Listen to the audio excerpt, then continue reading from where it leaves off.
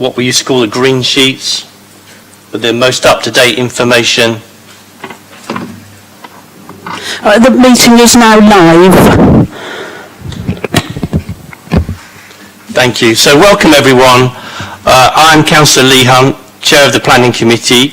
This is the first Planning Committee meeting with members physically present since March 2020. Please be assured that we have put appropriate cleansing and social distancing measures in place to ensure that this meeting is undertaken in a COVID-secure manner. And I know to some it might look a bit draconian compared to Wembley and tonight, and good luck to England, but we have to obey the rules. This has included a request for all attendees to have taken a lateral flow test within 48 hours of the meeting, the use of NHS Track and Trace app or attendee log, 2 metres social distancing, the wearing of masks when not seated, a one-way system in the Guildhall and a temperature check on arrival. Limited public seating has been made available. However, this meeting is also being webcast to allow the public to attend remotely if they so wish. Please be advised that the public seating area is not in view of the camera used to webcast this meeting. Can I please ask members to remain seated throughout the duration of the meeting and to wear a face covering unless seated. But if you decide you want to break somewhere along the line, because we need to get through these items today, please let me know. Please only use seats marked with a green circle. These seats have been allocated to ensure 2 metres social distancing. Housekeeping, safety information. If the continuous fire alarm sounds, please evacuate the room and public gallery by the stairwells. Do not attempt to use the lifts. Please assemble at Queen Victoria's statue in front of the civic offices in order to comply with the Guildhall Trust fire marshal regulations. Anyone who signed in at the Guildhall reception desk should sign out, so long as they're not on fire, when leaving the building at the end of today's meeting. May I draw everyone's attention to the fact that this meeting will be live streamed. Everyone speaking via a microphone will be on camera, including those making deputations.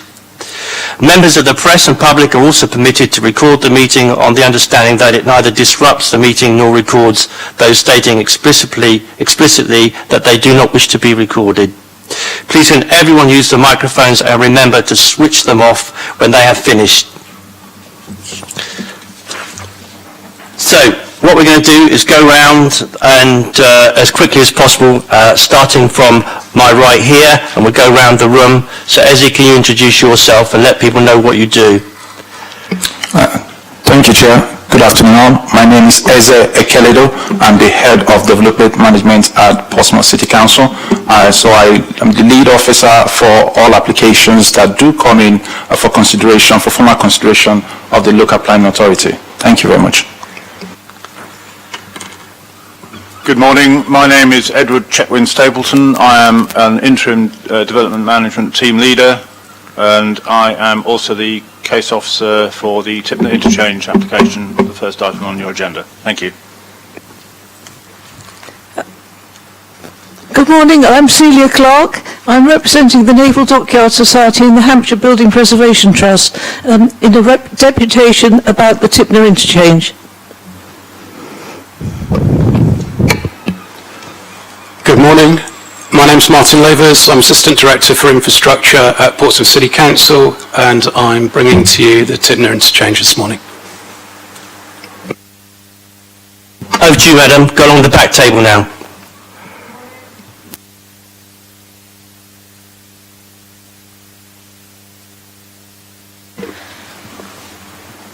Did everybody hear that, Mike? Good morning, my name is Carrie-Anne Wells. I'm the agent for the applicant at 73 Ophir Road. Thank you. Good morning, my name is Christian Reynolds and I'm the applicant for number 13 and number 15 Shadwell Road. Hi, I'm Councillor Robert New. I represent Copner Ward. And along behind you, Rob, we've got a lady. Who are you, madam? Hello, I'm the applicant for number 1, Did you hear that? Go again. Hello, I'm Mrs. Gardner, the applicant for number 1, Slingsby Close. John Smith, Councillor for Eastney and Craneswater. And behind the councillor, sir. Mark Holman, agent for 1 Slingsby Close, here to make a deputation. On the end there, madam.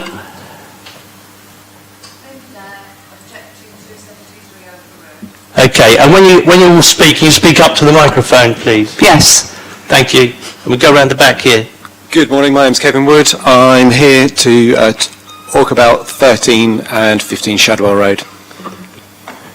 And here we got to welcome James Harris. He's the new Democratic Services Officer.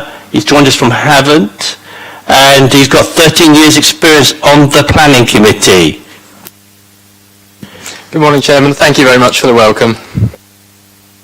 Go to Anna next, then Kieran. Anna Martin, Local Democracy Officer.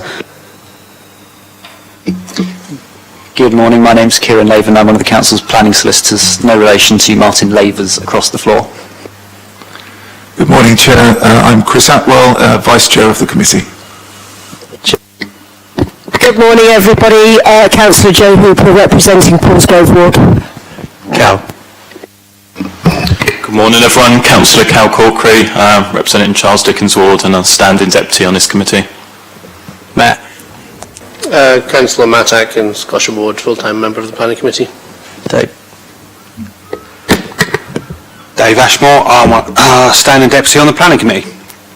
And last but not least, and we have to wish a happy birthday to Councillor Lynn Stagg, if you'd like to introduce. Thank you, Chair. Lynn Stagg, Baffin's Ward Councillor and Cabinet Member for Traffic and Transportation. So I have to excuse myself from the first item, which is the Tipner Exchange.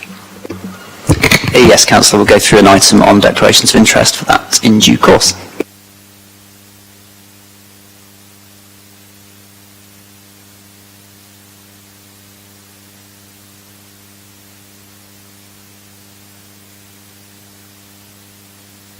So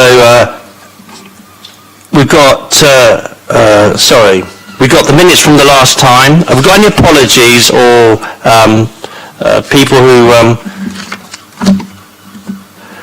have been substituted, deputised? No? No apologies, right? Yep, Chair. Councillor Corkery. Thank you, Chair. Councillor Judith Smythe is unable to attend today and I'm representing her in her place. Chair. Councillor Ashmore. I think I'm in substitute here for Gerald Vernon Jackson. Yep, you are. Thank you. And so, declaration of members' interest, we just heard one. Excuse me, Chair, there's Councillor George Fielding has sent his apologies. Thank you, if we put that in the record. Me? As for members' interest there, item 1, for, following legal advice, as I'm on the Cabinet as well, I won't be able to stand on that one.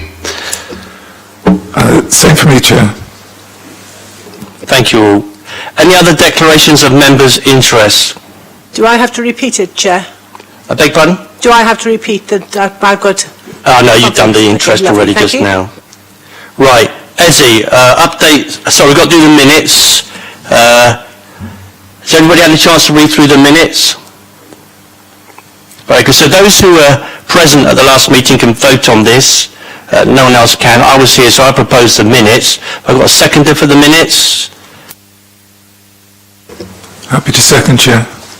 Thank you, Councillor Atwell. So those minutes are approved. Anybody want to talk about them for any reason?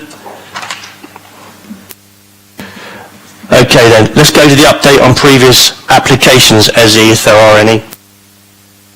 Thank you, Chair. Since the last Planning Committee, we have received a number of decisions from the Planning Inspectorate.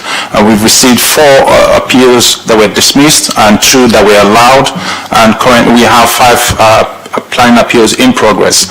The 4 dismissed appeals were 2 were in regards with HMOs, and 1 was with a householder, and another was with a non-householder, basically a change of use from A3 to A3 and A5.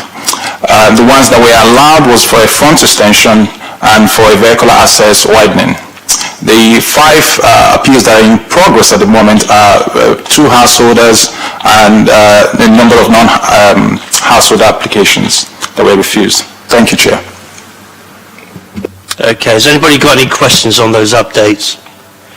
Good. So IT want to be in here at about 2 o'clock, so they've requested if we could get out before then, as it were, but if we have to go on, we will have to go on.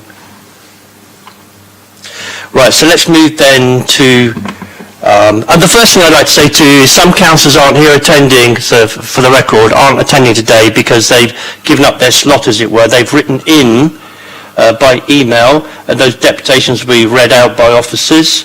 But if they'd come, there'd have been less room for members of the public. So that's Daniel Weems, I think, and Councillor Susie Horton. So that, so their deputations will be read out as if they were here. And I'd like to thank them for doing that. So let's move on then to the reports. So we kick off then with number 1, which is the Tipner interchange. Page 3 of your reports. Who's leading on this, Ezzy? Thank you, Chair. This will be led by Edward, who is the case officer, who is here today. Edward. Thank you, Ezzy. Good morning. Can everyone hear me all right? Good. So this is an outline application as set out on the screen in front of you for the construction of a multi-storey transport hub and car park for up to 2,650 cars, up to 35 metres AOD, incorporating a park and ride facility, bicycle hub and parking, taxi rank, car hire and club, scooter and bicycle rental facility,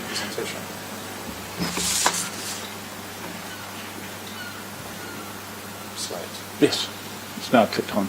Yep. Yep. Sorry. Bicycle rental facility, public conveniences, landscaping and ancillary offices and units, with access from Junction 1 on the M275. Principle of access to be considered. So this, as described on the slide, this is an outline application whereby the principle of the development is for consideration today, along with a detailed matter of access. An application for outline planning permission allows for a decision on the general principles of how a site can be developed. Outline planning permission, if granted, is subject to conditions requiring the subsequent approval of one or more reserved matters. In this case, detailed consideration of the access is for determination today. The remaining matters concerned with appearance, landscaping, layout and scale are for determination at a later date. Access is defined in Article 2 of the Town and Country Planning Development Management Procedure England Order 2015 as the accessibility to and within the site for vehicles, cycles and pedestrians in terms of the positioning and treatment of access and circulation routes and how these fit into the surrounding access network. Moving on, as I'm sure you're all very familiar, this is the site to the east of the M275 as you come from the north. Just south of the Sales sculpture, and is currently occupied by the Portsmouth Park and Ride. The main issues are all as set out in the report. Notwithstanding the fact that access is for detailed consideration today, parameter plans have been submitted with this application which give an indication of the appearance and scale of the proposed buildings and an indicative layout of the site and landscaping. But if I can just emphasise that these are matters for consideration in due course. As set out in the officer's report, the 3.1 hectare application site is approximately 3 kilometres north of the city centre, adjacent to the M275. The site is currently in use as a surface level park and ride facility with 655 spaces.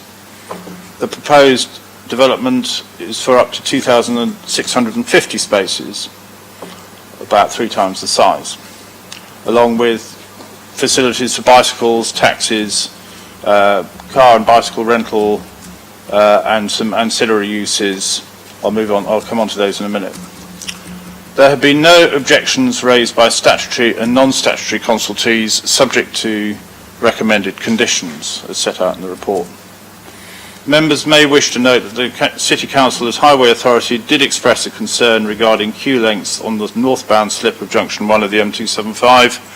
However, your officers can advise that this can be covered by a suitably worded planning condition and that's set out as condition 25 on page 46 of the agenda. With regard to the proposed ancillary uses, concerns were raised by members that the proposed ancillary uses could include a retail element that could be detrimental to the vitality and viability of nearby local centres.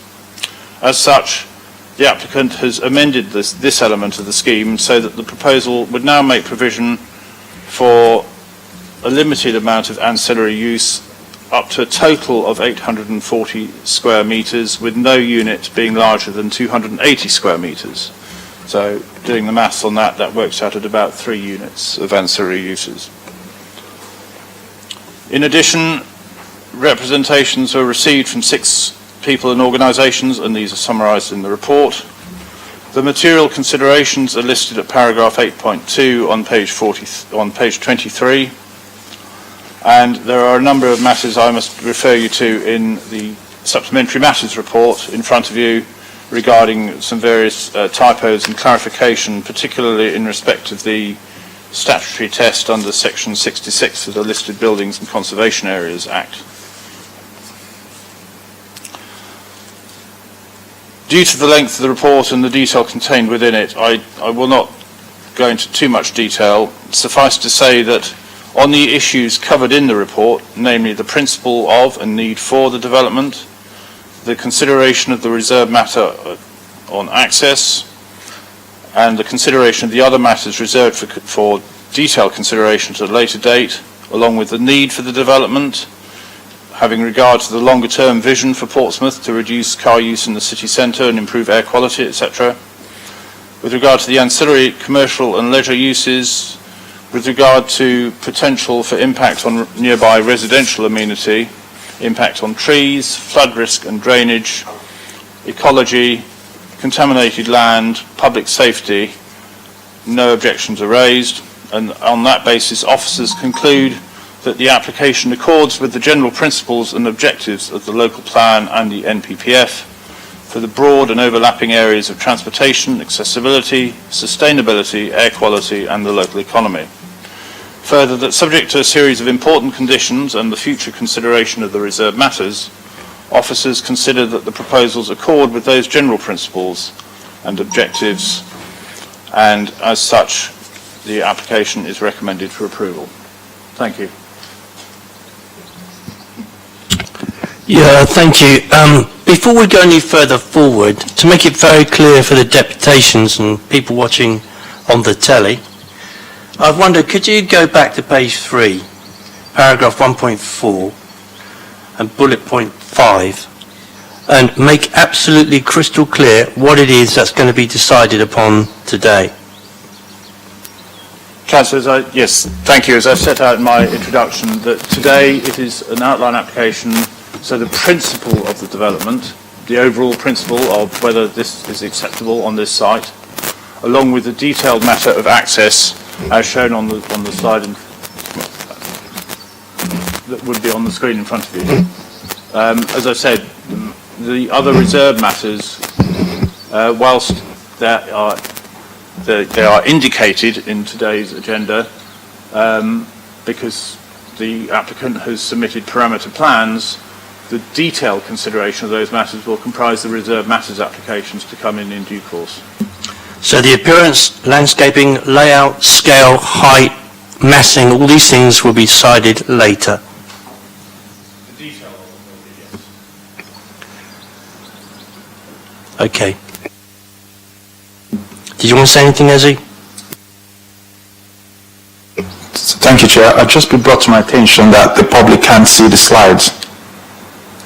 The public, the viewing public cannot see the slides of the presentation that's ongoing. Well, we just pause for a moment while that's sorted out, if it can be sorted out.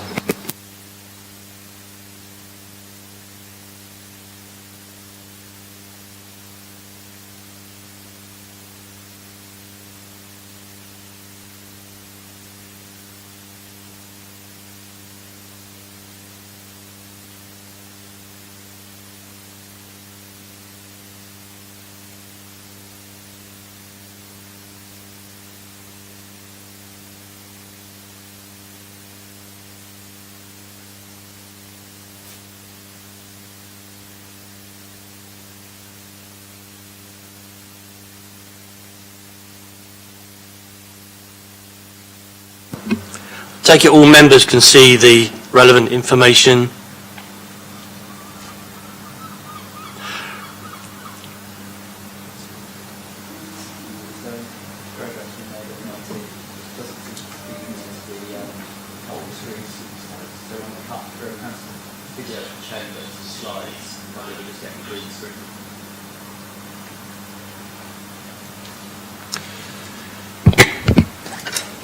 Kieran, so long as members can see the information, that's fine, yes?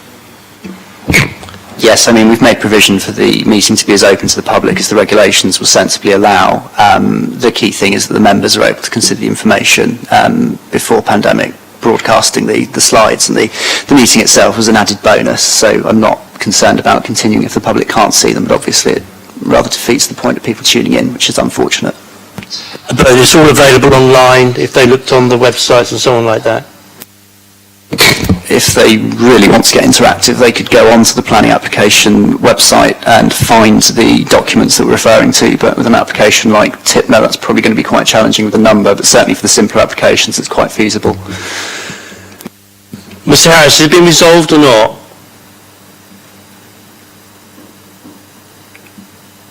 Thank you, Chairman. We are currently looking at the matter. At the initial start of the presentation, the slide came up, but then it goes to a green screen. So I think, as legal advisors just suggested, we're able to proceed, but we will continue to look into the matter for the next application. Yeah, thank you. So I apologise to any members of the public who are watching on the telly or whatever, on their devices, but we'll try and resolve that. But the main thing is members who are making the decision can see the information and hear the information. So over to you, Mr Lavers, then, and then we'll come to Ms Clark afterwards.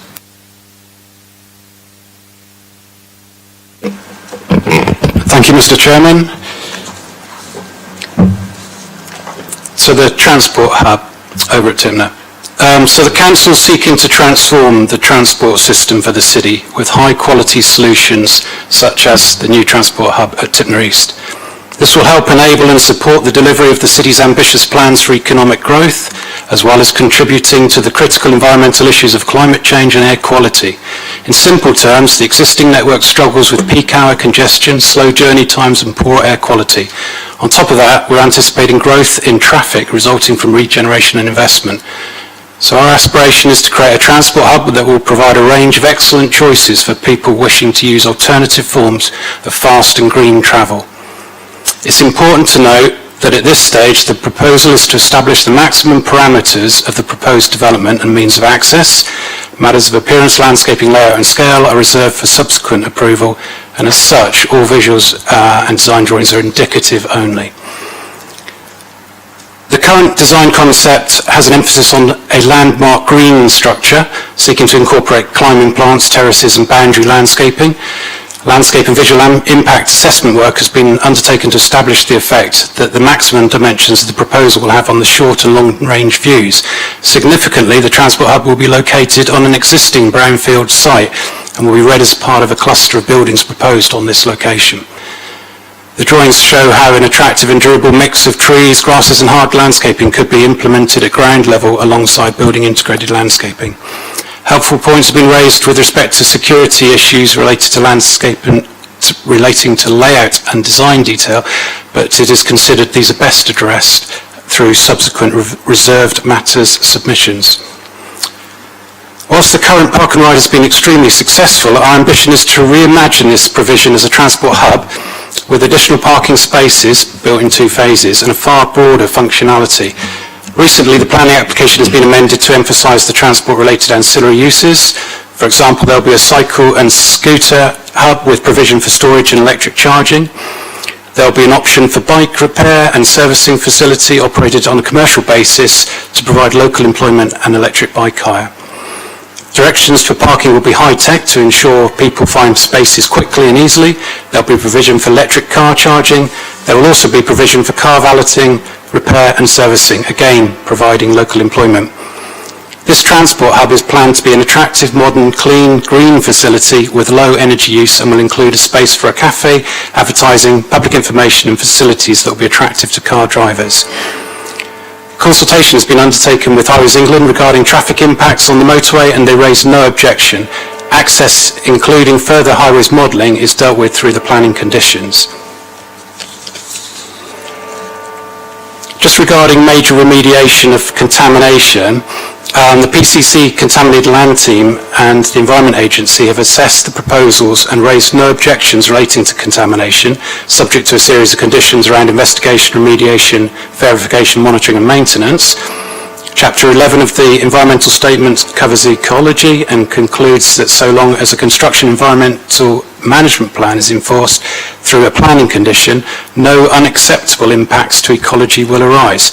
This has been confirmed as appropriate by Natural England. Chapter 8 of the environmental statement provides an assessment of impacts on the above and below ground heritage assets across Portsmouth. This includes consideration of the impact on the historic ammunition magazines and their setting. Given that the transport hub is set some distance away, i.e. on the other side of the motorway, the environmental statement concluded no harm would be caused by the proposed development to the historic magazines. Historic England were consulted and raised no objection on heritage grounds, finding only a minimal impact. Further to this, PCC officers have considered that there is no impact. In any event, the National Planning Policy Framework states that where a development will lead to less than substantial harm to the significance of a designated heritage asset, this harm should be weighed against the public benefits of the proposal, including securing its optimum viable use. Thus, even if there was thought to be some harm rather than no harm, the public benefits of the expansion of the park and ride, including cleaner air in the city and reduced pollution, would outweigh any small impact to these heritage assets. Regarding English nature and the proposed land reclamation and any impact on wildlife currently protected by the designated Ramsar area of the harbour, we can respond as follows. The site is already in operation as a park and ride, and hence no land reclamation is necessary. Chapter 10 of the ES considers potential adverse effects on the Portsmouth Harbour SPA and SSSI and Ramsar site, and concluded that with appropriate planning conditions there would be no unacceptable impact. Natural England confirmed they are satisfied with the information provided within the environmental statement and the conclusions of the HRA screening and appropriate assessment. They have therefore confirmed no objection, subject to planning conditions securing a construction environmental management plan and the other measures set out in the environmental statement. The HRA screening and appropriate assessment also concludes there will be no likely significant effects with mitigation in place, and the planning officer confirms this in paragraph 6.2 of the report. So summing up, outline planning approval for the transport hub represents a significant step forward towards meeting some of the Council's green objectives. The Council has declared a climate emergency and is working to reduce levels of nitrogen dioxide as soon as possible. This includes reducing the number of trips by car, which an expanded park and ride would facilitate. The Council is encouraging modal shift, and this will result in improved journey time, reliability and reduced congestion. The removal of car trips will be replaced by substantially more sustainable bus, cycle and scooter journeys. Further, the Council is looking to improve connectivity to other parts of the city, such as the seafront, the port and other economic nodes. It is also creating opportunities for growth and regeneration through potential release of some of the existing city centre sites, parking sites. The proposed development is in accordance with the Portsmouth Plan and the National Planning Policy Framework, as it would promote sustainable development. It will provide the opportunity to improve air quality in the city, make efficient and sustainable use of the site, and integrate into Tipner East regeneration proposals and the aspirations of Tipner West. The officer recommendation is for approval. No statutory consultees have objected to the proposals, and there are no material considerations considered to override the presumption in favour of the development plan. So for these questions, we request the committee consider our application favourably. Thank you, Mr. Chairman. Thank you, Mr. Davies. Celia Clark. And you've got 6 minutes, Celia. Thank you, Chair. Just to introduce myself, I've just published a book about Portsmouth Harbour, and I will be speaking at the Portsmouth Festival at 12 o'clock on Sunday about it. I'm speaking on behalf of the Naval Dockyard Society and the Hampshire Building Preservation Trust. We believe that the development at Tipner East and West would have a serious impact on the surrounding historic buildings, including the Tipner ammunition magazines and other listed buildings there, the listed drill shed and other Whale Island buildings, Hilsea Lines, St Mary's Church and Porchester Castle. We don't agree that this 9-storey, 3.8 metre high car park jammed up against the motorway would result in no harm to them. A good reason to refuse this application. Has the advice of the county archaeologist been received?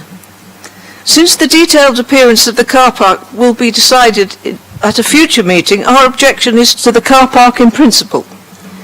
The Hampshire Buildings Preservation Trust, the Sustainable Conservation Trust and the Naval Dockyard Society consider that the heritage implications, including potential archaeology and the historic vistas across the harbour, have not yet been considered adequately as material planning considerations. Earlier this year, the City Council appointed a Tipner Heritage Forum, of which the Hampshire Building Preservation Trust and Naval Dockyard Society are members. We stressed the damage this ugly structure will do to the surrounding historic buildings. What's the point of the forum if our advice is going to be ignored? We all know the city needs to build more houses, we need more green space, and we need to develop marine industry for people to work in. But living close to a motorway exposes people to serious pollution, noise and vibration. The City Council plans 2 separate new communities to the east and west of the motorway, very close to the proposed multi-storey car park, with no connection between them except via this new motorway roundabout. People living in Lennox Point, Tipner West, would be cut off from the rest of the city, and people living in Tipner East would not be able to get to the harbour shore except via the car park. Paragraph 616. We all need to use private transport less if Portsmouth is really to tackle its very poor air quality. New residents on both sides of the M275 will be affected by 24-hour operation of the car park. I know that WSP, the noise consultants, predict that the park and ride activities will have a significant adverse effect at the new housing development at Tipner East, and that mitigation measures will be necessary. Don't build it, then there will be no need for them. Reducing car use in the city is an laudable aim, but unless the city imposes a penalty for not using the car park and ride, as happens in London, there are doubts about whether the proposed multi-storey car park will be used. Is a penalty proposed? Paragraph 8.4 quotes a report from the Historic Towns Forum that park and ride ought to be provided at a reduced rather than enlarged scale as part of an integrated sustainable transport management strategy. Exactly. Where is our integrated sustainable transport management strategy? Building a huge and expensive an ugly car park certainly doesn't look like an icon, doesn't send out the right message at the entrance to the city. I agree with the landscape officer's criticism of its design and impact on the landscape as people enter and leave the city. In paragraph 617 he says, which is on page 21, I'm also concerned about the impact of such a huge building mass on the adjacent protected areas of the city, especially the accumulative effects with the adjacent Tipner West proposal. The height of the building does not look conducive to Brent geese flight patterns either, and no enhancements to the harbour environment and ecology have been offered. I also note the planning officer's changed his mind about the design since March, even though it hasn't changed much. Does this design really deliver the architectural quality, delight and innovation which he mentions? As a structure, it may also become obsolete. Whatever its merits as a piece of architecture, remember the Tricorn multi-storey car park was eventually demolished in 2004 as a white elephant. Well-researched and alternative proposals to the current Tipner East and West plans are being put forward, including downgrading the M275 to an A road, which would release land to use for other purposes, reduce pollution, noise and vibration, and allow connections between Tipner East and West, and the creation of a potential bus lane to improve public transport to Paulsgrove. These ideas are being examined in the local plan consultations due shortly, which is another reason not to grant permission for this application until the local plan is examined in public and then accepted. This was relevant ground for refusal when this application was due to go to the committee in March. The merits of the proposed alternative scheme should be considered as part of the Regulation 18 consultation, with an adequate notification and timescale and full accessibility to community groups via creative digital engagement of Portsmouth people in plan making, which is used all over the country but not yet in Portsmouth. When will the city planners join the rest of the country in moving to a much more inclusive digital engagement in planning? It's frustrating that we're still left with old-fashioned static exhibitions and questionnaires instead of active community plan making. If the city aims to make Portsmouth a greener, healthy and accessible city with sustainable and integrated transport, building a huge car park at the gateway to the city sends out all the wrong messages. Refuse this application, and there's much to be gained as we move forward into making the local plan. Thank you. 6 minutes exactly. Well done. Right, members. To the officers, any questions? Councillor Atkins. I have a reasonable number, actually, going through the report on various issues. So in terms of, the first one is kind of in terms of what we're deciding today, it says in the report that scale is not one of the things we're deciding today, but we are agreeing an outline permission for an 8-storey car park, is that correct? So there is a sense in which scale is relevant today because, you know, there's only so small you can make an 8-storey car park. Is that fair?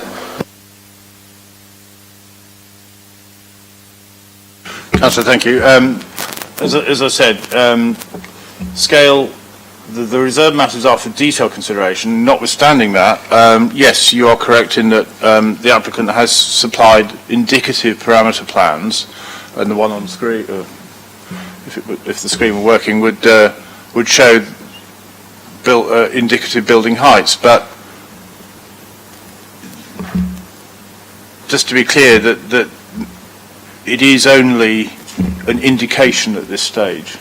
Yeah, I think there's too much ambiguity here.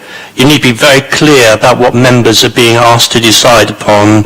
If, as Councillor Atkins says, that this were to be approved today, in the way it's described in the report, would the applicant be able to build up to the height described in the report?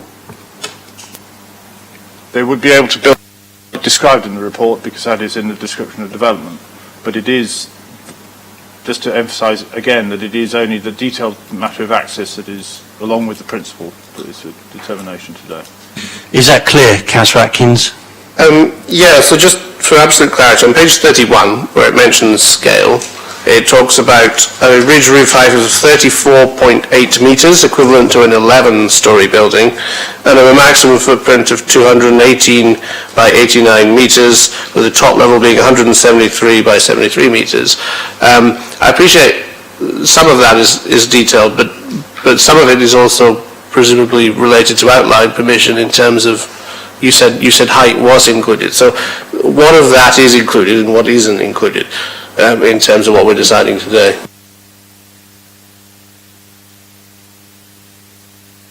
Could you just put your mic on, please? Is that right? Yes. So the application as described is for the construction of a multi-storey transport hub and car park for up to 2,650 cars, up to 35 metres AOD. That is the dimensions I was giving in the report was just purely based on the parameter plans as an indication. Excellent. So we are deciding 2,500 spaces and up to 35 metres. And if we decide that today, we would not be able to go back on having decided an outline that we think that is acceptable.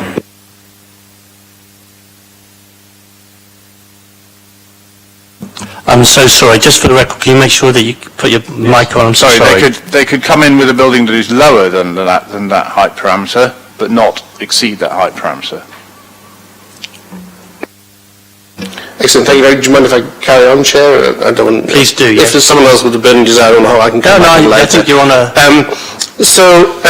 In terms of the size and the scale, I felt that there was a little bit of contradiction in the point of criticism of you at all, but around the extent to which this is going to impact on local residential amenity.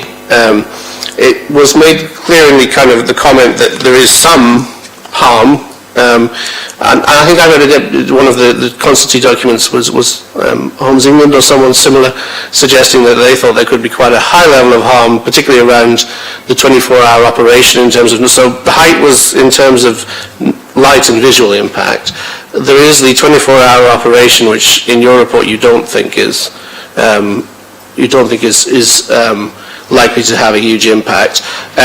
But then there is also the kind of increase in noise and the congregation of a very large number of people in that area. And this is all within the context of a planning permission having been granted to a large housing estate immediately next door.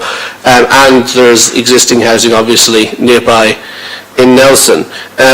We are to some extent with this saying that if we allow this car park, there will be harm to the residential amenity of those people living in that area. I was wondering if you could comment on how serious that is, and are we essentially saying the economic benefits and the other benefits outweigh that harm? I think...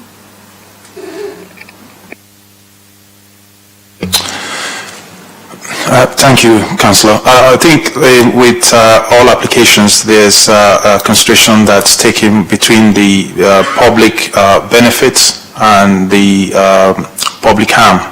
And so the same way we look at private benefits and others. I think that is something that would have to be considered in light of this application, because as we go forward with the clean air for the wider city, we have to look at the benefit and then the harm this scale could result from this proposal to the immediate area, and also as one enters into Portsmouth city itself. So that would be a consideration for members at that time. Thank you. Yes. So essentially, I think that it's clear that there is a fairly significant amount of residential harm from this, but it's considered that the application has other merits. That's correct, Councillor, yes. In terms of the comments by the landscaping officer, now I know quite a lot of that relates to the detail of the application, but I mean I think it's fair to say that the landscaping officer is quite critical in some ways, particularly in aspects of the early design. I was trying to find my way to the correct page, but he does say things to the extent, as was raised in the deputation, that the size of this building, its massing, particularly so close to the M275, this is going to be, to some degree, unavoidably, if we allow it on this scale, a bit of an ugly building, isn't it? It seems almost unavoidable by the comments made in the report.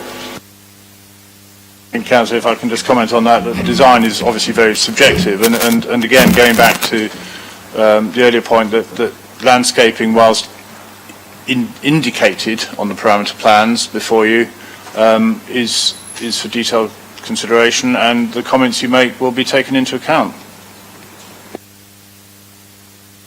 But I mean, it says things like, the view coming to the city of this bastion is bleak and uninvited and squashed right up against the motorway.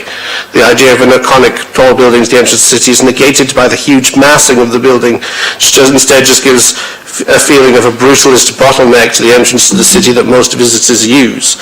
And he talks about the idea of sort of greening it and making it more attractive, and said the climbers proposed to the sides of the building should be okay and look good at least 2 to 3 stories high, but probably not to 8 stories high. And the proposals for planting of terraces show examples of lush greenery reminiscent of Singapore.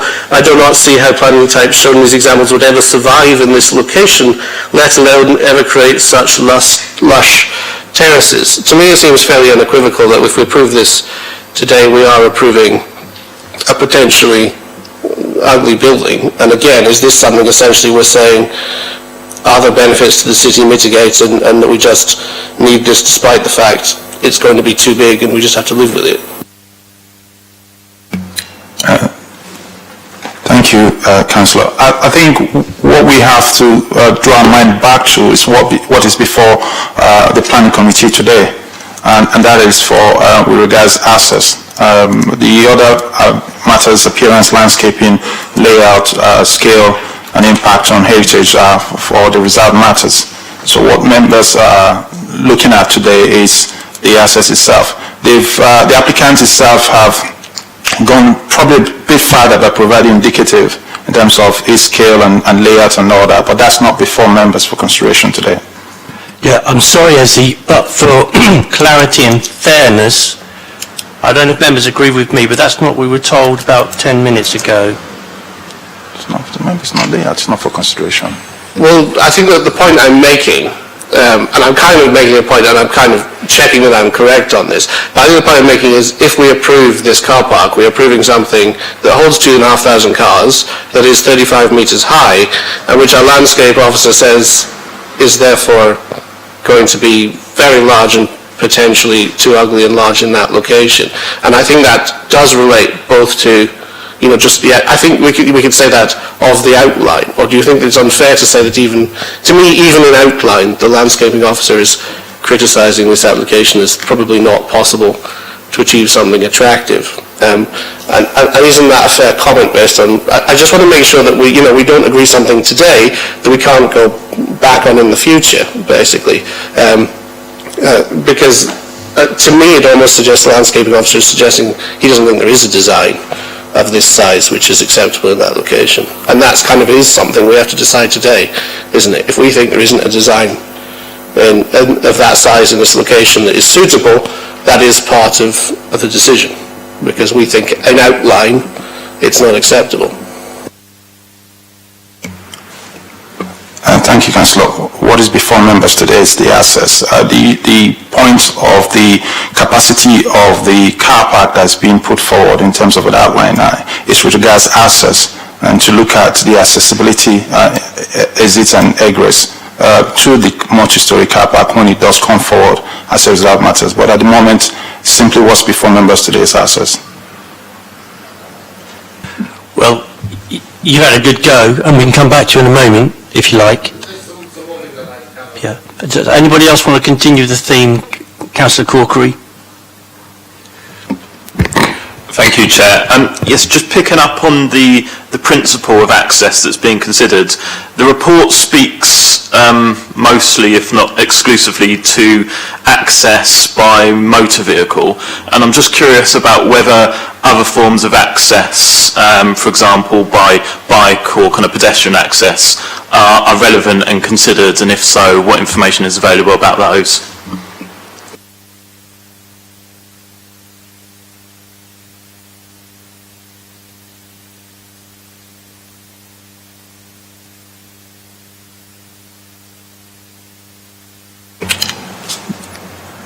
Thank you, Councillor.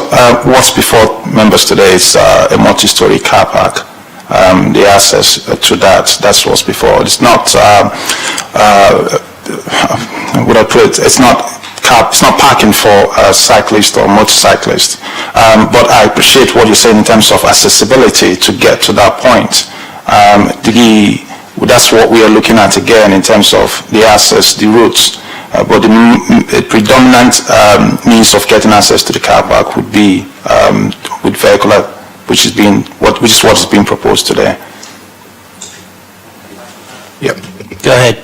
Yeah, thank you. Just to come back on that, there is clear reference kind of in the headline to this report in terms of cycling facilities. So clearly it is intended in principle that this will be a place where cyclists go to and from in order to access their cars to come in and out of the city. So I guess my question is, are we taking into account the access ability and capacity for cyclists and other forms of active transport for this site in terms of this application provides today? That would be the expectation, yes. Accessibility for all, not just cyclists, because they would naturally would expect people to park their car there or use the bus shuttle into the city, or cycle into the city or surrounding areas, or walk to the surrounding areas. Okay, and just a last follow-up question, if I may, Chair. So in that case, what information do we have about the capacity for an increased use of this site by people using active travel, such as cycling?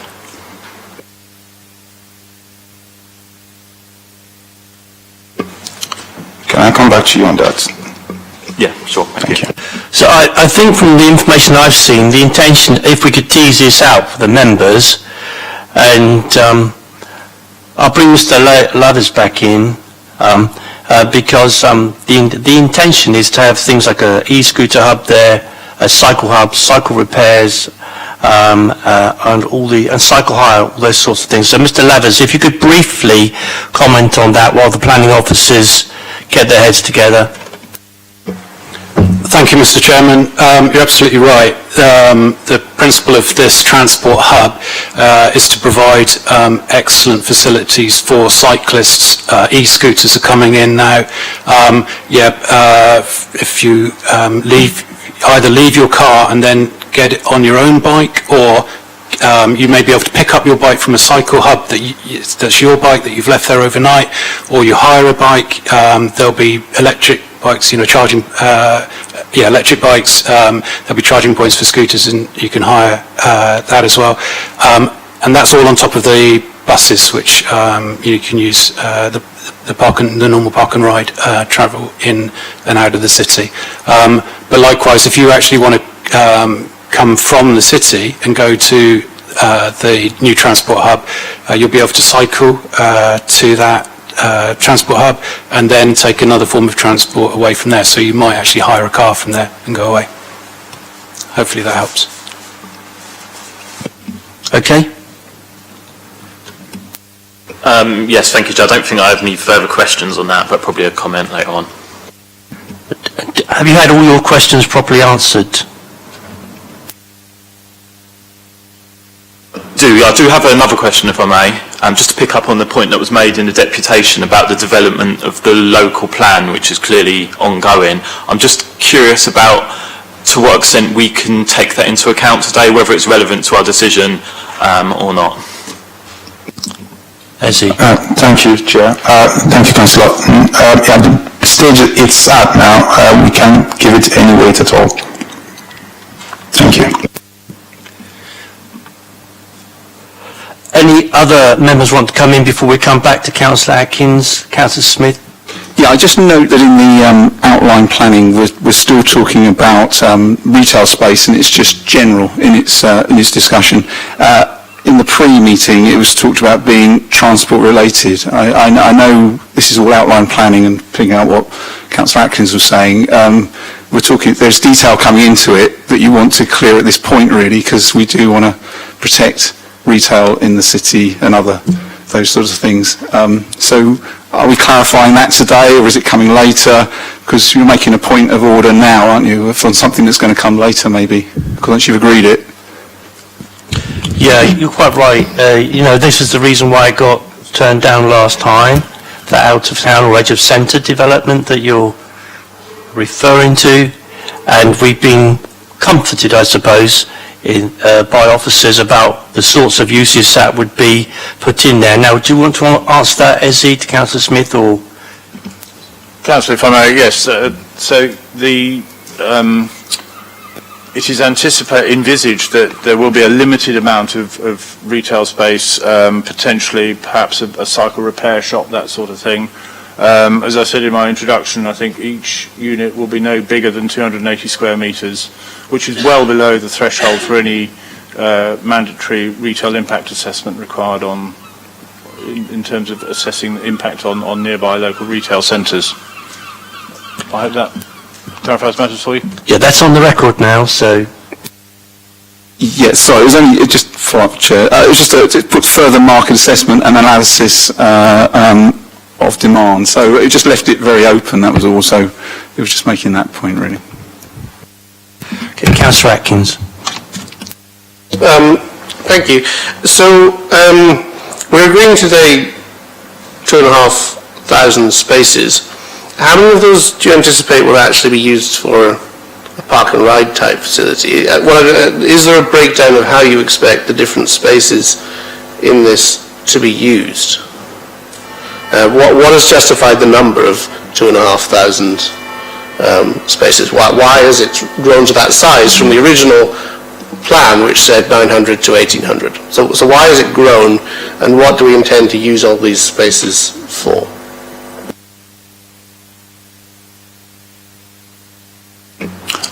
Thanks, Councillor. The assessment, I believe, from the applicant is with regards looking forward in terms of the Tipner West regeneration coming forward, the clean air within the city, the regeneration or redevelopment of the part of the Tipner East, which part of the Tipner Peninsula, which of the probably bring neighborhood of about 700 homes, and trying to make those as car-free as possible. So I think those are fed into the numbers that we're looking at in terms of the multi-story car park.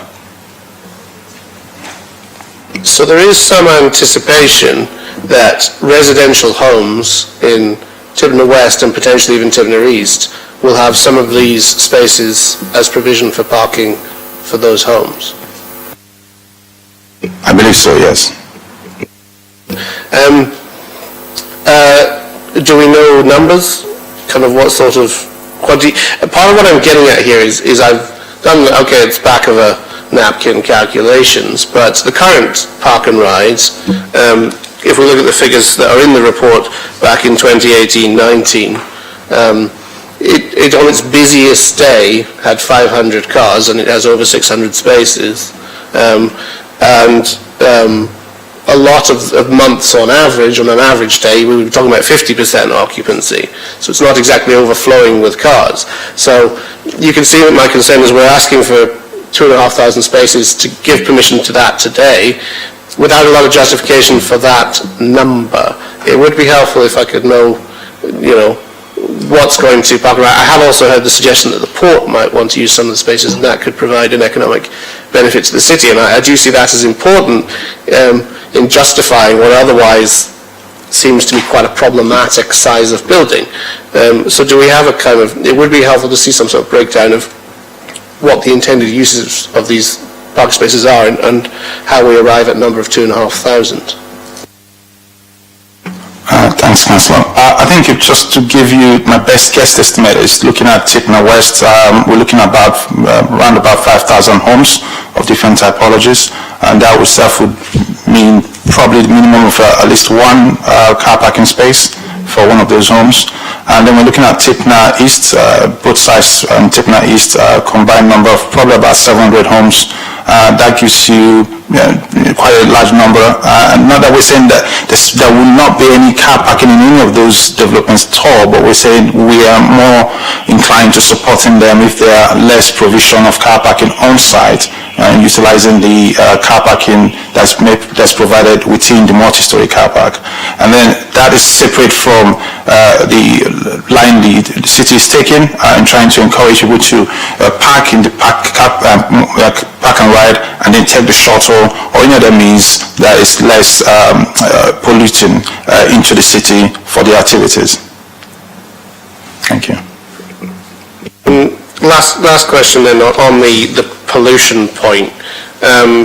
It does, in the start of the section on the principle of development, I've lost it again for the moment, but it mentions the fact that there's a 2009 report that actually says cities should, on a national, if we were talking about the national climate change strategy and reducing pollution, actually cities should be aiming not to increase the size of their park and rides because it increases the amount of road travel on critical infrastructure around the country, whereas they tend to be popular on a local level because they provide potentially a quality benefit to the city. So are we just, to some extent, and has this assessment been done, potentially encouraging an increase in car traffic overall on the major road networks in and around Hampshire and around the city if we expand the park and ride?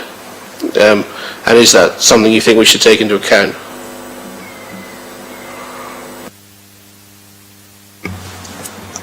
it all matters to do with sustainable travel. I think it's not one size fits all. I think there's a combination of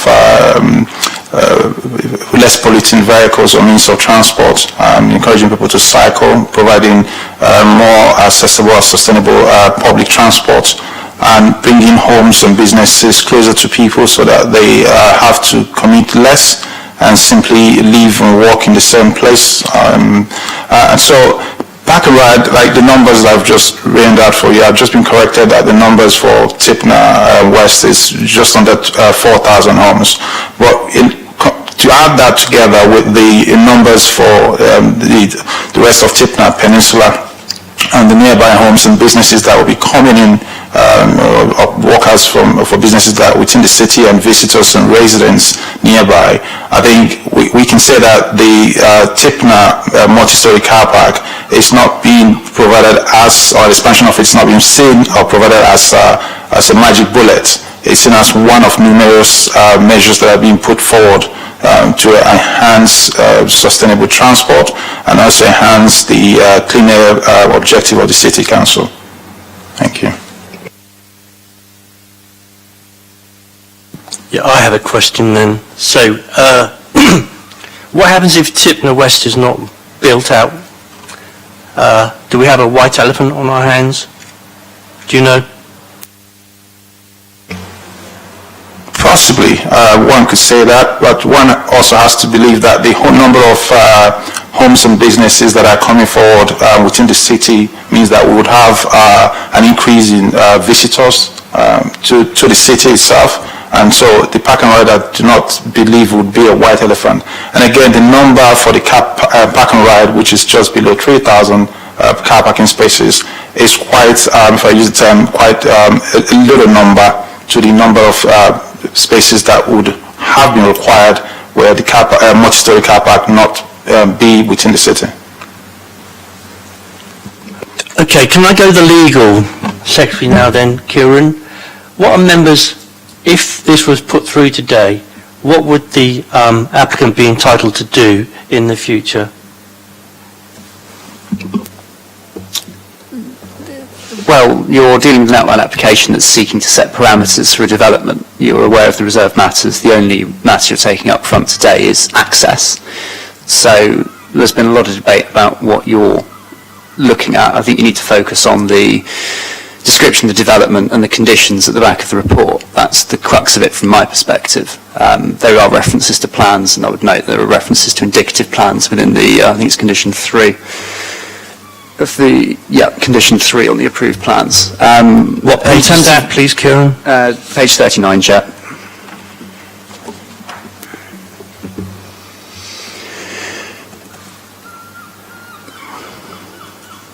But you asked a question about what the future steps are. Could you elaborate on that for me a little bit? Yeah, sure. So, members, I mean, I'm not clear. So, if I'm not clear, I mean, a couple of members are certainly not going to be clear. If this was go through today, the applicant could build up to the height described in the report. Is that true or not?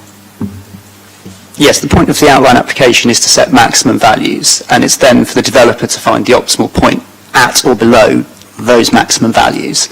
So they are maximums, and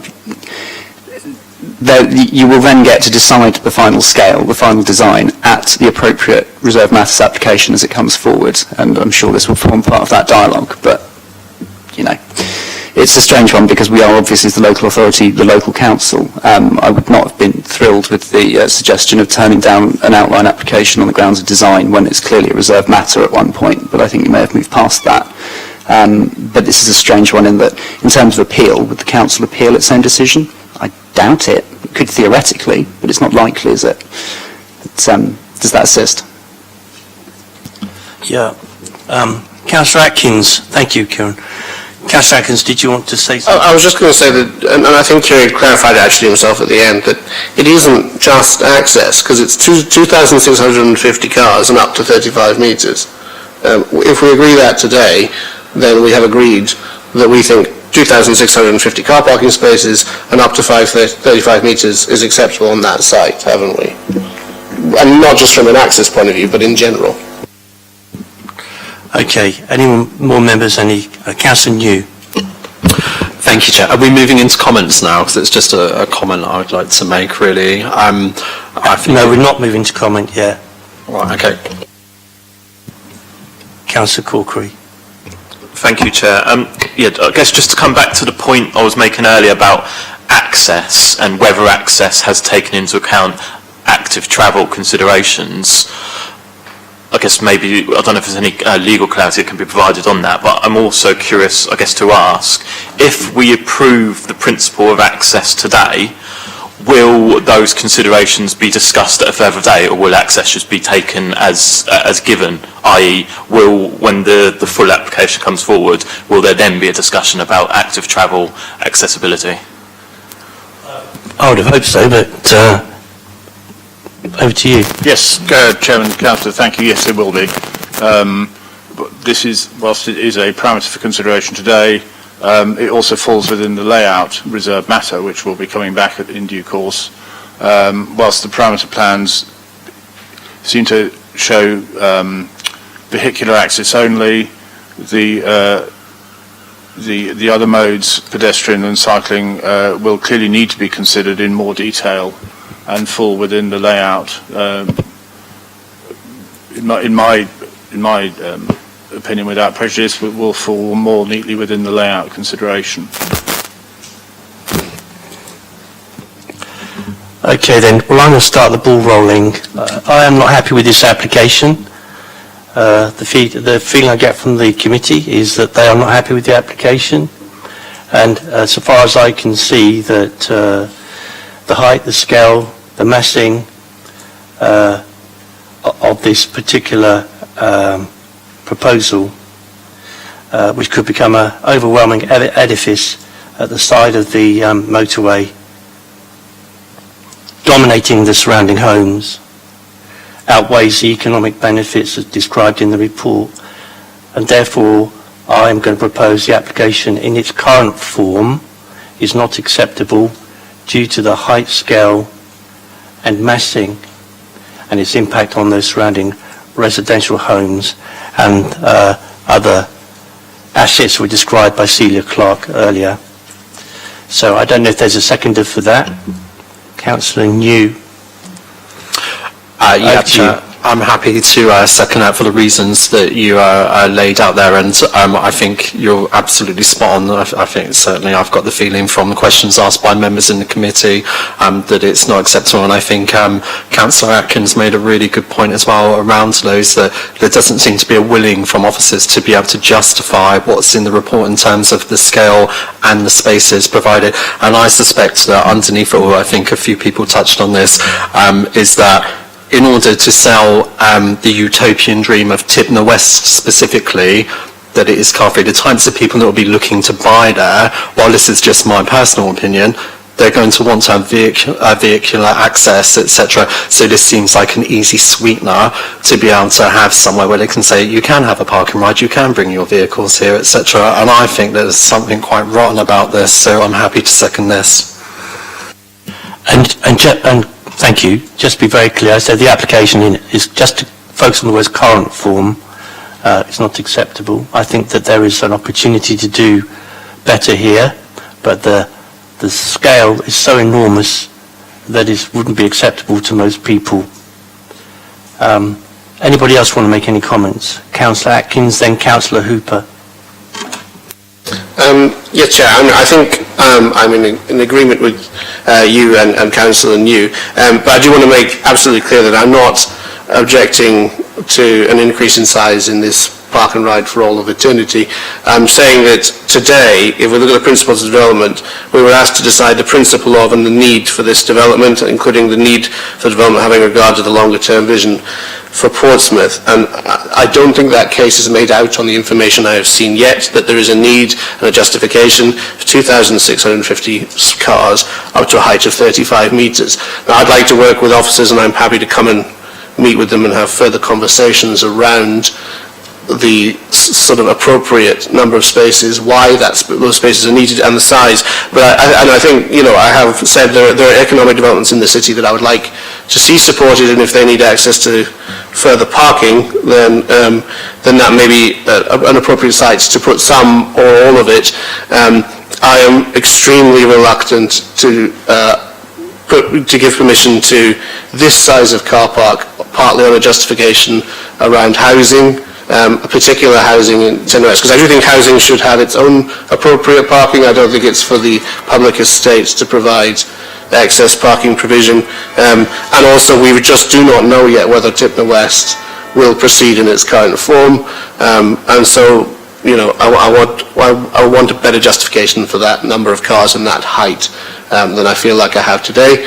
But I'm not saying no forever. I'm saying I think today I can't justify this, because I think there's too high a risk that we end up with a very large building which is unpleasant to look at, which has a negative amenity impact on local houses, has a negative amenity impact on the city, the gateway to the city, and on historic sites, just based on the size. And I know design and all of those things are reserved, but I think just based on the size, those things are potentially a problem. And I really do not want to see this a half-occupied building as a result. And so I want to see a really robust justification. We will use that number of spaces and that size of car park, and I just don't see it today. So I can't support it today. Yeah, thank you for that considered response. Councillor Hooper. Yes, very similar justification to my colleague. I think for me there are too many spaces crammed into that spot, and there would need to be some form of compromise in the future. I've also not heard today that the need for, was it 2,650 spaces or 2,500 spaces has been proven. For me, and this is just very personal, in its current form it looks like the Ugly Sister's foot crammed in Cinderella's slipper. It's too large for the site. Secondly, from an environmental point of view, I think to try and house this many cars this close to the city centre doesn't necessarily mitigate all environmental concerns. Thank you. Thank you. So, before we, sorry, Councillor Corkery. Thank you, Chair.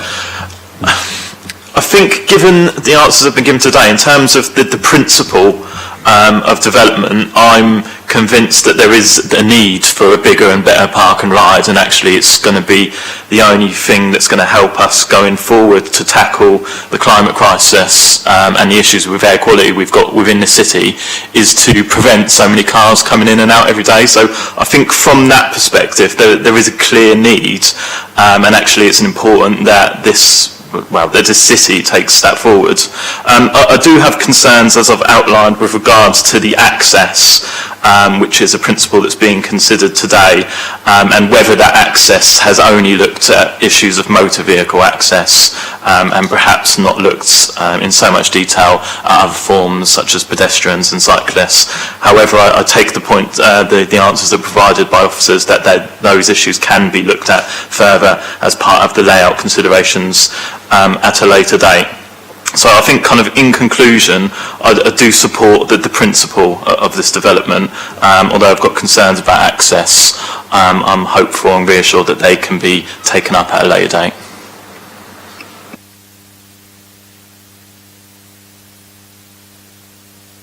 Thank you, Councillor Corkery. So, if everybody's finished, before we go to the vote, I propose that we should refuse this application on the reasons I described clearly. Could you run through those reasons? Sure. Could you run through the reasons again, please, Chair? The application in its current form is not acceptable due to its height, scale and massing, and the harmful impact on surrounding residential homes, and for the reasons described by the deputations earlier, particularly Mrs. Clark, on the assets around.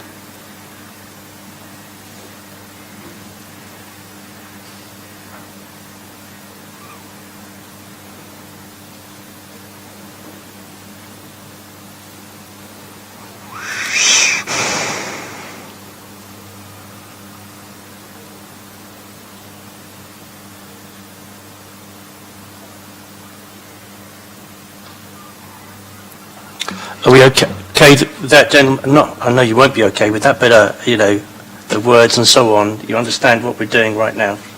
Could we perhaps take a 5-minute adjournment as officers to discuss the wording a bit further and maybe Okay. clarify that? Yeah, okay, so we just halt the meeting for 5 minutes. If you get up and move around, obviously you've got to put the masks on. We shouldn't be very long, I would have thought.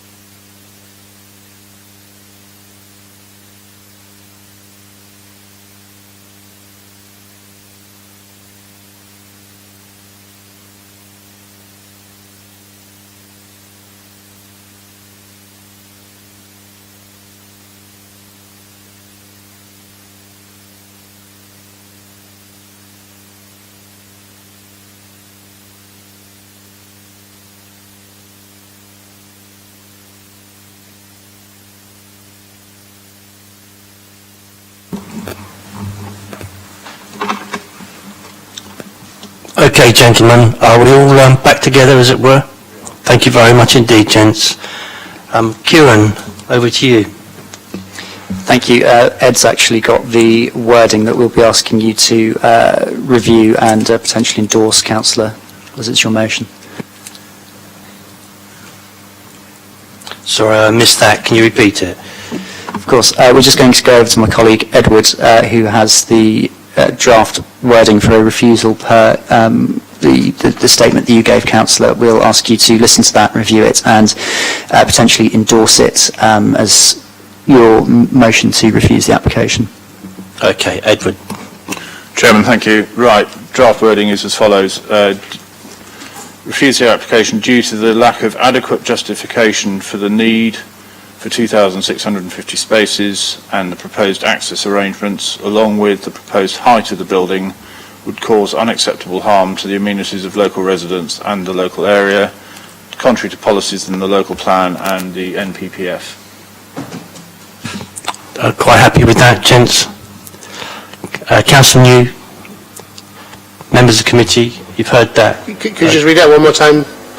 Yeah, sorry, thank you. Certainly, Councillor.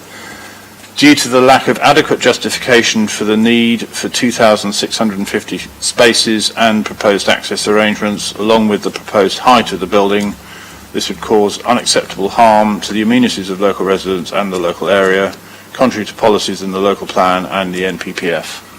Great, yeah, thank you, very happy with it, Chair. Thank you, Kieran. Thank you, Ed. Thank you, Ezzy. So there we are.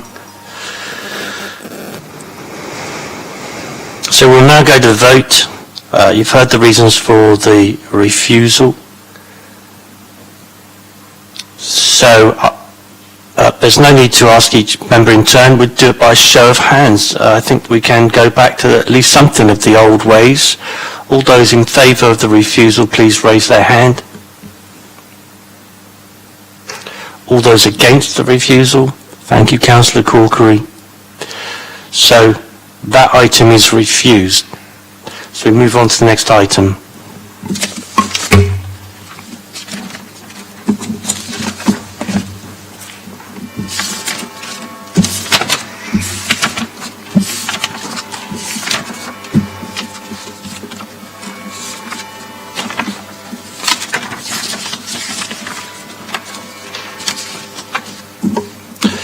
So we've moved on your reports, members, item number 2, which is land at Sevenoaks, the ex-Wimmering Community Centre, where the Wimmering tree is.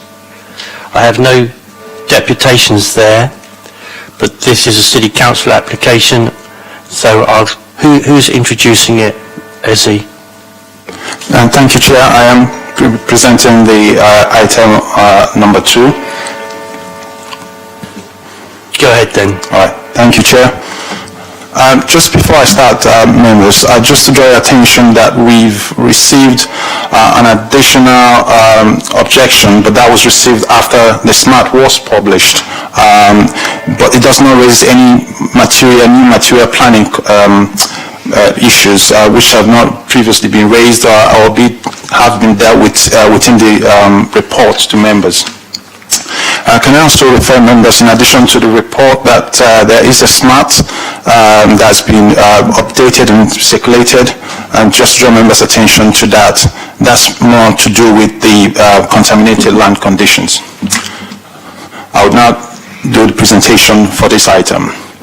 The item before members today is with respect to a development land adjacent to Sevenoaks Road in Portsmouth, and that's for a construction of a part single-story, part two-story building to provide special education needs and disability school, reconfiguration of existing car park with vehicle access from Sevenoaks Road and associated boundary treatments. Next slide. The site relates to an area of land located to the east of Sevenoaks Road, to the south of Kelvin Drive. Directly to the east of the site is Queen Alexandra Hospital, and to the south is Queen Alexandra main car park. The existing site is outlined in red on the slide before members today. The site is approximately 0.93 hectares and benefits already from a vehicular and pedestrian access from Seven Oaks Road, as members could see that. Next slide. This is the photographs showing the access that I referred to previously and part of the car parking areas. The large concrete area there is part of the area that had been demolished, that was considered a building that was on the site previously. One thing that members can also note from that site is the ground levels vary across the site from north to south, with the north boundary of the site being situated along a 3-meter high bank. The main part of the site where the former community center was located is relatively level. However, the levels then slope down approximately 2 meters towards the lower car park. Next slide. Thank you. And before the slide in front of us shows the proposed site layout with the building proposed development and the tennis courts, the sports courts to the east. Access to the site would not be altered. Next slide. Access to the site will not be altered, and the existing car park turning arrangements would largely remain unchanged. However, the car parking area will be extended to create 28 spaces for 2 school minibuses and an additional disabled car parking space. The school will be surrounded by soft and hard landscaped areas with new planting areas, and the parking area will be enclosed with a 2-meter high web mesh fence. Members will note the slide in front of them today shows the proposed north and south and west elevations of the development of the school itself. Next slide. And the next slide shows the north and the east elevations of the school. In front of members today, on the slide there shows the proposed floor plans, the ground floor and the first floor plans, and members will note that the spaces, the teaching spaces and office spaces, all jut out from a central corridor. And to the rear is the multi-space for use for the school itself. Thank you. Next slide. This slide provides the 3D visuals submitted by the applicant showing the school, if as were approved and built, and how that will look within each setting. Next slide. This slide shows the changing in ground levels which I referred to previously, and shows the school itself will be located on the footprint of the previous community space that was demolished, which is relatively on a level ground, but does slope as you go towards the south of the site. Next slide. This slide shows the plans aligning the open air space as it is currently on the site at the moment. So what we have is to have a large public open space, green open space to the north of the site, and then you have smaller, almost like a hierarchy of public open spaces within the site. Stop the meeting now, I'm sorry. We forgot to invite the members of the committee back. Beg your pardon, everybody. Please come in.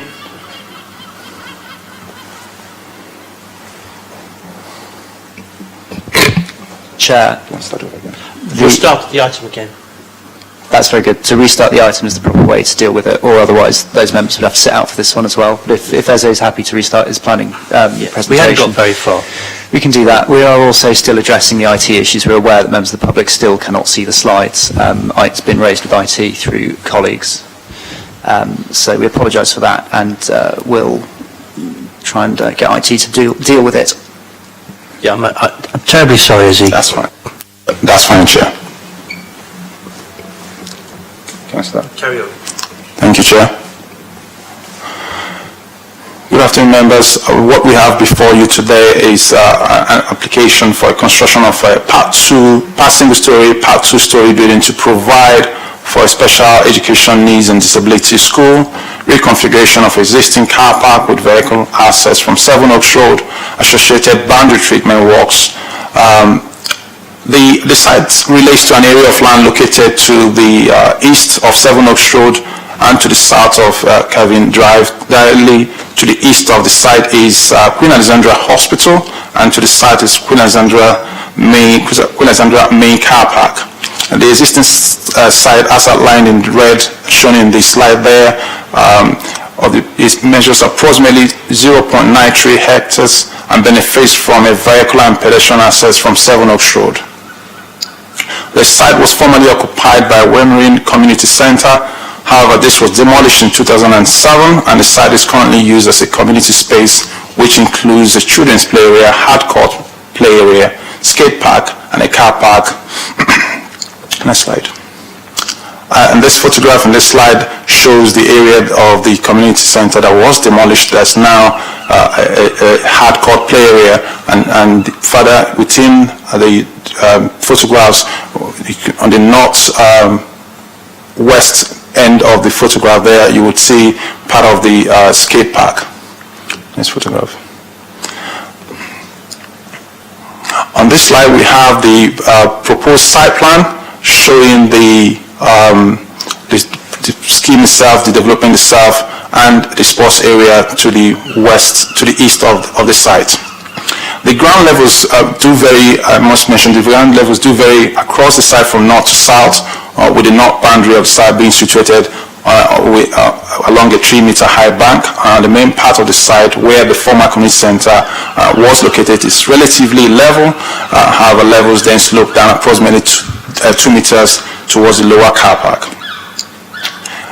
The site itself is not within any conservation area or no heritage assets or scheduled Asian monument nearby, and there's no tree preservation orders within the site.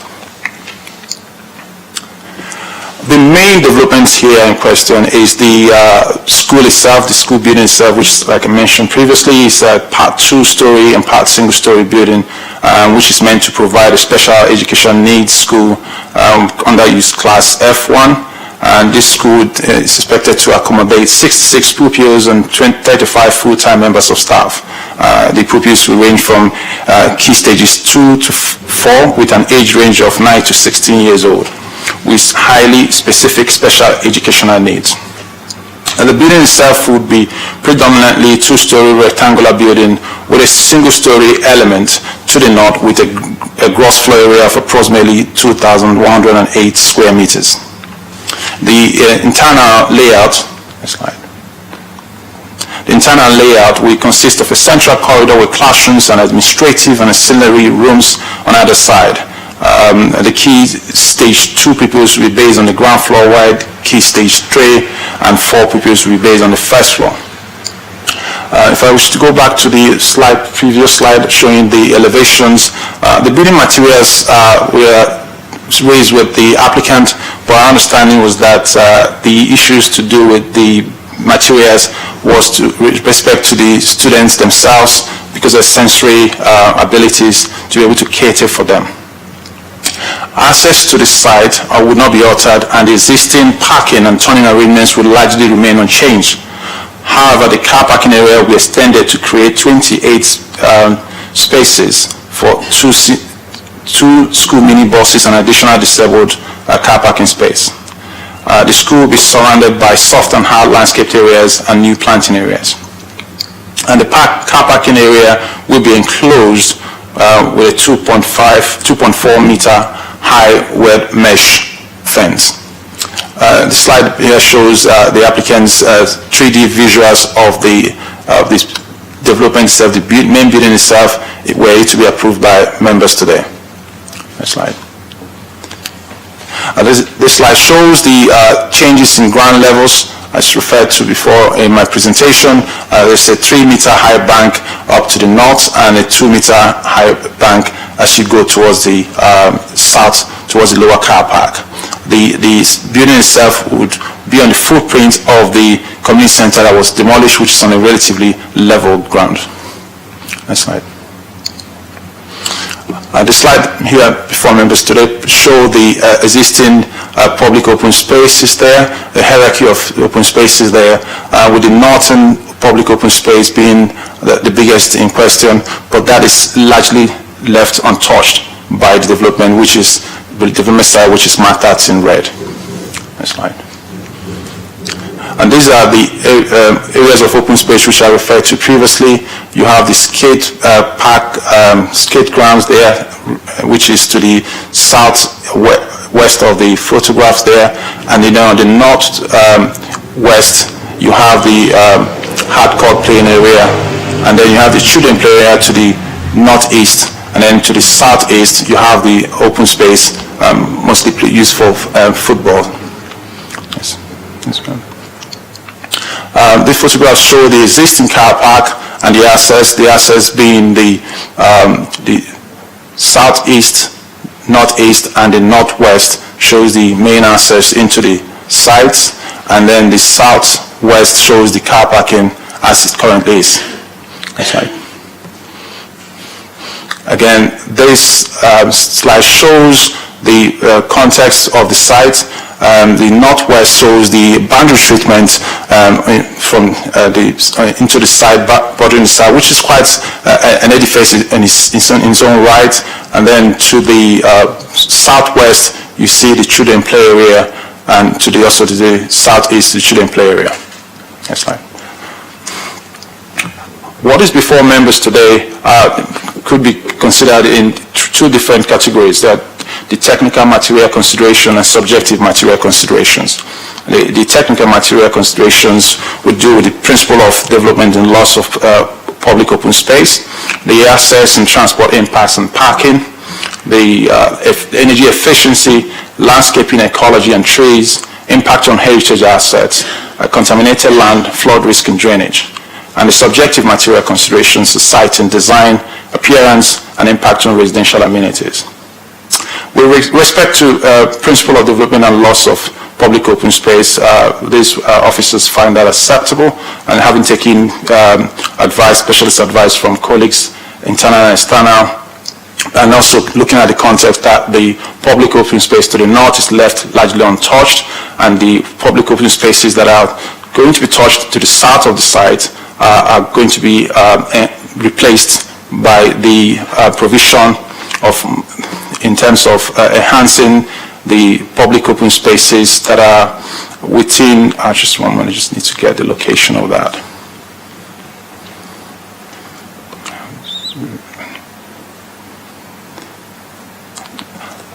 Sorry, there'll be reprovision of those spaces by enhancing public open spaces within within a kilometer of the current site. The access and transport impacts are being considered by colleagues by local highway authority and have no objections, subject to conditions, and also the energy efficiency, there's no objections to that.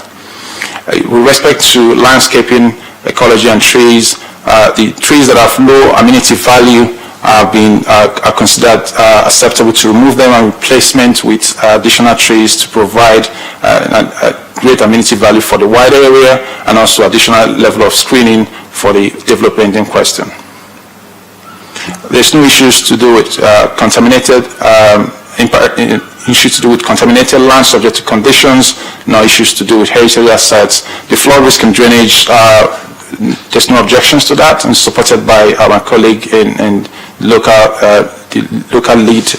lead local flood authority in terms of conditions being put forward. With respect to the siting and design and appearance, with respect to the siting, officers are fairly comfortable with the siting because it's on the footprint of the previous community center there, and officers believe that there would be no issue with that. In terms of the design is led, and design and appearance are led by the occupants and the users of that space, predominantly being the disabled students there, whose sensory abilities are main consideration for the design and appearance of that. With respect to a residential amenity, the nearest residential building is around about 34 meters away from this building, and with respect to that, officers are fairly comfortable with that in terms of whether noise or visual or impact on other aspects of residential amenity. There will be no issues with respect to that. So members, officers are minded to putting this forward to you for conditional approval, for your approval, yes. Thank you. Members, any questions? Councillor Atkins. Yeah, just one or two questions really to address one or two of the resident concerns in the deputations. In terms of particularly access to the playing fields, can you just confirm, do you know how access will be gained to the playing fields, and can you confirm that it will be just as open to the public as it is now when the school is present on the site? Thank you, Councillor. The playing fields, you refer to is the playing fields to the north? Yes, that large, the one big playing field Yes, to the north. they are unaffected, yes. So access will remain as normal? Remain as normal, yes. Just to confirm as well, it mentions in the report being able to use the school playgrounds out of hours, so will that to some degree compensate for the loss of the sort of current hard space that's there for playing basketball, for example? It does, yes. And do you know exactly which assets will be transferred to the other local parks? So it's Gurnard Park and the park are just above Maidstone Crescent. 5.39 is on page 55. 5.3, yes, I just want to yes.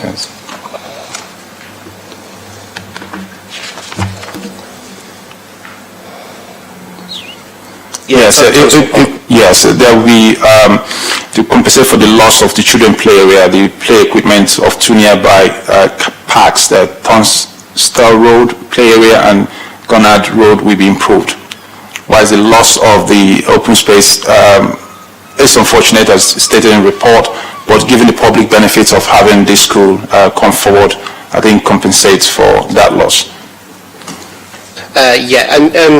Just the wimmering tree wall, will that be lost as part of the development?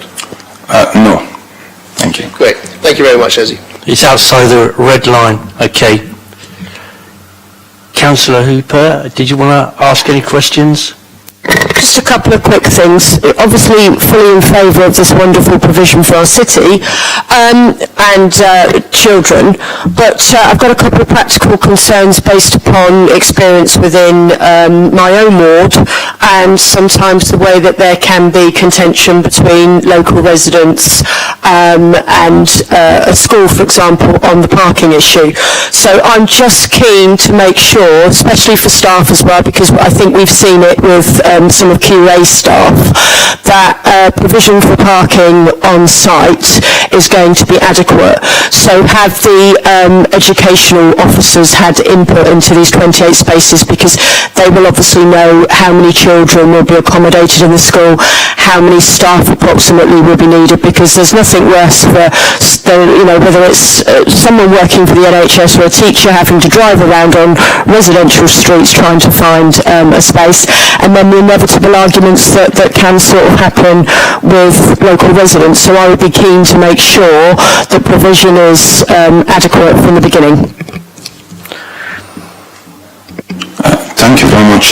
Yes, there's adequate provision for staff, students and their parents. The travel plan does indicate that there will be a combination of mini buses bringing the students to school, and again, staggered approach to starts and for the school times for the different students.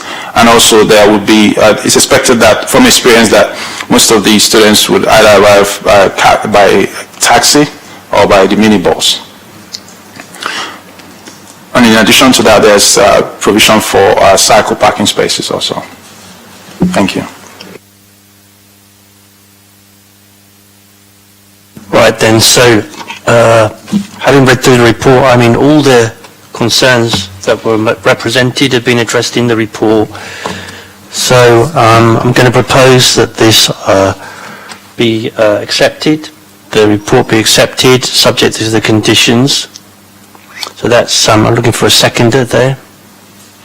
Councillor Hooper, thank you. That's properly seconded. So just to check if the planning officer has any other remarks he wants to make. None, Chair. Thank you. Okay, so we go to the vote then. All those in favour, please raise their hands. And that's a unanimous vote. Thank you. So we move on to the next item. Thank you, everybody.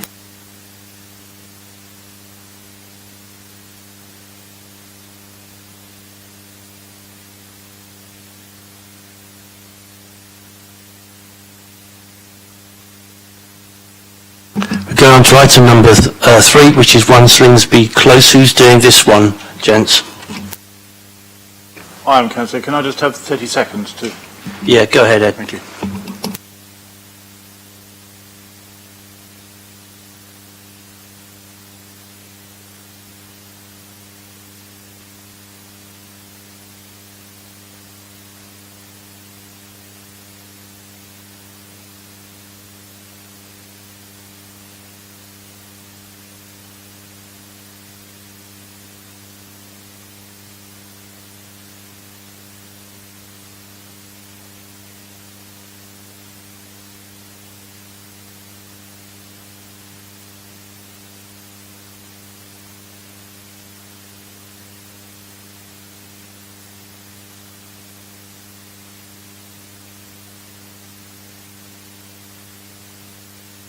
Thank you, Chairman. Right.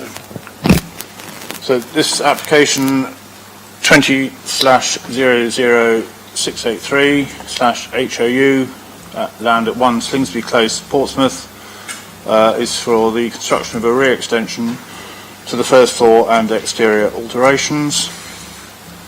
The report is set out in your agenda on pages 60 to 63. With an officer recommendation to refuse. I would draw members' attentions to the SMAT that is in front of you, which explains that the issue of the proposed slate cladding has not been properly addressed in the report. So the SMAT provides you with an update on that, and provides you with an updated reason for refusal as well, just to make reference to the proposed use of the slate. The property is located near Southsea Common and Old Portsmouth in a 1970s estate between the City Museum and the Holiday Inn. It's a corner property. The slide in front of you shows the overall aerial view. This zooms in a bit with the property being on the corner here between of Blount Road and Slingsby Close. There are a variety of different architectural styles within the estate, but a good deal of consistency, including muted dark brown colours in brick and horizontal tile hanging. This application comprises 3 elements: a small extension at first floor, balconies to the front, and cedar cladding and slate tiles. The small extension is uncontroversial. The balconies to the front are in the public realm anyway, with no loss of privacy or light. However, the issue, and hence the recommendation for refusal, is the use of the cedar cladding and the slate tiles, which are considered to be out of character with the area, and as shown on this photograph in front of you, especially noticeable on a fairly prominent corner. As I said, the application site with the front balcony, going forward, is not noticeable, nor is the extension. But here, the west elevation, you see the horizontal tile hanging mirrored in the neighbouring properties.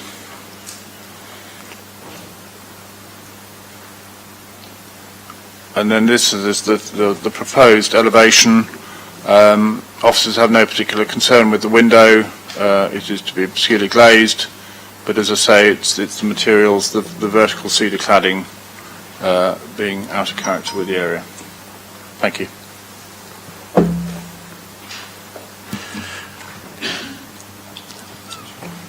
Members, any questions? I suppose I've got one. If I could ask the officers, I mean, we haven't got any deputations, have we? Beg pardon? I'm so sorry, of course we have.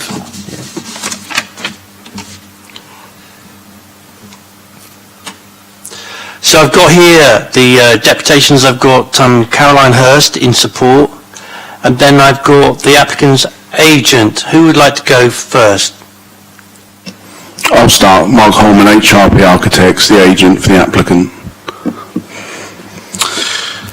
Good afternoon, Chair and committee members. As there's been a surprising recommendation for refusal regarding this application, we have been requested to represent the client today, which we believe demonstrate the importance of this planning application to our client, and to demonstrate that the application should be approved and present the reasons for this.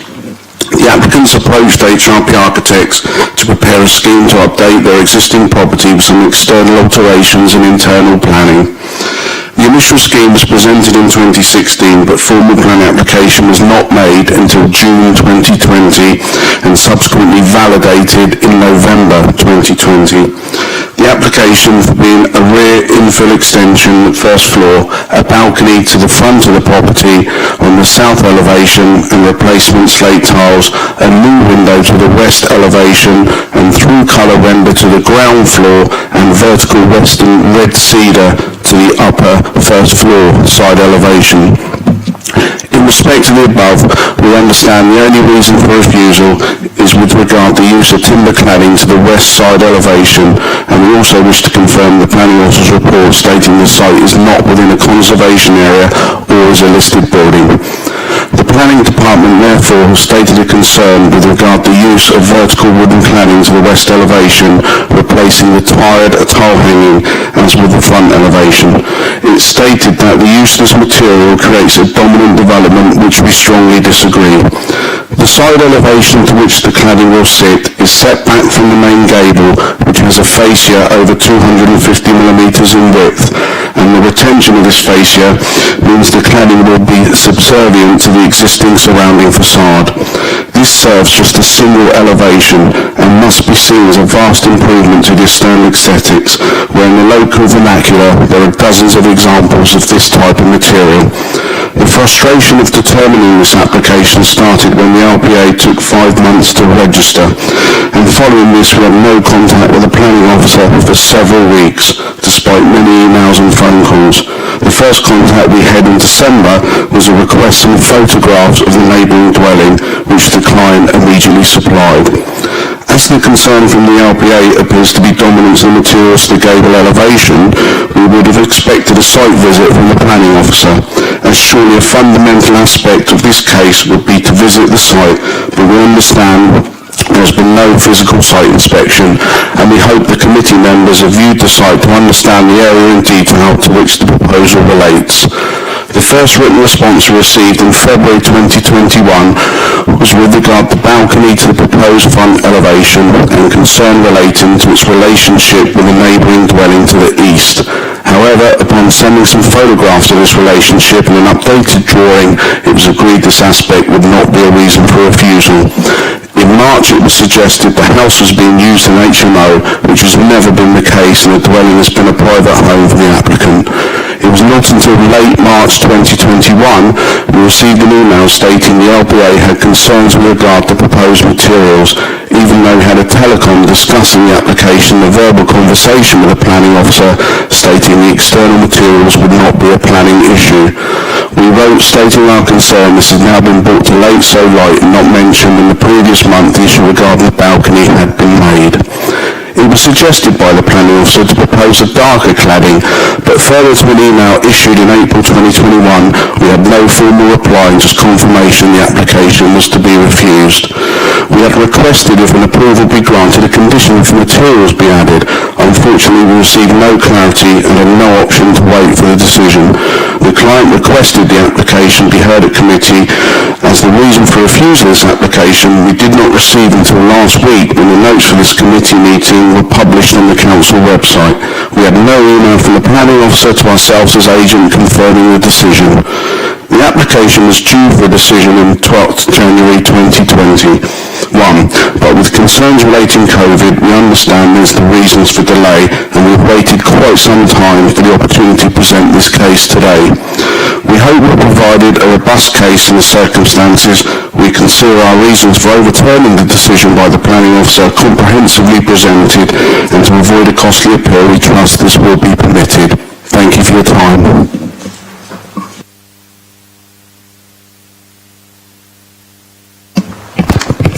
Good afternoon, committee. I just felt I wanted to let you know that we have tried tirelessly to get planning to work and help with us on this application. It's been quite exhausting. They have in no way been helpful, in fact to the contrary. It's been a year-long battle of them not communicating or giving us any clear indication as to what they would agree on, despite presenting several options. There are 13 detached houses in Pembroke Park, all individually designed, and no two are the same. They are all clad in different range of materials as stated, all of which come under permitted development. The flats and terrace houses on the other side are more uniform, although lots are now incorporating modern new materials. Having owned the property since 2014, there appears to be quite a culture of bullying by some local residents regarding planning applications. I have personally witnessed this. Pembroke Park is not a conservation area or a site of outstanding natural beauty or affects a listed building. I really thought Southsea prides itself on its architectural diversity. You only have to look at the building being built next to Portsmouth Grammar School, which is radically different to anything in the locality and clad in the most unusual materials. Our home is of an unusual shape and design, albeit extremely dated. We feel we have taken great care and consideration trying to sort out the materials, which we feel will bring a welcome upgrade to the surrounding area. I do hope you consider these comments when making your decision. Thank you. So I'm sorry you've had a delay, and thank you also for waiting patiently today. Members, any questions? Councillor Atkins. Well, I think we need to put to officers some of the matters raised in those deputation. Have the applicants received responses and advice about what kind of cladding would be considered suitable on this building before this, and when were they notified of the reason for rejection? Because this seems to me to be a particularly strange application to need to get to planning committee. Just before you'll note that Councillor Wood referred it here.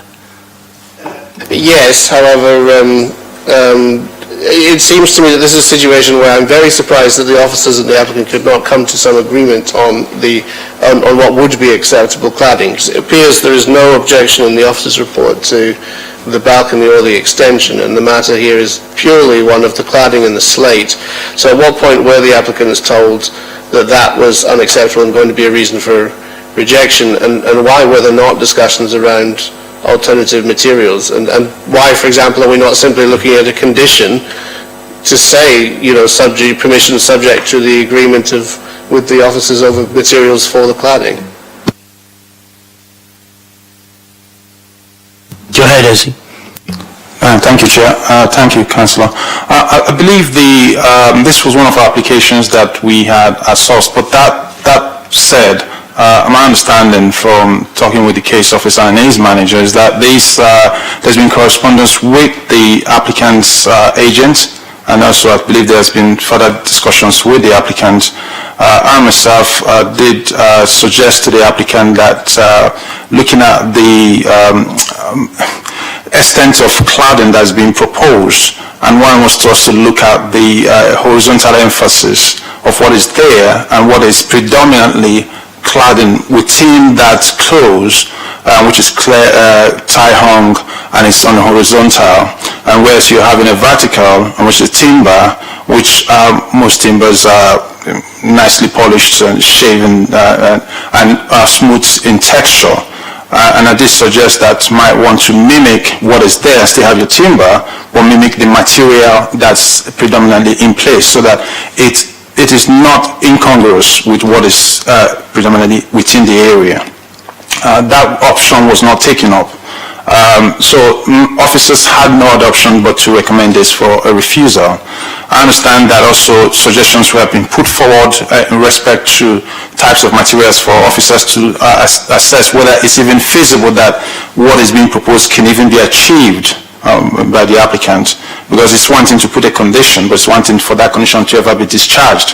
And so that's a problem. And if that condition cannot be discharged, then there's no point putting the condition, then the other resultant outcome will be a refusal. So I believe the officers under me have been quite proactive, a bit delayed in terms of the nitrates and the pandemic. But that said, I still believe that in this respect, this could easily have been resolved looking at the materials that are predominant within the area. And this is a prominent building within that close itself. Thank you. Councillor Atkins. I don't know if it's appropriate, Chair, and you can obviously decide. I'm curious to know whether or not the applicant is at all interested in us postponing this to try and agree cladding with the officers, or whether or not they want a determination today. Well, it might well be that they get what they want.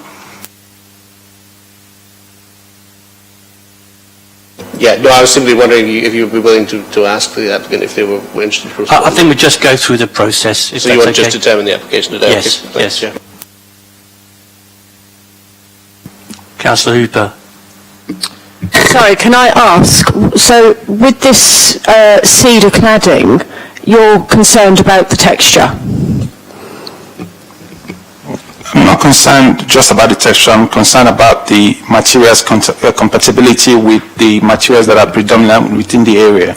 Usually when one puts in a proposal for a scheme, the rule of thumb is to say to be as similar or to be matching with what is existing onto the immediate area, to the host building itself. What we have here is we have a development, a facade that is prominent within the street scene, and what is also obvious is that you have within the other buildings different typologies, different designs, but that what you can see from the presentation Edward had put forward was tie-hung horizontal emphasis with the type of design that you have there, and that means that it's not in your face. It's how would I call it? It's sympathetic to its context. That's not what we would get with a vertical timber cladding. So you're talking about something appearing quite discreet here. Sorry, the irony hasn't been lost on me, because obviously earlier on we were talking about building a car park that looks the way it does with 2,650 spaces, and I consider this to be pernickety and obstructive. And also I'm just reading here on this cedar cladding. Perfect for external cladding, its stability and durability benefits are remarkable. It's naturally insulating, low maintenance, insect resistant, with a 50-year guarantee, non-toxic and recyclable. So I don't see, you're talking about the fact that it doesn't marry well with other buildings in the area, but if you understand the history of Portsmouth, especially after the Second World War when we were heavily bombed... Turn it into a question, that's all you have to do. Yeah, okay, well I am. So yeah, I mean, obviously I suppose I am giving an opinion, really, on the red cedar, and wood is a remarkable material, so I do not see why there actually is a problem here and why you're saying no to these people. We'll come to comments very soon. Councillor Atkins. Yeah, no, I mean, I've got a very similar feeling to Councillor Hooper, and I do want to turn it into a question. So what is it exactly about this area that makes the cedar wood and the dark-coloured tiles, which seem like fairly normal roofing materials? Are these unusual roofing materials? They seem like relatively normal cladding and roofing material. The elevation of the front. Sorry, Councillor, I just need to get the street scene so you can see what this context is. Some more pictures of the houses and the houses in the area would be helpful, I think.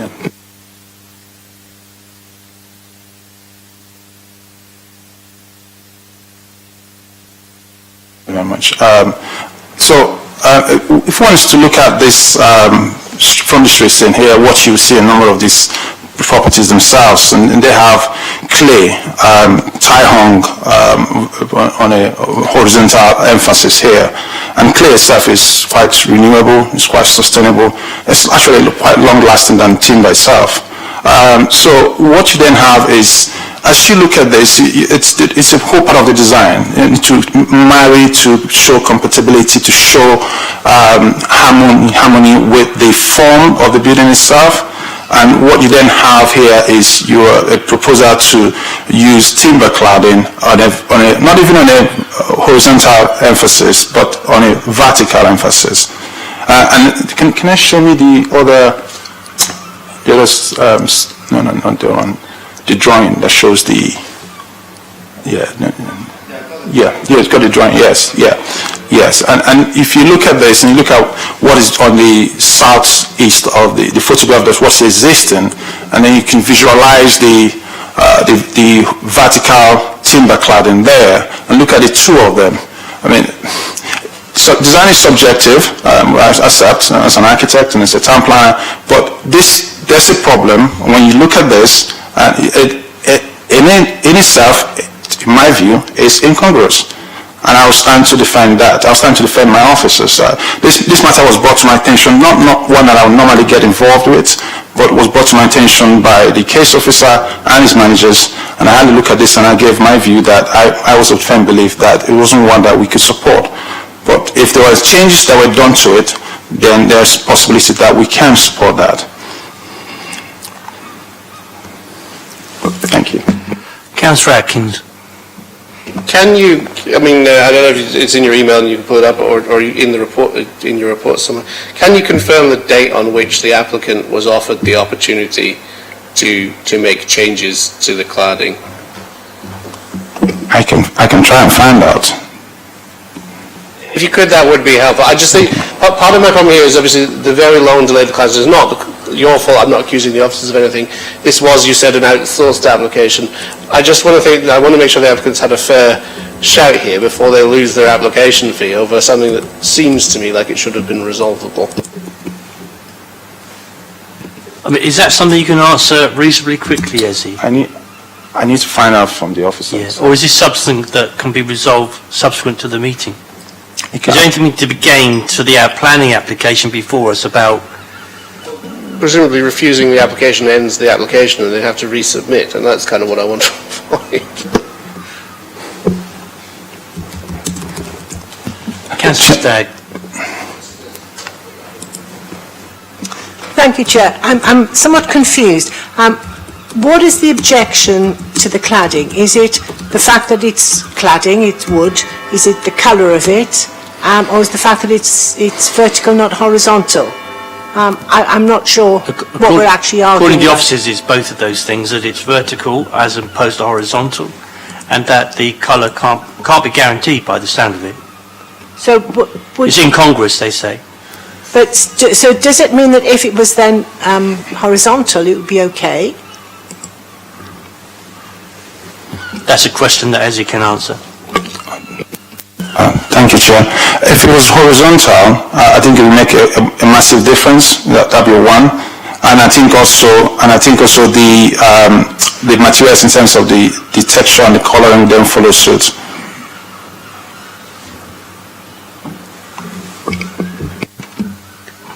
Councillor Smith. In the deputation, the people said that they mentioned about a darker colour. Was that, I mean, it's following on from what's already been said, but was that teased out and was that flatly refused?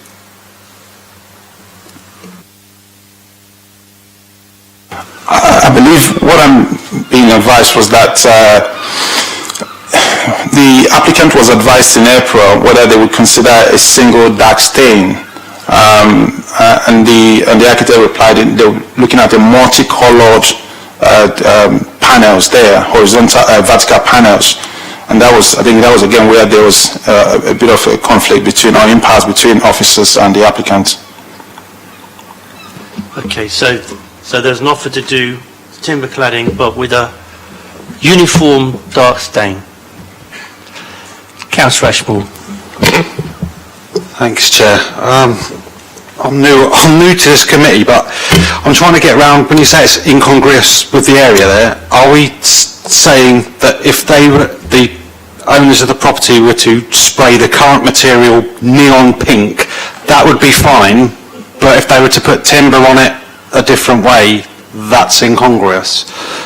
Is it just the material rather than the actual colouring of it that makes it incongruous? I think it's the form. The form is taken. What you have there is vertical, and what you're proposing is horizontal. Then you have the materials. That's second. Then you have the color. So they are proposing multicolored timber there, and then they are proposing it to be a horizontal, vertical, and then you have the timber smooth. Whereas what you have there is textured in terms of the clay tiles. Yes. Thank you. We spent a lot of time on this one, Councillor Atkins, and it's fair enough, but get to it then. This is my valid question. What would be permitted in terms of changing the external appearance under permitted development rights? So what could they have done in terms of, could they not have changed the cladding under permitted development if they weren't doing the rest of the application? Could they repaint a different colour under permitted development? Because this isn't a conservation area. So what could they have done to change the external appearance of their house under permitted development anyway?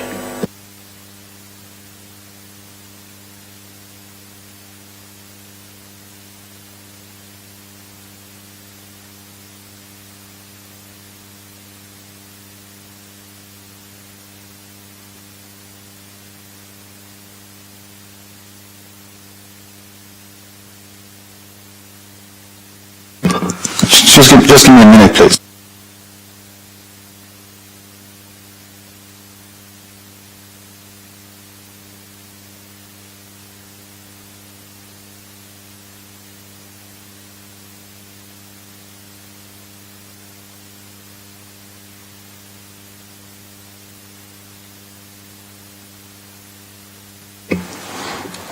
Yes, Councillor.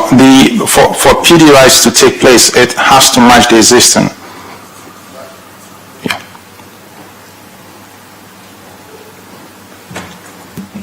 Okay, we're all done? Having heard that from Eze, I might be able to assist a bit more. I think if Eze is confirming that it doesn't have a permitted development right, it's termed development under section 55, subsection 2 of the Town and Country Planning Act, because the argument that the planning making, as I see it, is that the materials would materially affect the external appearance of the building. And the requirement is that to come under the threshold for development and thus avoid a planning application would be that they do not materially affect the external appearance of the building. Or if they do, it's in that threshold of the language that's used in permitted development is that the cladding would be of similar appearance to the existing building. And the argument goes from planning, these are not similar materials to the existing building, and it does materially affect the appearance of the external parts of the building.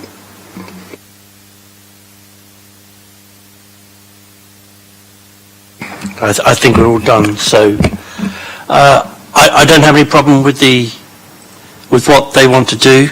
I don't think the committee does so far. Chair, sorry, we had comments. I beg your pardon. I'm just coming to comments now, so I'm going to make a proposal. I'll let you go first. Well, thank you, Chair. It's an area I know pretty well, and I'm sort of hung up on this idea that it's out of character. I think if you were to ask me what the character of Pembroke Park is, I'd sort of struggle in a way that I wouldn't with other areas or roads nearby. So I think if that's what we're sort of hanging all of this on, it's a bit daft. And I think I think we're reading the room, aren't we? Okay, well, that's very helpful, thank you. So, most grateful to the officers for wanting to protect our city and the street scene. It's very important we have them to do that. But in this case, I think having regard to the use of vertical timber cladding here,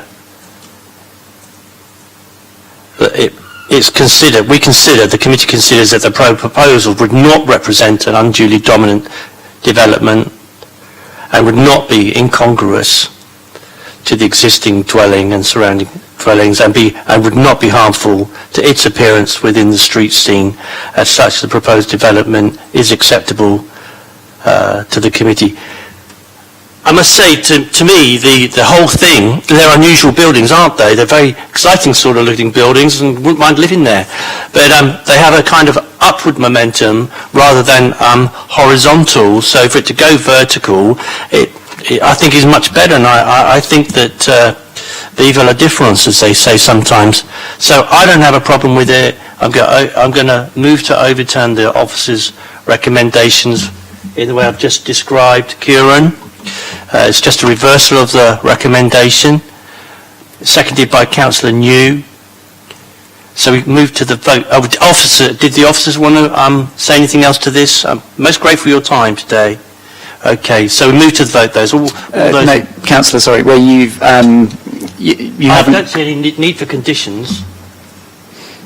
You will need some conditions. Okay. It's quite exceptional that you would not condition plans, for example, and give unconditional permission. There will be some work for planning officers to do there in terms of also, when you go with an officer's recommendation, you take the officer's reasoning along with you. Where you go against the officer's recommendation, you have to create your own reasonings. There's a bit of work I might have to do with the planning officers there, and as you've already picked up on, there will be a need for conditions. So can I go over to Ed? What sort of conditions would there need to be? The colour, or because if they want, they clearly. I don't think the committee is even wanting to do one uniform colour. I mean, the applicant wants to do the different brushstrokes, as it were, in the cladding, I think. Quite. I'd go over to the planning officers and see what how they would aim to Well, deal with. members, will you indulge us and let them get on with their work, and we'll come back to it very soon after.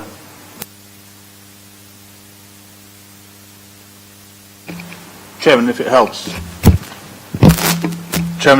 I have some draft conditions here. Thank you so much, Ed.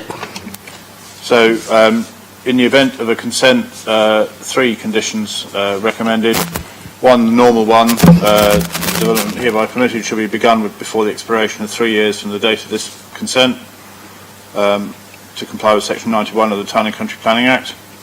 Condition 2, unless agreed in writing by the local planning authority that the permission hereby granted should be carried out in accordance with the approved drawings, and those are the ones submitted with the application. 8601/02 floor plans, 8601/03 elevations, and 8601/04 3D views. And then the third condition is, notwithstanding the submitted details, no development works affecting the external appearance of the building shall commence until a detailed schedule of materials and finishes, including samples as requested, to be used for all external surfaces of the development hereby permitted, has been submitted to and approved in writing by the local planning authority. Okay, I think that's in hand already. Thank you all very much indeed for your help. As members, with those 3 conditions, can we vote on the matter, please? All those in favour of granting permission today, please show. Okay, so that's unanimous. So you've got your planning permission. Thank you very much for coming today. I'm sorry for the wait. To be clear, I didn't vote in favour. Beg your pardon. An abstention or? Abstain, yeah. Abstain. Thank you so much.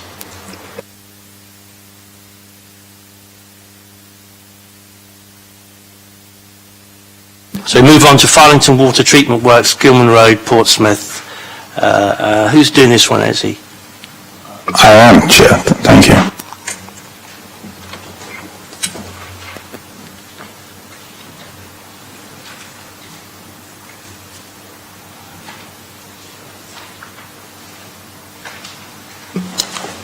Thank you, Chair. Good afternoon, members.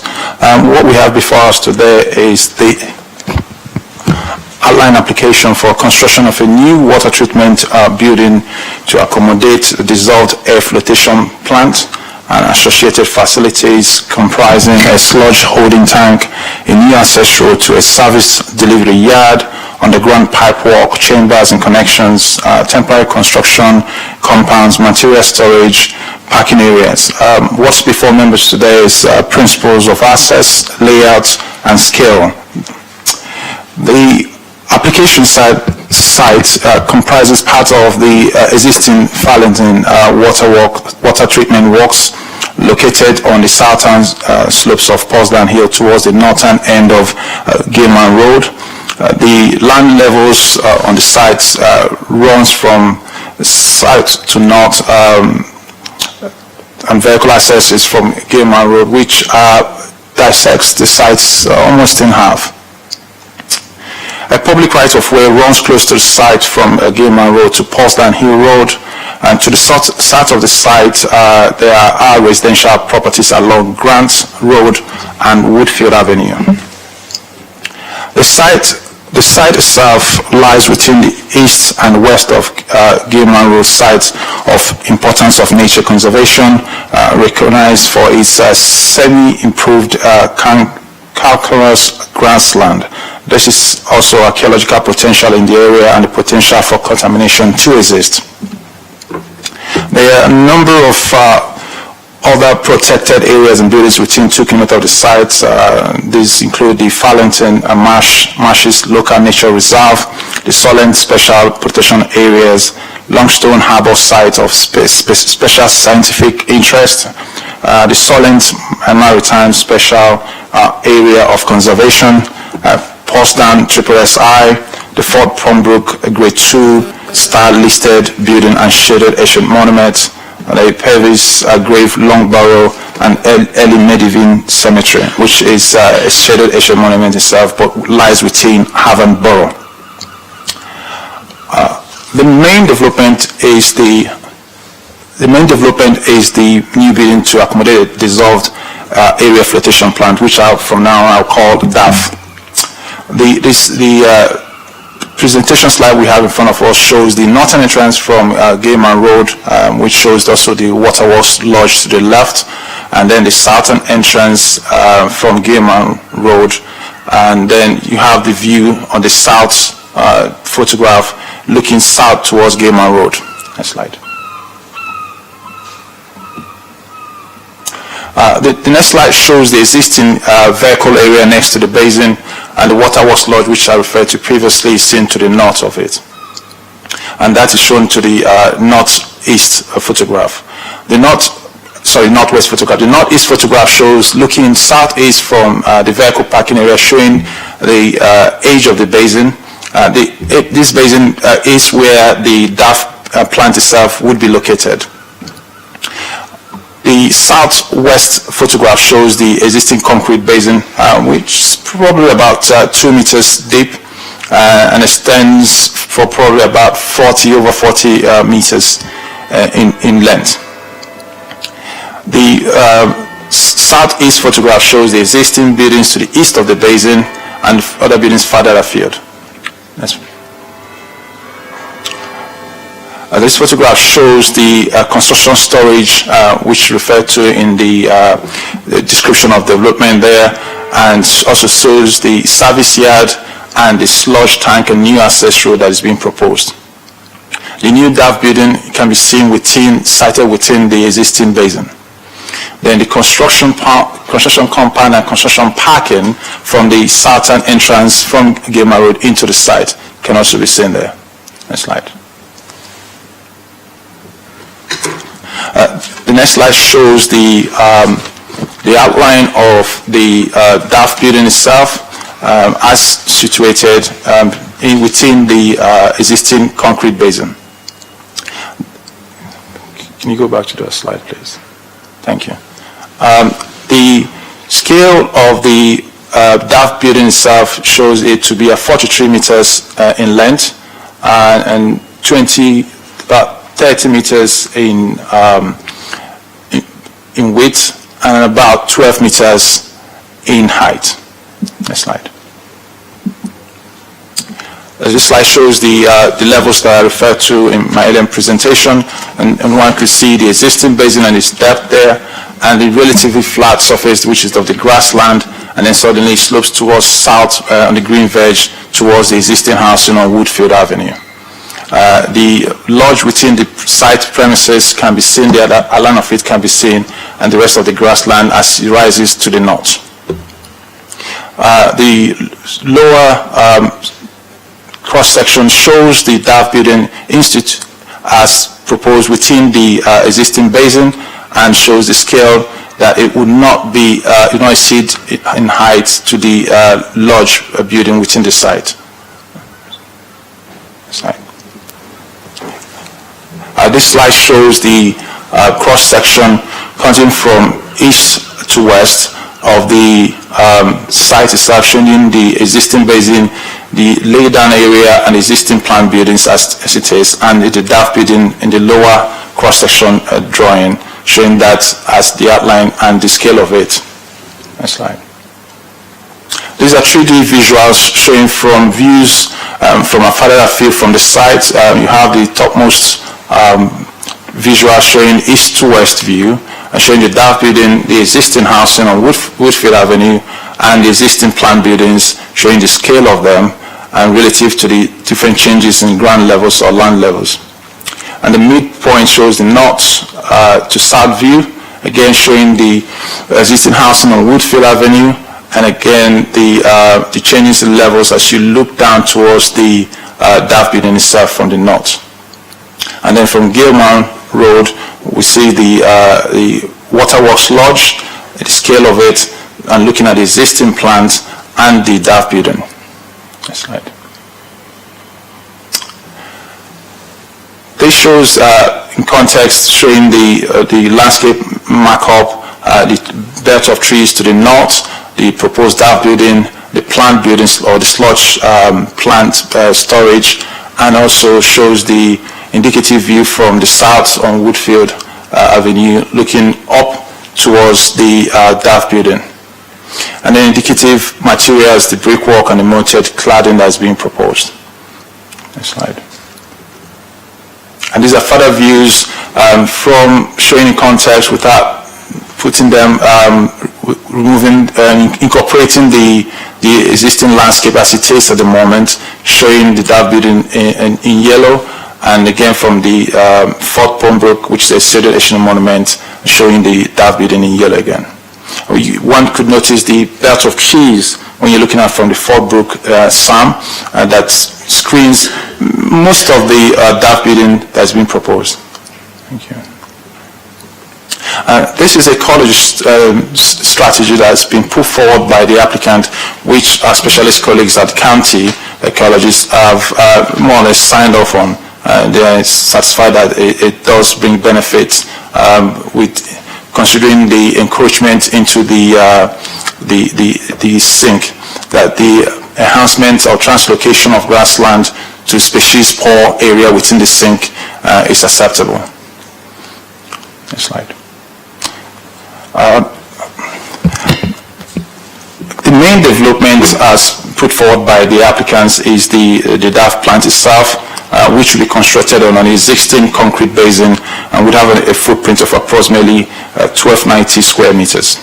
The building will measure, like I said, 43 meters in length, 30 meters in width, and 12 meters in height, with a low-angled pitch roof, which would be at 7.5 meters to the eaves. There will be a lower section on the southern side, which will have an eaves of a height of approximately 2 meters. Again, with the previous matters that I presented, the matters of technical material considerations and subjective material considerations here.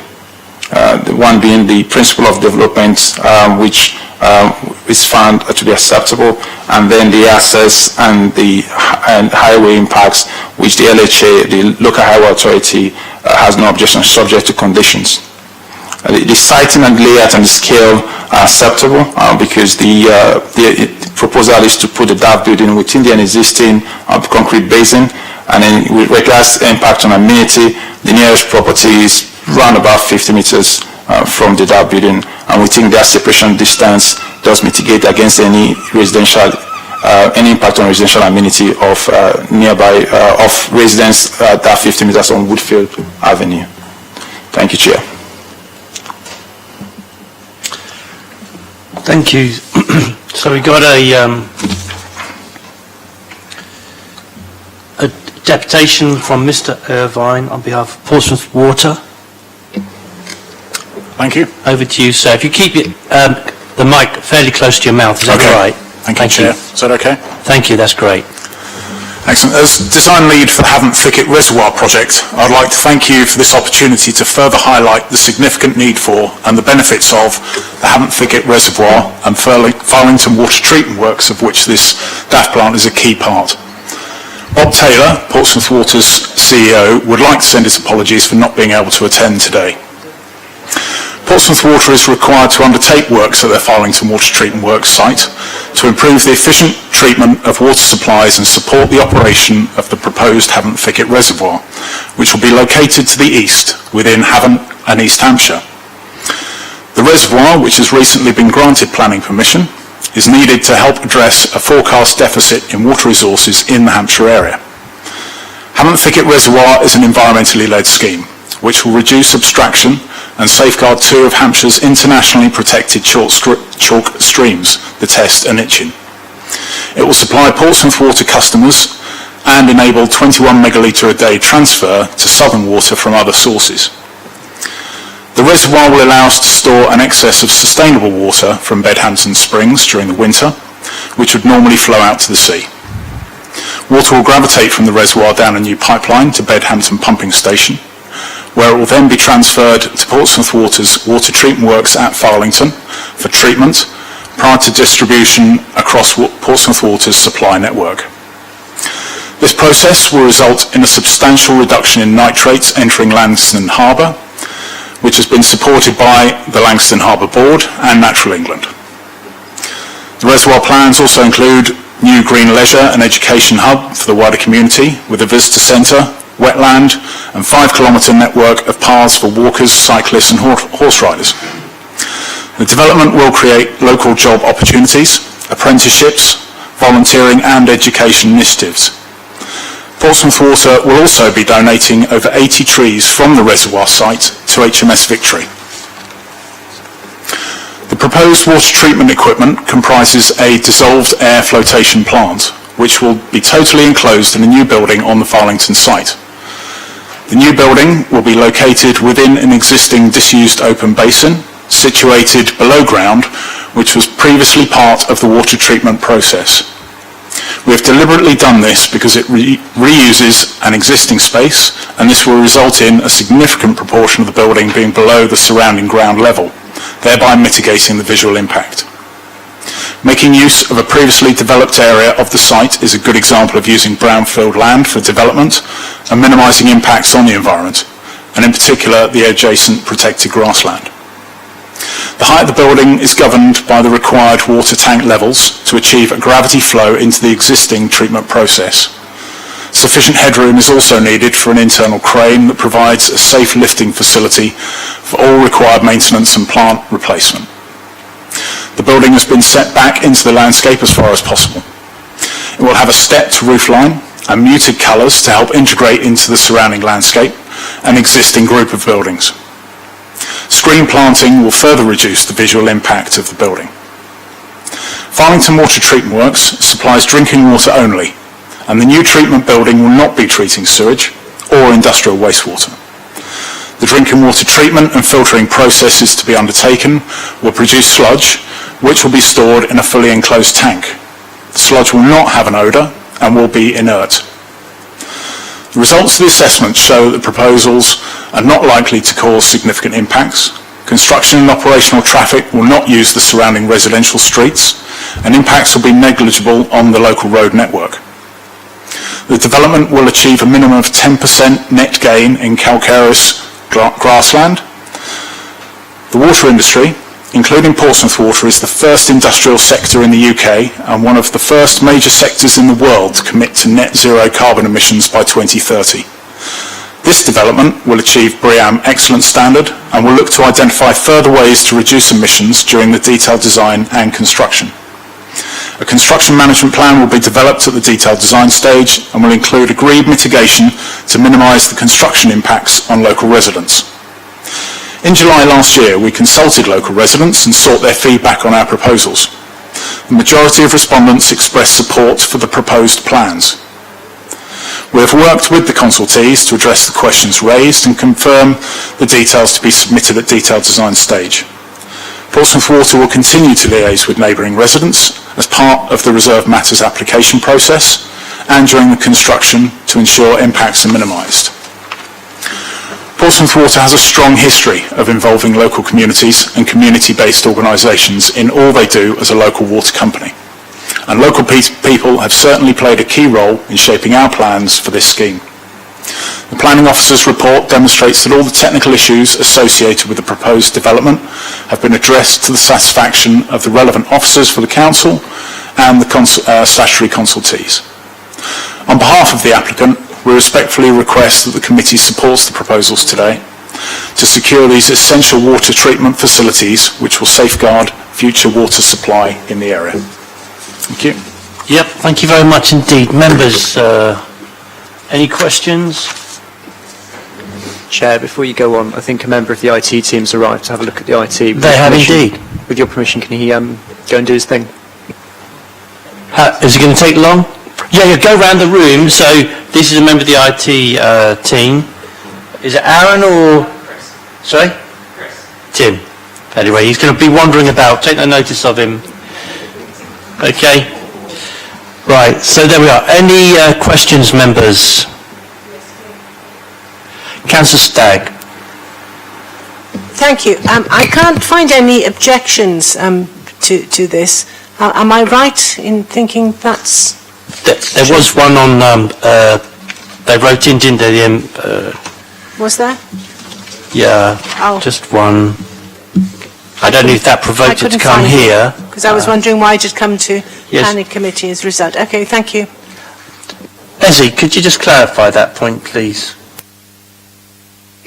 Yes, Chair, I just want to look through the report and just confirm back to you in just a moment. Thank you. It's on page 69, that's the only representation. There was just one objection, Chair.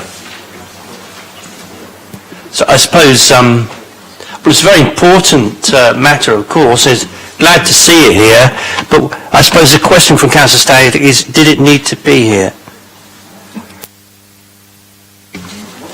Yes, Councillor, I did.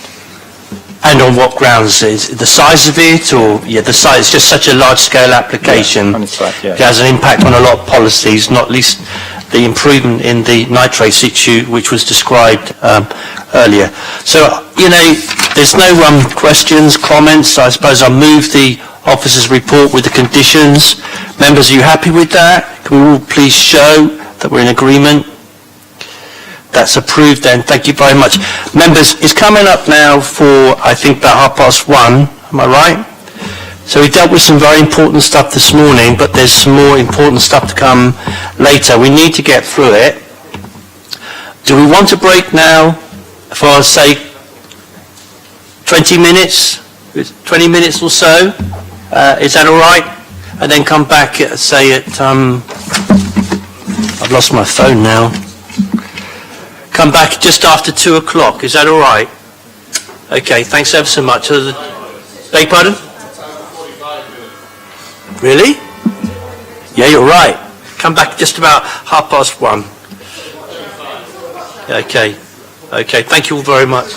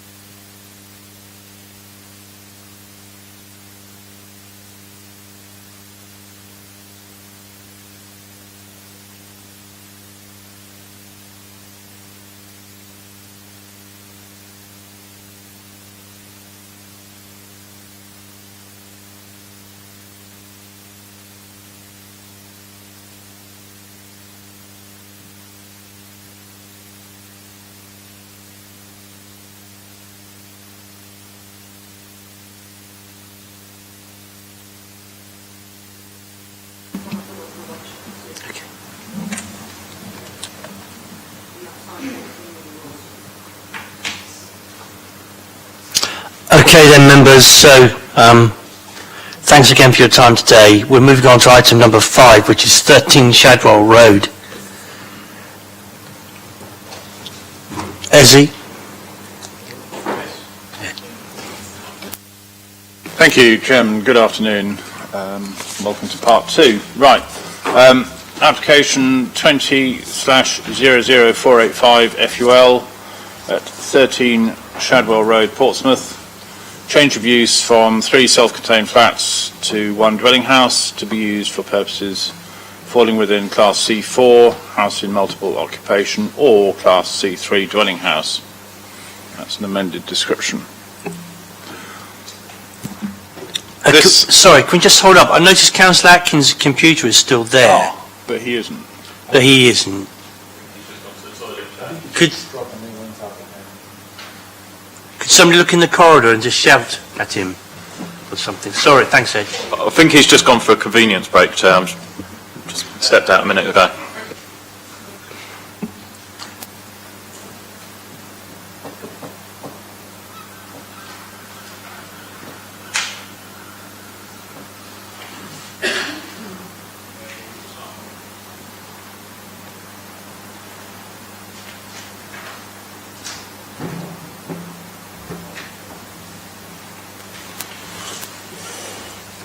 Okay, well, I'm sure you won't mind if we get on. Sorry, carry on, Ed. Okay. Thank you, Chairman.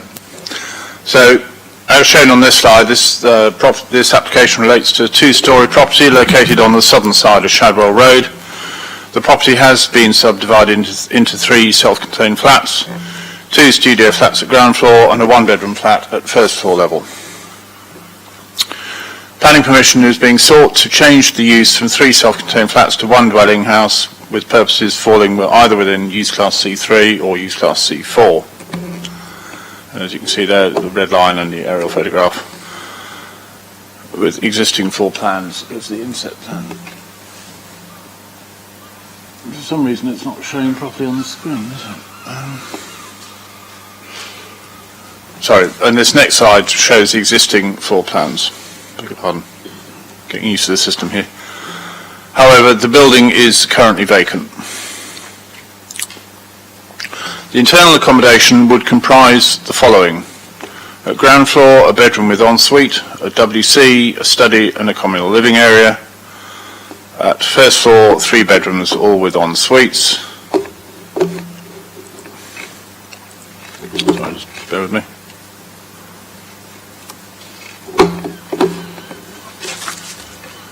Notes are running out.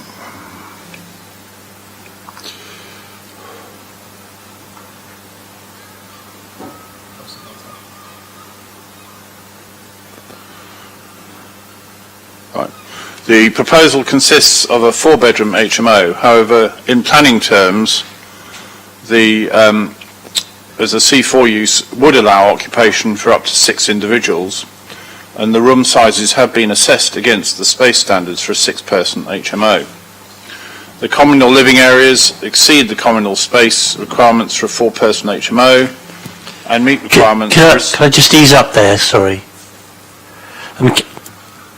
We tried to wait a little bit, Councillor Atkins, I hope you don't mind, but I suspect they're going to either want to restart this or... So can we restart it, please, fellas? I apologise. Right. It's only a minute or so. Sorry.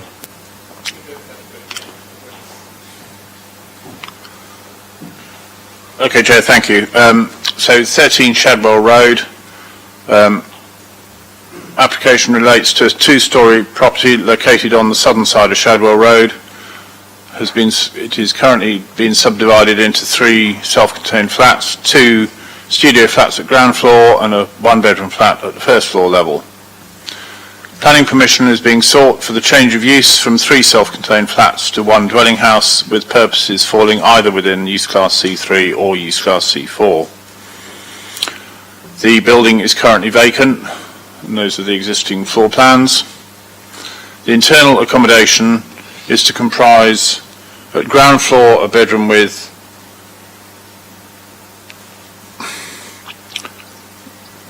an ensuite, a WC, a study and a communal living area. Let's get back to my notes. The proposal consists of a 4-bedroom HMO. However, in planning terms, as a C4 use would allow occupation for up to 6 individuals, the room sizes have been assessed against the space standards for a 6-person HMO. The communal living areas exceed the communal space requirements for a 4-person HMO and meet the requirements for a 6-person HMO. In addition, all of the bedrooms are above the minimum space requirement and are above the additional standard of 10 square metres as defined within the standards for houses in multiple occupation guidance document. Based on information held by the City Council, there are no other confirmed HMOs within a 50-metre radius of the application site. Within this 50-metre radius, including the application site, there are 80 properties. This number takes into account any properties which have been subdivided into flats. The addition of the proposal would result in 1.25% HMO. However, the LPA has received an application relating to number 15 Shadwell Road, next on the agenda, which is proposing C3, C4 use, and should the application number 15 be approved, it would increase the percentage of HMOs within a 50-metre radius to 2.5%, and therefore still within the 10% threshold. In addition, the proposed development would not result in 3 or more Class C4 HMOs being adjacent to each other, nor would it result in any residential property in Class C3 use being sandwiched between 2 HMOs. In terms of neighbour amenity, the proposal would result in the existing 3 self-contained flats being converted into one dwelling house, which would be used for purposes falling within C3 or C4. It is therefore considered the intensity of the use of the property would not be significantly altered by the proposal, as the proposed use would accommodate a similar number of occupants. In terms of parking requirement for the existing building, which is 3 spaces, and the parking requirement for a 4-bed C3 dwelling or C4 HMO is 2. Given that the proposed parking requirement is less than existing, it is not considered that an objection on lack of parking could be sustained. The Council's adopted parking standards set out a requirement for C4 HMOs with 4 or more bedrooms to provide at least storage for at least 4 bicycles. The property has a front and rear garden where secure cycle storage could be located, and this requirement can be secured by condition. Having regard to all material considerations and representations, it is concluded that the proposed change of use is acceptable and would be in accordance with the relevant policies of the Portsmouth Plan and the objectives of the NPPF, and therefore the officer recommendation is conditional permission. Thank you.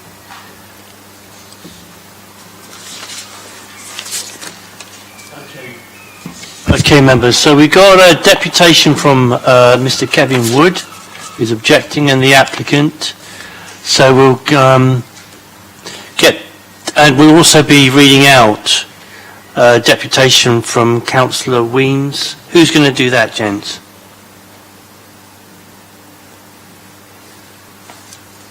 He emailed it in. I can do it if you like. Members have got that in front of them, Chair, so it's assumed that they've noted it. Okay, I assured him that it would be read out, because he gave up his space about coming here today. I can. So you can do it, I can do it, anyone can do it. I can read that one out. Here's that one, here's the copy.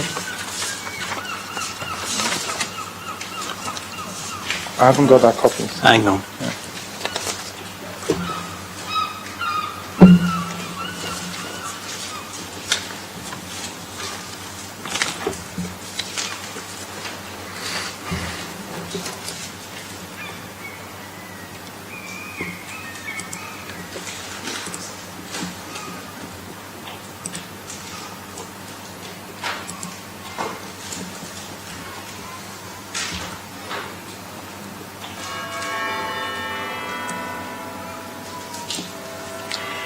Is there any reason why a member of the committee shouldn't read it out? I mean, it's on my phone.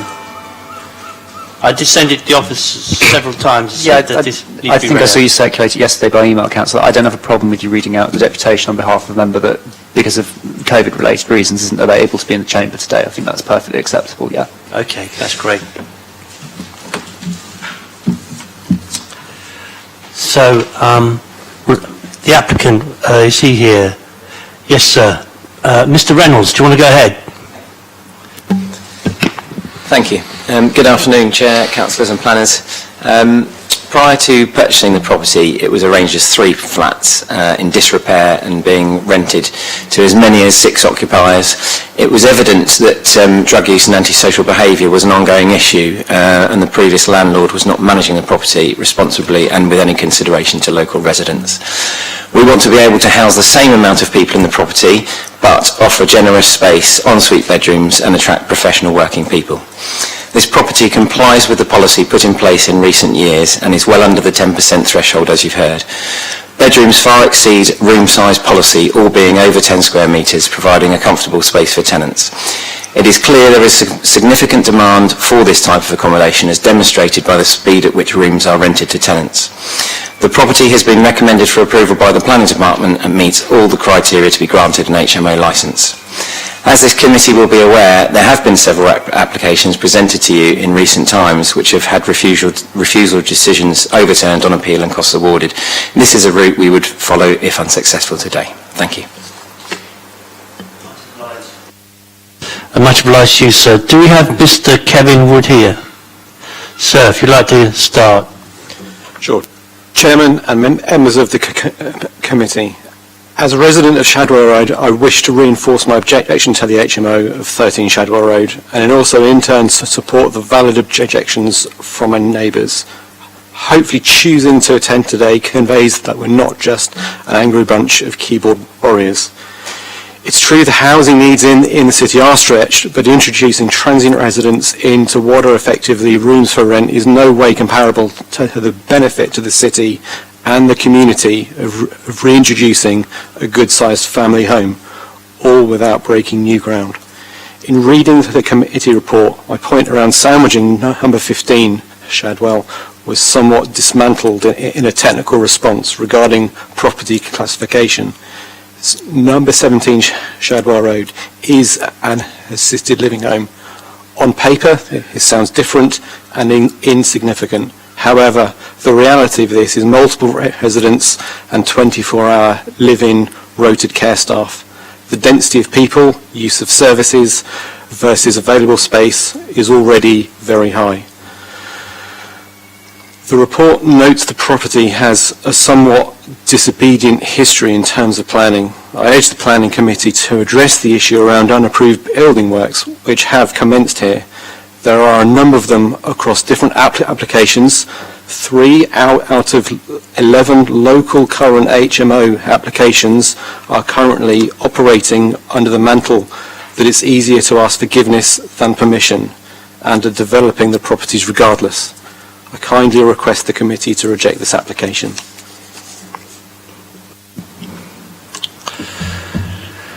Thank you, Mr. Wood. And this is from Councillor Daniel Weems, who's a ward councillor, newly elected. He wrote in to say, with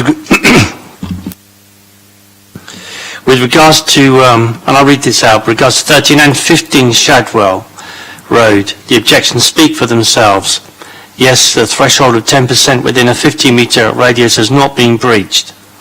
However, the fact that both properties are in such close proximity to one another should exemplify the lack of oversight given to the conditional approval of these applications. Shadwell Road is not a large road in terms of width. Any conversion of the properties will have a negative effect on all who live close by, not to mention the fact after the works are complete, the strain of parking provision will be exacerbated, noise pollution will increase, and residents will suffer. I hope this gives a clear picture of my objections to these applications. Members, any questions on this? Councillor Atkins?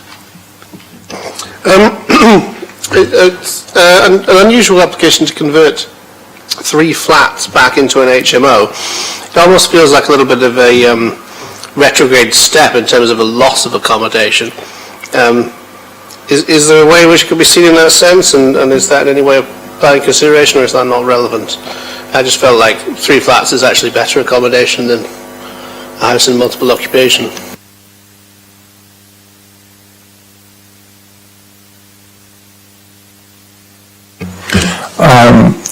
Thank you, Councillor. I think we probably have to look at it in terms of need. Is there a need for the flats, and what need do we have of the HMOs? I think that's one could look at it in that angle. What is presented before us is change of use, basically, and we're looking at it in those terms. And I think it satisfies our SPD and our policies, and that we set out there. And I think going forward to look for additional reasons to probably object to it wouldn't be the route I would take. This is the application that's in front of us that we are looking at the moment, and it just satisfies all our policies. Just to follow up, I mean, you say in terms of need, I mean, that was kind of my point, that actually in the north of the city, starter properties, small flats are actually quite in demand. Are they not? Do you have evidence to suggest that HMOs are more in demand, or HMO spaces are a greater need than flats? I don't have that information at my disposal. What come to my attention is that the flats in question were actually substandard in terms of the floor areas. So actually there's not any loss there if one was to look at it technically. What we then have is the flexible accommodation being provided, which provides generous floor areas or generous room sizes for the occupants of that HMO.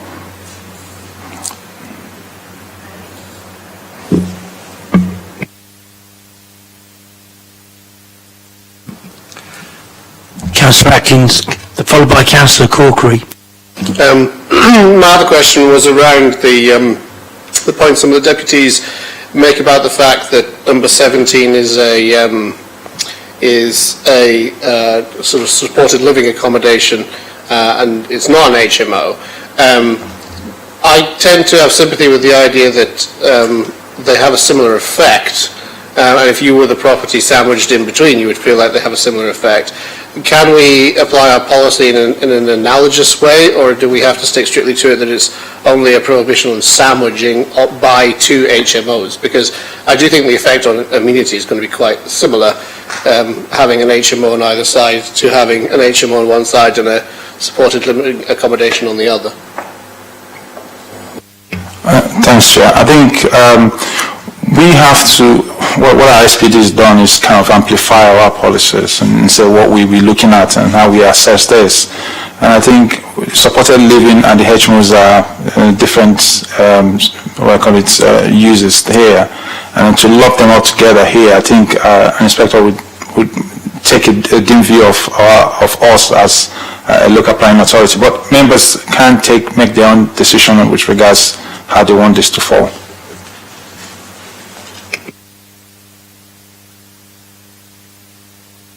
So can I ask, are you saying, Izzy, that there's a possibility that this application would create a sandwich, arising out of what Councillor Atkins asked you? I think when we look at our SPD, I think that we have to draw guidance from that document which we have produced to amplify our policies and how we would assess HMOs. And in it we talk about HMOs specifically. We do not go into these types of accommodation which Councillor Atkins has referred to. So I think we have to be very careful as to, we set the rules and then basically not follow our own rules. Did you want to tease that out any more, Councillor Atkins? Perhaps with the legal secretary? Well, I mean, I suppose the point I'm making was the amenity point. So I understand that the decision we have to make is really on the material grounds. The report, I thought it was interesting, made reference to the importance of the amenity impact on local residents. And I was just saying that I felt that the amenity impact of sandwiching between an HMO and and a supported living accommodation was similar, though actually it's the Sandwich property is actually number 15, isn't it, which is the one that's the next application, and we'd end up with a row of 3, so we'd end up with 13 HMO, 15 HMO, 17 supported living accommodation. And I suppose I was asking the question around whether or not we could take the view that the reason behind the policy is to protect the residential amenity, not having sandwiches, not having 3 in a row, and the amenity effect here is similar. Can we apply that kind of reasoning around amenity, or do you think that's unreasonable? If I was to look at supported living, I would presume that there would be some management janitor, someone that would be on site looking after the occupants, residents there, and then one then has to assess what would be the level of the amenity impact that will result from that property itself, the use, and then when you look at the HMOs where there's no management on site, it will be people coming and going as they so desire, and that would have its own amenity issues. So if one was to weigh on this scale of 1 to 10, I would not factor in the supported living as having any significant amenity issues. So I would look at HMOs as we put forward in our SPD and give that due weight.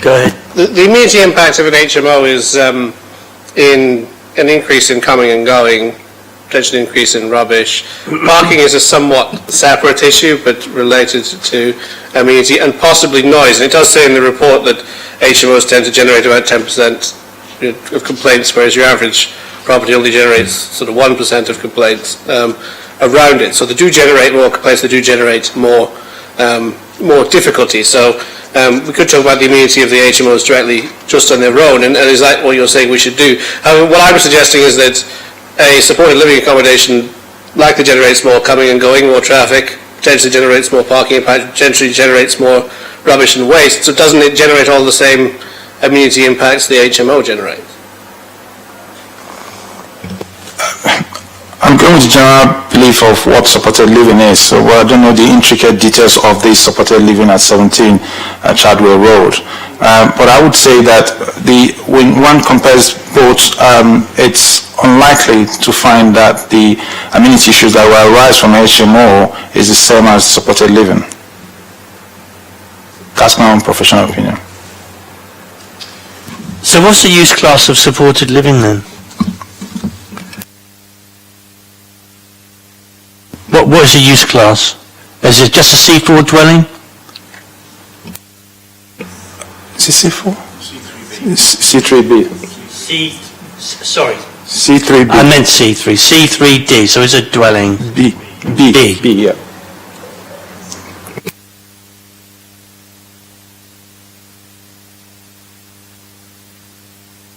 So we won't be coming up against 3 HMOs in a row. Anything else, Councillor Atkins? Anybody else got any questions? Councillor Corkery. Sorry, Carol. Thank you, Chair. I'm interested in the layout of the property. So clearly the floor plans show 6 bedrooms in addition to a communal space, and then also a study. So the study is something that I'd like to ask a question about. Clearly that could be of positive benefit to residents, particularly with more and more people working from home or working flexibly, if there is a workspace available within that property. However, I guess the cynic in me wonders how far down the line does that study turn into another bedroom. So my question, I guess, is what are the planning implications of that? Is there any benefit to the developer of just applying for the planning permission as it is at this stage, rather than applying for a kind of 7 beds HMO, which would cover that study being used as a bedroom?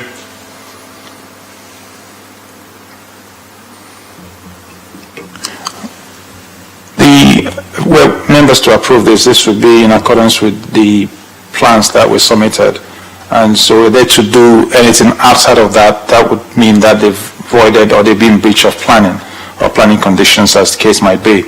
And I also think that when separately from planning, I think when they go for their licensing, they need to show cause. They need to show that these spaces do exist, and for them to be able to continue to have their license, the HMO license.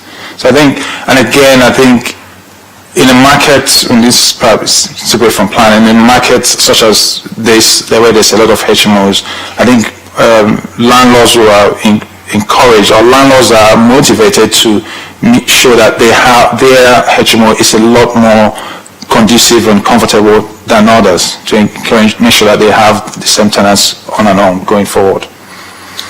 So there's a lot of benefits for them to comply with this demerits and these disadvantages not following what they've put before members today. If they wanted to change and increase the number of bedrooms, they would need to come in an additional application, put an application to us. Thank you. Yeah, I appreciate that. I guess to be more precise in my question, the question would be, if this application today was for a 7-bed HMO, would the advice be still to approve it, or would there be any grounds then for approval not being given? I know it's slightly hypothetical, but I'm just thinking forwards in terms of what might happen with the future of the site.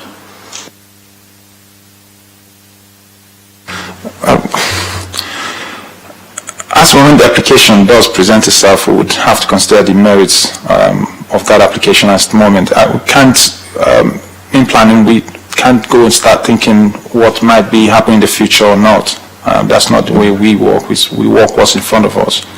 And what the applicant has put forward is the number of bedrooms with the shared amenity or recreation leisure spaces inside, and that's what we have to make an assessment on. Okay, fair enough. Thank you. May I ask, I'm going to ask a question. May I ask a question? When did 17 Shadwell get its C3B use? And where is that recorded? Sorry, sure, I need to find out. Just a minute. Yeah, thank you.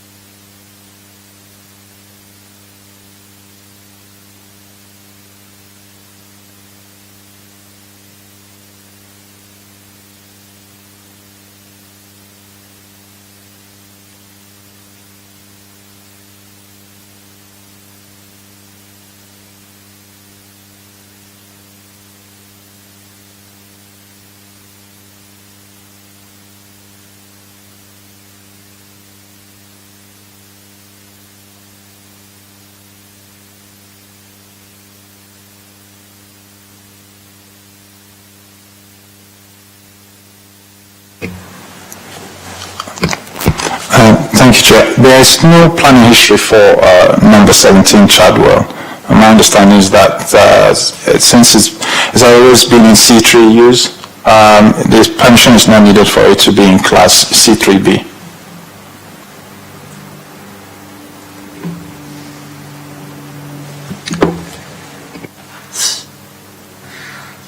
So I think, do we know the actual status of 17 Shadwell? Has there been an investigation? Because we're saying it's in supported living.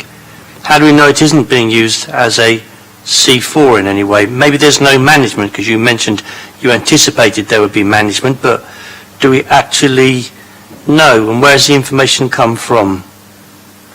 Because I don't want to create 3 HMOs in a row. Understood, Chair. Just one moment, I need to look through the report again.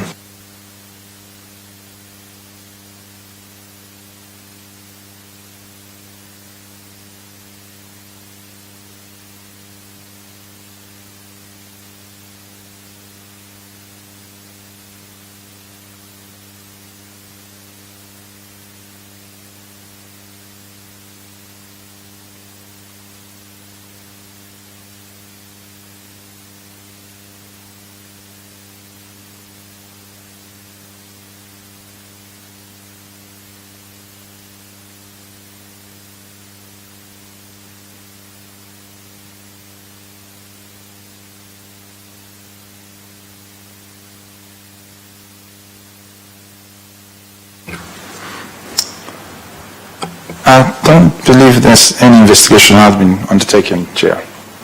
Okay. So if members want to propose a deferral to make sure we establish the status of 17 Shadwell Road, is that what, I mean, I don't know the status. I don't know if it really is a C3B, a C3 or a C4, and I don't want to leave here and something happen today which would breach our planning. Sorry, Chair, if I may add, my understanding is the supported living is managed by Clarion Housing. So I believe some of the information there might be confidential.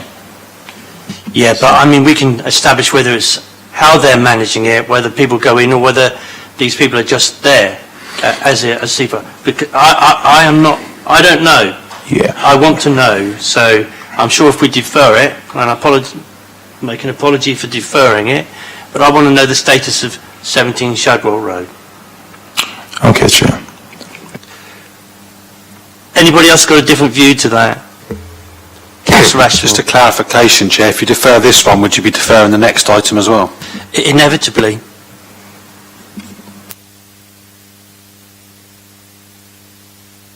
Is everybody okay with that? I'll second the proposal, Chair. Thank you. I'm sorry, sir, I have to come back next time. We need to establish what number 17 is. Okay, so members... Sorry, Chair, there's no HMO license for that property, just if that would help. Yeah, I understand that, but if we didn't know it was an HMO, it wouldn't have a license, would it? So we need to find out, is he? And we don't have anything on our records, enforcement in terms of investigation for that. Yeah, but I'm sure you can talk to Clarion and they can come back and tell us is people going in and out and being supported, and then we'll actually know. Okay, Chair, thank you. Councillor Atkins. I would suggest that we kind of want to know the number of occupants. Are they, is there a management individual on site, or is it just, does it operate essentially like an HMO, or does it operate in a quite different way or not? Okay then. So Kieran, clearly hand in gloves, we'll do the same with the next one because we're concerned about whether or not we might create 3 HMOs in a row, which would make us look ridiculous as a planning committee, having had a bit of information this morning. It'll probably turn out all right in the end. So can we defer the next one as well? I'm going to be a stickler and say that we will now go to a vote, if that's what you're proposing. Yes, indeed. On deferring this one, I think it is then appropriate to run through the application so it's entered, is opened and put before the committee, and then I'm sure very quickly the matter of whether or not we're creating 3 HMOs in a row would arise, but each is to be taken on its own merits. Indeed, yeah. Okay.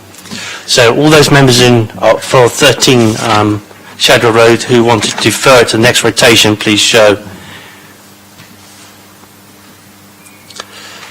That is unanimous. So we'll move on to number 15 then.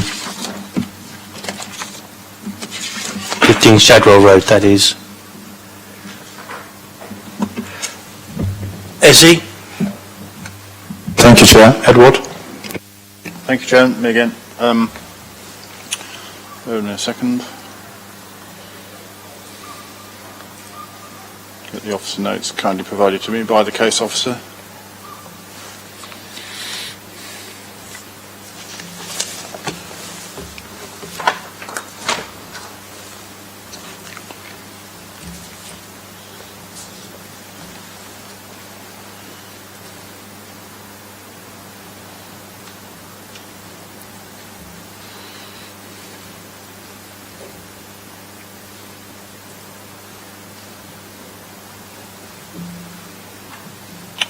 Okay, so this application is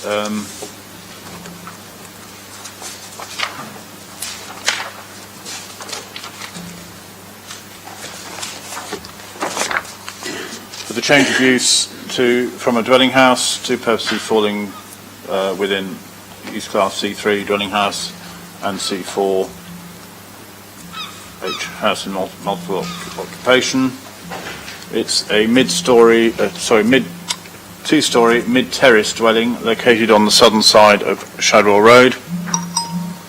The dwelling is set back from the highway with a shallow walled forecourt and to the rear of the dwelling is an enclosed garden backing onto the properties facing Oriel Road, as shown on the slide in front of you. That's the front of the property, and then the next slide shows the aerial photograph and site plan. Sorry, bear with me.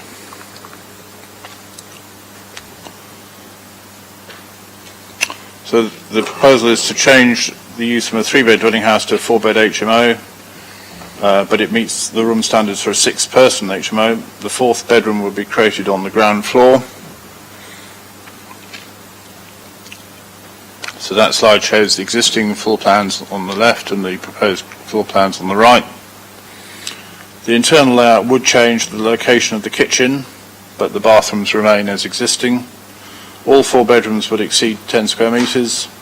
Bin storage remains at the front, cycle storage to be provided to the rear for 4 cycles and secured by condition. Results in a half a car parking space shortfall, but that is not considered to be a reason for refusal. The yellow triangle,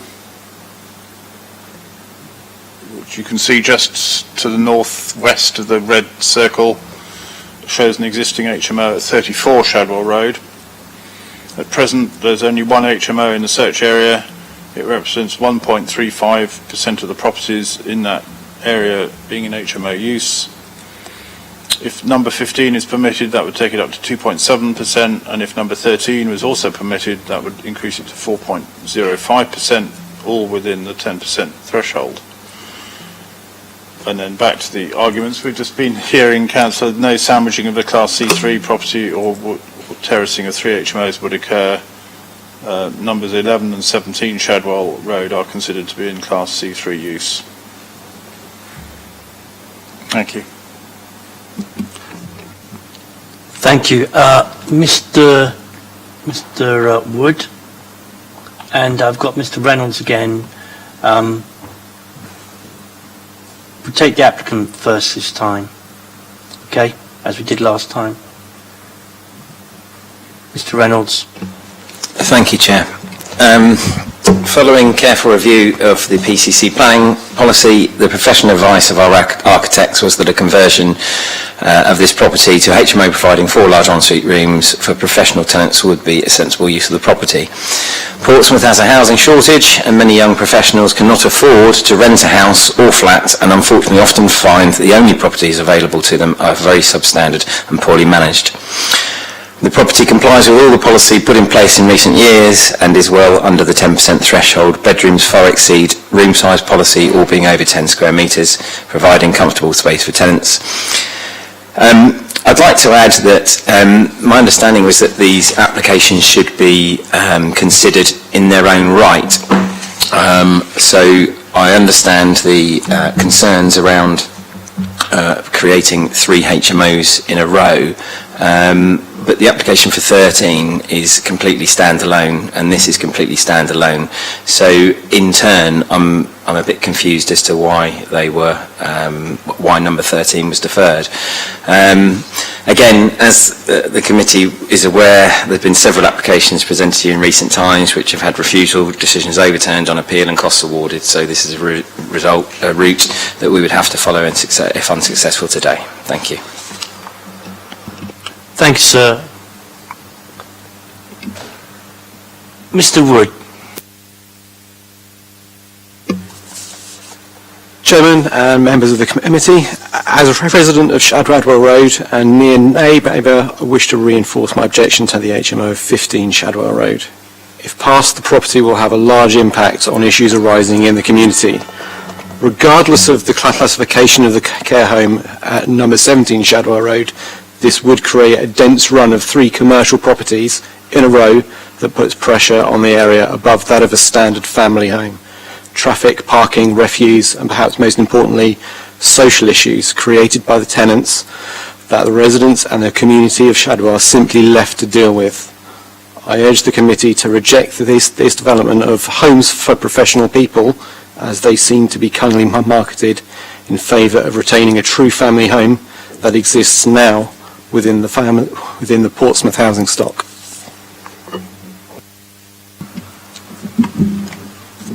Okay.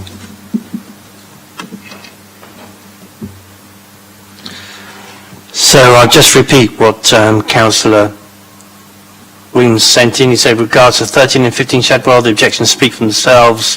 Yes, the threshold of 10% within a 50-metre radius has not been breached. However, the fact that both properties are in such close proximity to one another should exemplify the lack of oversight given to the conditional approval of these applications. Shadwell is not a large road in terms of width. Any conversion of the properties will have a negative effect on all who live close by, not to mention the fact after the works are complete, the strain of parking provision will be exacerbated, noise pollution will increase and residents will suffer. I hope this gives a clear picture of my objections to these applications. Any members got any questions? Councillor Corkery. I know we've kind of had a discussion almost on this item, but just a quick question, just for clarification as much as anything, I guess. One of the bedrooms, bedroom 2, is smaller than would be acceptable for use as a double bedroom. If this permission were to be granted, is there anything that would stop it being used as a double bedroom? Say, for example, the other rooms were single occupancy, could this one be used in accordance with planning as a double, even though it's not big enough?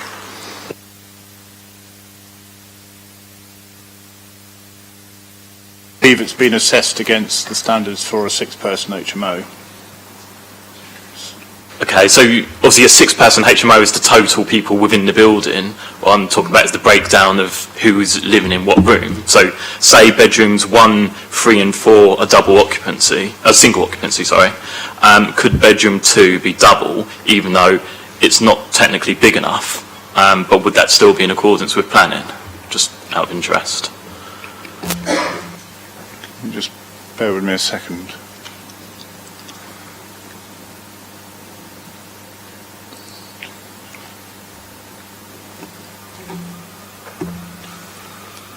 Can I just get back to you on that one?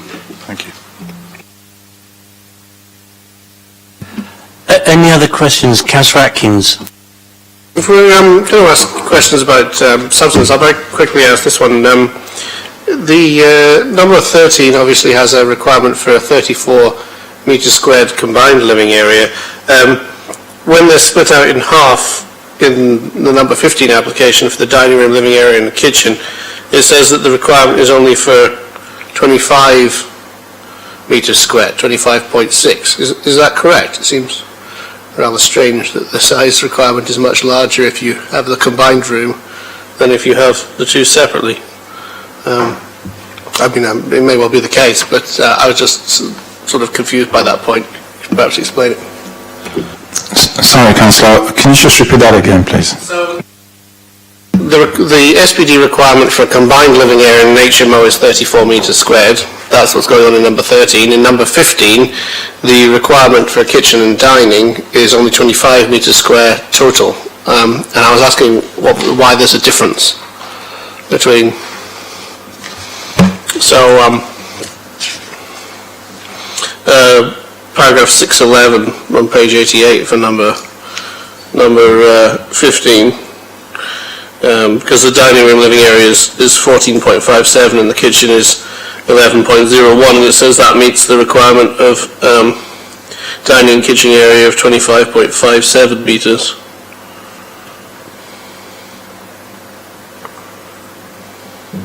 So the individual room layout requirement when they're separate rooms is smaller, it's 10 metres smaller than when it's a combined living space. Is that correct?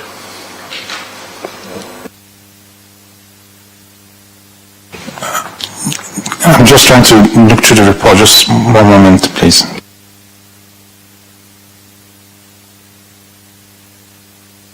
So I think what we're asking is the community space, the communal space that's being provided. We've had a lot of HMOs turned down because the communal space was not good enough, and in some cases the kitchen area was not included in that, and the inspectors turned them down because there were things jutting out and they couldn't possibly be included as as part of the communal space.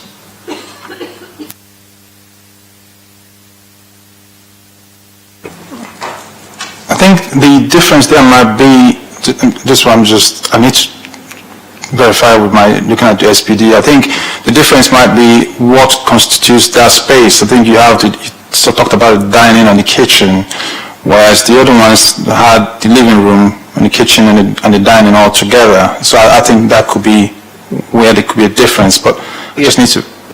That's really exactly what I was asking. It's just that it appeared that when it was a combined space, the requirement was 34 metres, whereas when it's separate ones, it's 25. And I was just surprised to see that it was different. Yes.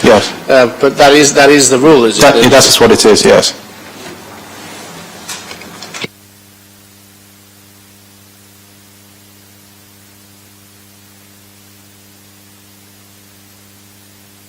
Chair, if I may go back to Councillor Corcoran's previous question, the limit is for 6 occupants. Any more than that would be in breach of planning permission. That'd become a sui generis application, wouldn't it? Yes. Can we have a look then at the kitchen area on this application? Yes, Chair, we can.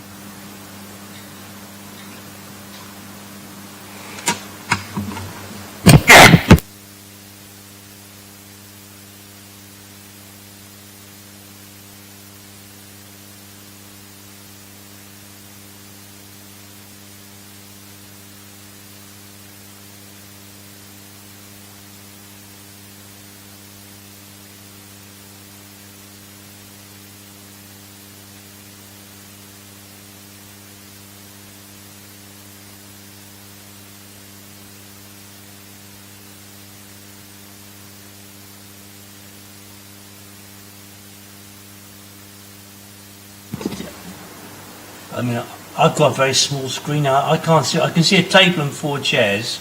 The table and 4 chairs is the dining, and then you have the... Can you put your mic on? Sorry. Sorry, Chair. The 4 tables, so 4 chairs around a round table is the dining area, and the 2 settees, I believe, is the living area, and then you have the kitchen towards the front, about midway point of the property. So they're not combined then? They're not. So how can that be considered as communal space then together?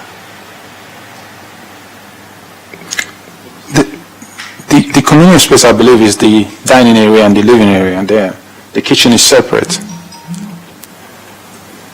The kitchen is separate and is separated from the living area by a shower unit and a WC. But the dining room and living room area are only 14.57 metres squared. And if that's communal space, that's not big enough, is it?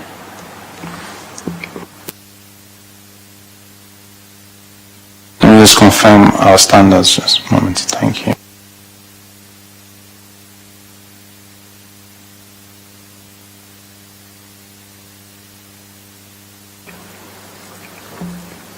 Chair, if I can just comment on that point. As said at the bottom of page 88, under paragraph 611, which sets out the floor areas, it says for an HMO accommodating between 6 to 10 people, the proposed combined floor area of the dining area and kitchen is 25.57 square metres, which exceeds the minimum requirement of 22.5 square metres. I get that, I do, and I've read it and I've seen it. But is this communal space supposed to be together or not? Or you can just add bits in all over the house?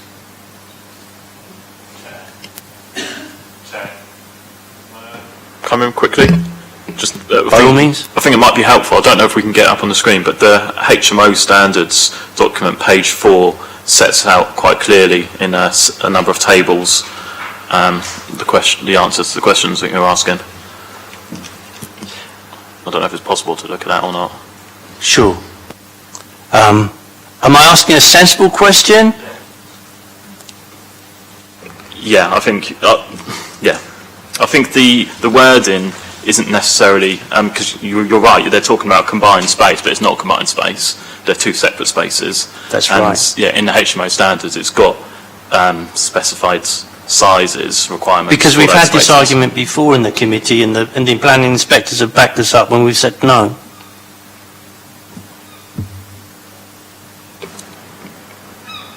Chair, do you want me to add? Yes. Yeah. Yeah. I think one other point just to highlight is the floor areas for the respective bedrooms, where inspectors have sided with us again. They have sided because the bedroom sizes have been either just meeting the minimum threshold or less. But in this instance, the bedrooms are way and above what is required, what we've stated in our standards. So the reasoning in the inspector's decisions has been always been that with people having larger bedrooms, the tendency is for them to spend more time in their bedrooms. Well, I don't know what the committee's recollections, but I'm sure we've had inspectors' decisions which tell us that you shouldn't take into account, or can't always take into account, the fact that somebody's got a bigger bedroom. But hey-ho, what do the committee think?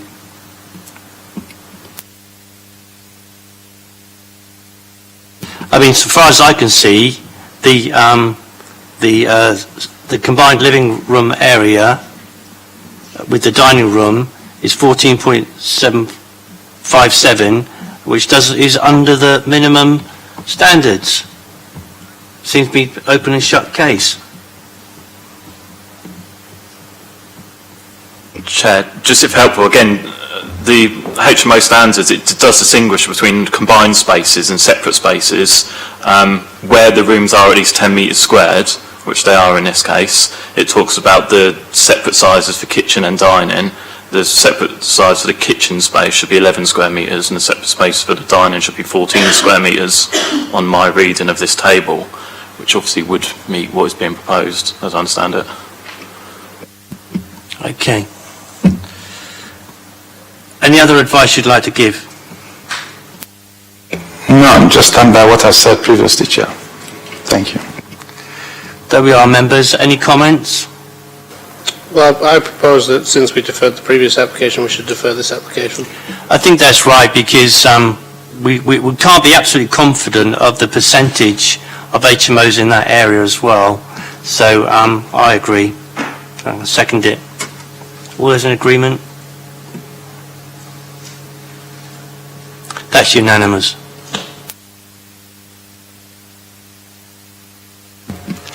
So it's deferred, Kieran, to the next available committee. Yes, you've deferred until information can be provided on the status of 17 Shadwell Road. That's correct, yeah. So move on then to 73 Oldfield Road.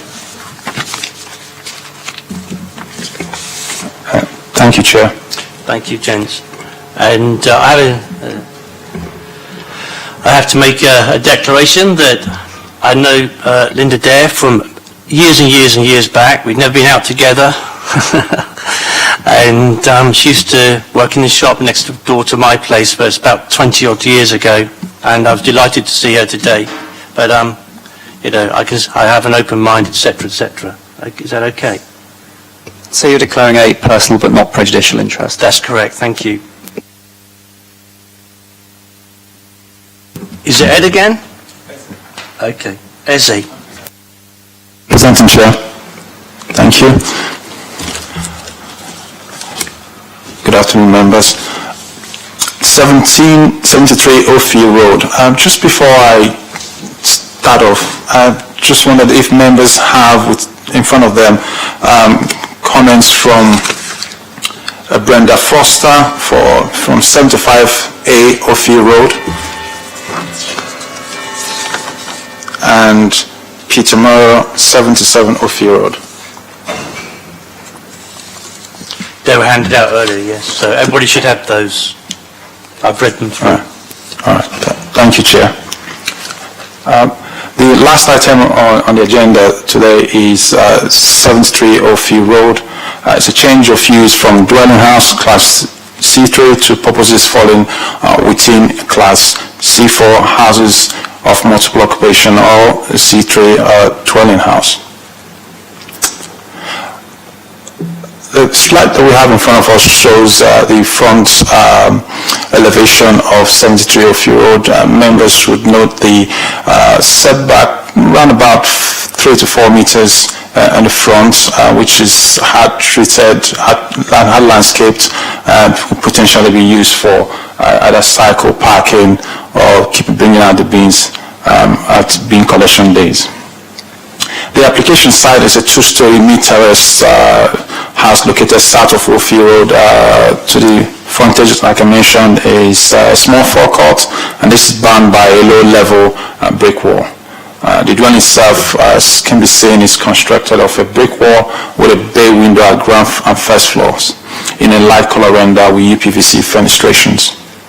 The surrounding area is characterized by residential dwellings of similar design and appearances. There are some rare decorative features along Ophir Road. However, there is a sense of uniformity on this road. The slide we have in front of us shows Ophir Road, the location plan and the area view. Next slide.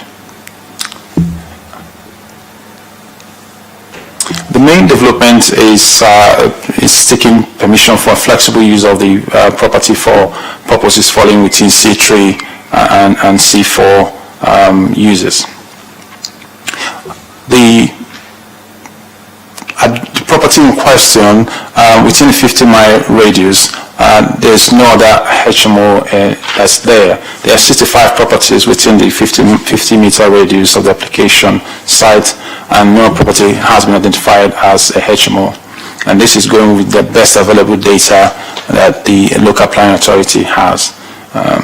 Objections have been received from number 80 and 82 as time when the report was published. We subsequently received further, which I've brought to the attention of members, which members have acknowledged having had sight of.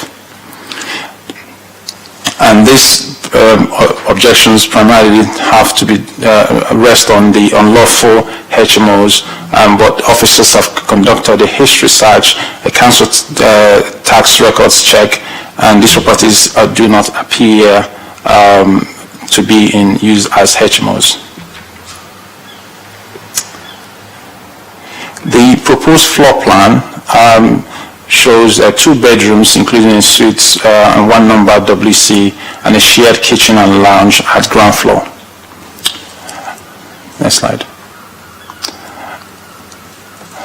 The next slide shows 2 bedrooms and suite at first floor level, and 2 number bedrooms, including suites at second floor level.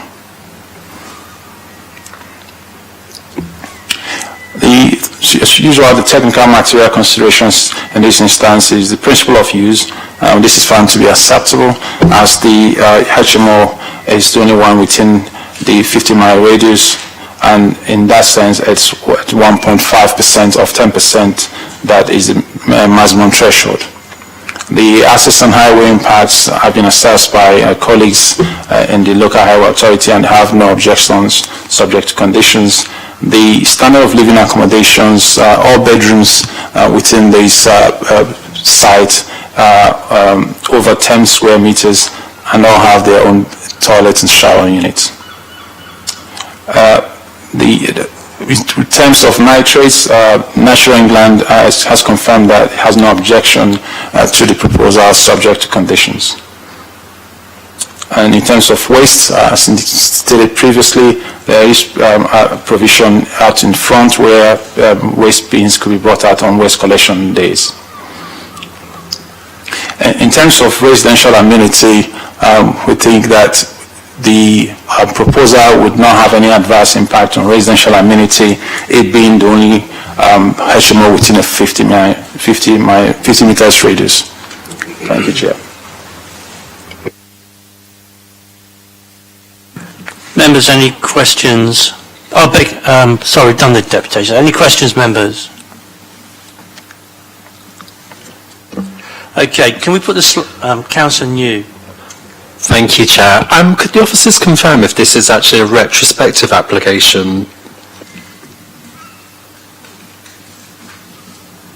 and that the actual work that's detailed in the application has actually already been carried out.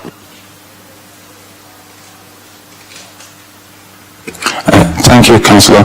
My understanding, looking at the photographs that the officer took, shows that the works were ongoing, that they had not been completed, so it's not in use. Thank you.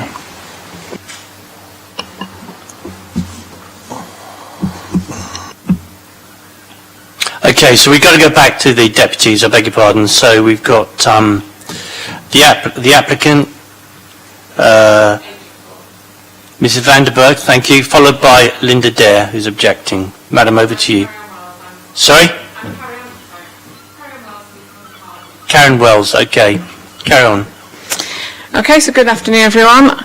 I'm the agent acting on behalf of Mr. Vanderberg, the agent who can't be here today.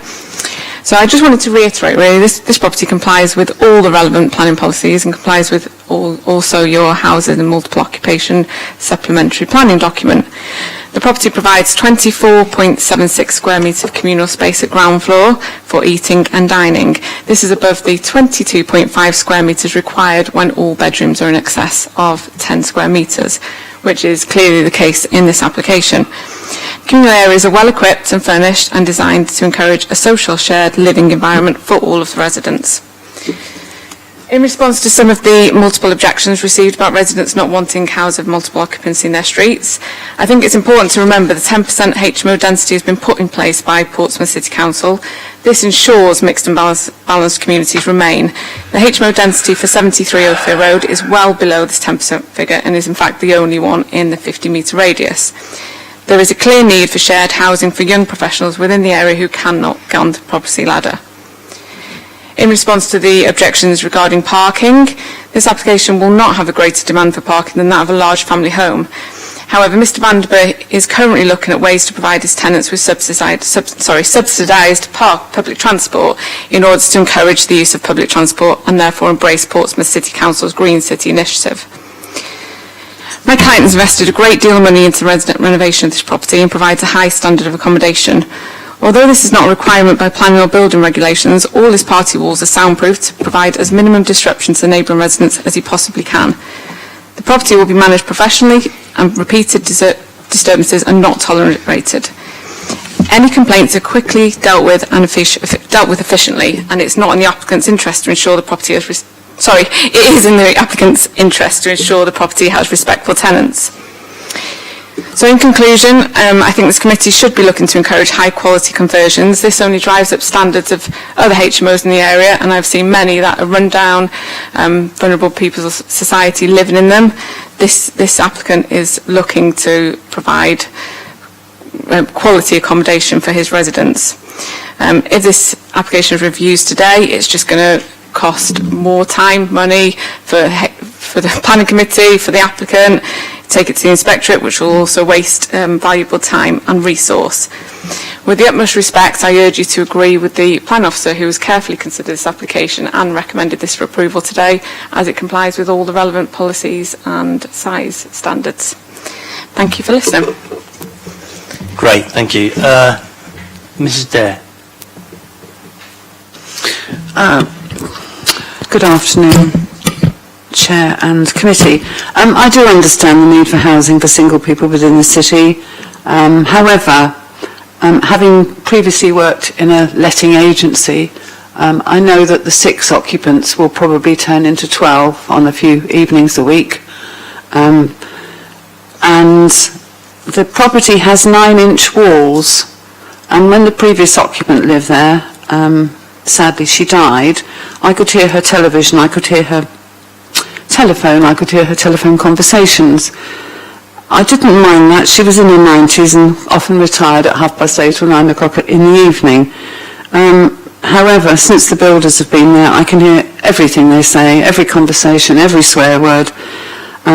Loss of privacy, there's a huge dormer at the top. Loss of light where the kitchen extension's out, now it's going to be above my garden wall. But it's not just about me, it's about other people in the road, the 50-odd people that have also objected. It's a family road, it's a nice cohesive family environment, and I don't think single people are going to want to integrate into the community and provide any assistance to our elderly residents. Parking, well, you're not considering parking. The HMOs across the road that the council seemed to deny, 1882, I've lived in the property for just on 11 years now, and number 80 is owned by a Sicilian chap and his wife, and they also own 82. They have foreign language students throughout the whole year, and on at least one occasion I've counted 19 or 20 people coming out of either 80 or 82. That causes a lot of upset in the evenings when they decide to make phone calls home to their families in their own language at 2 and 3 in the morning.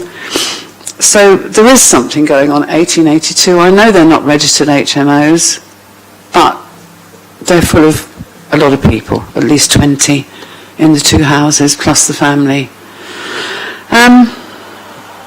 I don't really think I've got anything else to say, really. I hope that they don't cut the cherry tree down. As an avid bird watcher, there's a cherry tree in the garden, and I'm quite fond of that.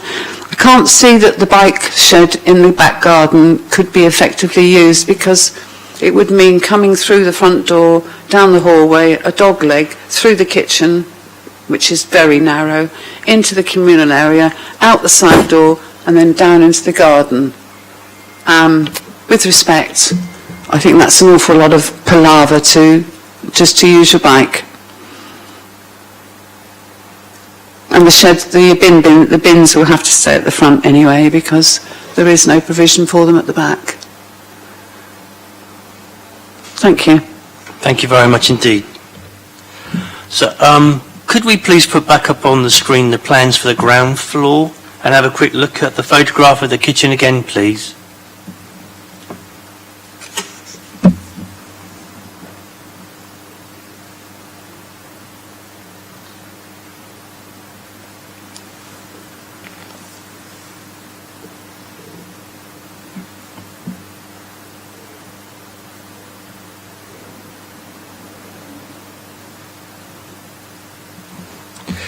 So they come out of the kitchen and go into a communal area, is that correct, dining room? That's correct, yeah. Okay.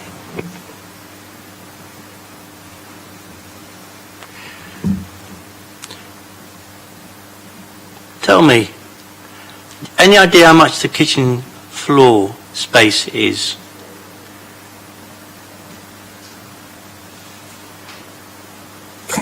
So let me just defer back to the report. Let me see if it's there. Thank you. Well, I suppose a better question is, really and truly, can the units and the cooking facilities and so on, can they really be included in the communal area? I mean, to me, a communal area is where people sit down, they relax and so on. You haven't got somebody cooking right behind you or something like that. I'm not saying it's wrong. It just seems to me that if you put the whole of the kitchen floor space in, you're kind of cheating. Not you personally, but... Thanks, yeah. I think it is what it is. It's a galley kitchen. People walk in, walk through. Some will be cooking. Most times people will cook, depending on what they're cooking, they will stand and cook. Some will just put it on and go and sit down somewhere. In planning terms, can't quibble with it. Could it be better? Yes. Is there any significant issues with what's been proposed? No, because it clearly marks out the lounge and the kitchen area.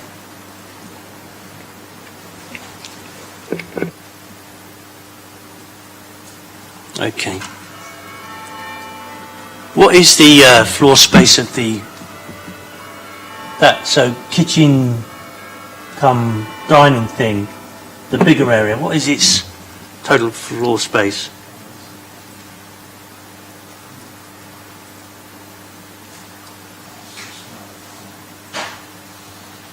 So tiny. Let me just look at the body of the report, Chair. Just one moment.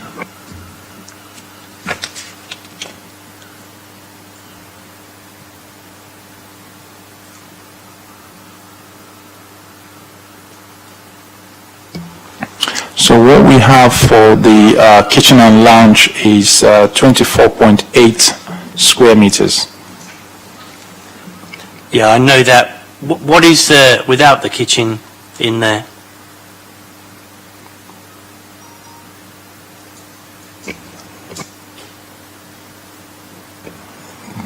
It's going to be below, what, 22.5 meters squared?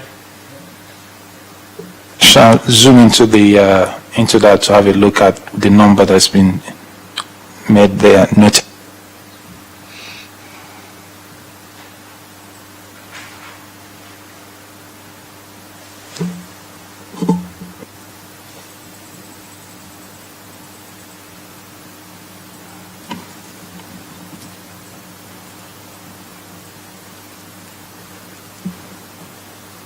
Sorry, Chair, the best I can do is a guess estimate. Is what? The best I can do is a guess. What Yes. do? Probably just under 10 square meters, I would have thought. For the kitchen? Yes, Chair. So if you remove say for argument's sake, you remove the kitchen out of this, you come down to 14.8 meters squared for the communal area. That's my guess estimate, Yeah, yes, yeah. Chair. Yeah. Should we really be including the kitchen in these communal areas? Is that correct? Is that right? I believe that's what our SPD says. Okay. Councillor Corkery, then Councillor Atkins. Thank you, Chair. Yeah, just following up on that point, I guess. Looking at the HMO standards, it talks to a need for communal areas to be laid out in a way that is safe and usable.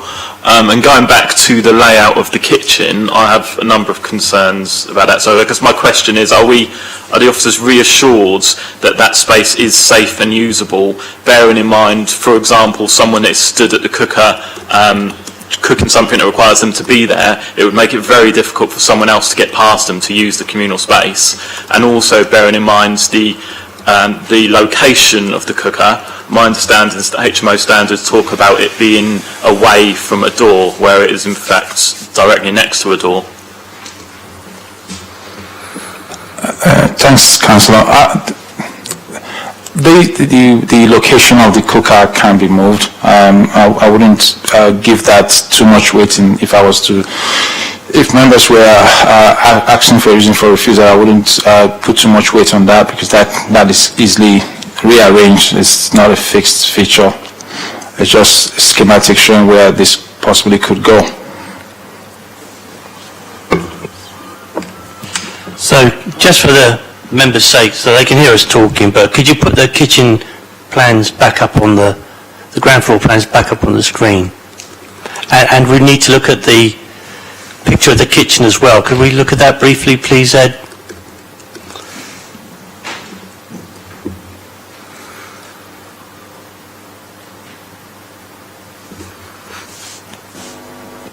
Is that not pre-conversion? Just shouldn't there be a communal space on the end of that kitchen now?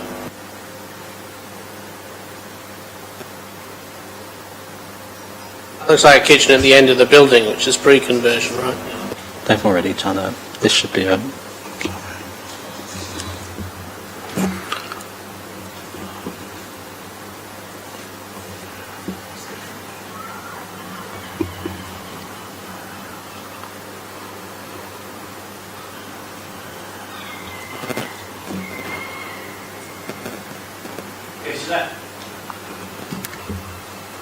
So the door at the end, the light door, that goes into the communal space? Or the other way around? No, Chair. Councillor Atwell is correct. The photographs we're looking at is the photograph of the existing. It's not of that which is being converted at the moment. Because So that's an extension that's being added to create a communal space. The extension is being added to the existing kitchen, where that's been knocked down. That's a different, went through prior approval for the rear extension. Just looking at the proposed kitchen, that's different from the photographs that we just saw now. Okay. Yeah. So we've got to walk through the kitchen area where people are cooking, maybe 6 people cooking all the time, to get to the communal space. I think we've had this argument before in this committee. Anyway, good. We'll start with Councillor Smith this time, if that's all right. Thank you, Chair. It's just a point that we're looking at different scales as well there, just to make that point. So, Okay, thank you. Councillor New. Thank you, Chair. Earlier on when I raised the question about whether this actually is a retrospective application, I believe it is. I think they've already started the development work, and so perhaps you can advise us on this, because I know that in the past, Chair, when we've both sat on committee together, we've taken a bit of a dim view where people have actually started the development without permission. I think it sets a bad precedent if that's the case. And I've just done a brief search, because I know that this issue has been raised in the community recently. There are photos dated the 19th of April showing large amounts of building materials outside the property. Something's not adding up here, but what is the legal position of people actually starting developments without the actual permission, which I believe has possibly taken place here? I mean, it just doesn't sit well with me if that is the case. Chair? I beg your pardon. Go ahead. Thank you, Chair. Thanks, Councillor. With all matters, people can commence work and submit an application or have an application depending and commence work. Which regards retrospective for us is when either the use or the scheme has been completed and they send in an application that is retrospective. They're applying after the fact they finished the work which planning permission is required, but the work can still be ongoing, which in this case that's our understanding, and we would not call it retrospective. Okay, but in the past that's not been the case. We've had applications that have come to committee that have been called in by residents, say, for example, where we've termed them as a retrospective planning application, or they've already started the development without permission, at risk, I accept, but we've given them a hard time. And I have to say the legal advisors at the time have also laid out, that we take a dim view of that in the case of that people do. And specifically for retrospective applications, and it always appeared to me, certainly over the past 10 years, that they were actually in their own category, almost to the point where at times when the council had found out that people have proceeded with developments at risk and without permission, that they had to then put in the application, otherwise they're at risk perhaps of prosecution from the enforcement team. It just seems strange to me that we are looking at an application today where it's quite clear to me that they've possibly already started, or dare I say even completed this development without permission, without actually having an application that was progressed far enough. And so therefore it seems strange to me that we're now not considering this potentially as a retrospective application. I just think the whole thing just seems very strange, and that we don't seem to have a lot of detail around this. And clearly, residents have been raising that this development has started as far back as April, which is, many months ago. And I just think, really just to labour the point, historically, and I'm talking 10 years, we've, as a committee and a council, we've taken a dim view, because it's about the precedent that it sets to people, especially given these problems, especially in the south of the city as well. Go ahead. Thanks, Chair. Thanks, Councillor. I think with all developments, there are different aspects to them. There's change of use that's before us today, and then there is the how would I put it? There's other schemes other developments that have been approved. The red dormer, which residents might have picked up, is PD, permitted development. The single-story rear extension is prior approval, and it's gone through our process. So, again, I think that with matters of this nature, it's for officers to identify what is before them for consideration. Now, what's before us for consideration is the change of use, because we know that, looking at our records, that the rear extension is prior approval and the DOMA is permitted development. Whether they submit a certificate for proposed development or existing development is really up to them to do. Maybe when they get later on, when they want to sell on or whatever. But these other ones, we will not be pushing them to incorporate it as a whole in terms that they must fall under the change of use and of these individual spaces when we know that they've already got either permitted development or prior approval in their bag for that property. So I think that is what probably is, there's a bit of confusion there. Yeah, I mean, that seems a bit of a grey area to me, because in the past, it had always been, I do accept it's about a change of use, but it is actually a development as well. So, I mean, by that what you've just advised me, Laneze, is there a further planning application coming forward then, after the change of use, which would seem to make what I have just laid out even worse? Not that I'm aware of, no. Like I said, they've already got permitted development, which properties do have, and they've put that into play, and they've got the prior approval, which they've again put in forward, which we've signed off on as officers.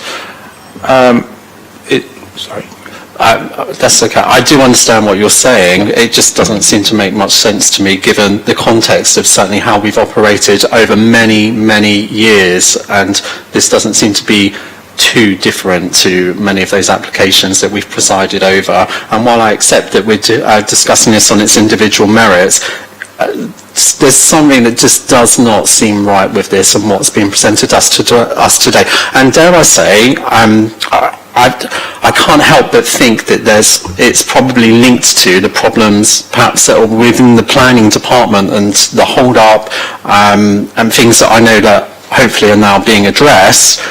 But as a committee here today, I'm hearing things that are being presented, and then I'm seeing stuff. I'm like, I've got actual photos, and I'm like, something here's not adding up. And in the past, we've always been quite good as a committee and as a council at upholding those precedents, because I think absolutely and quite rightly that we did, that as soon as we start to allow these things to just slide, it opens up the door for many other people. It's about setting that example.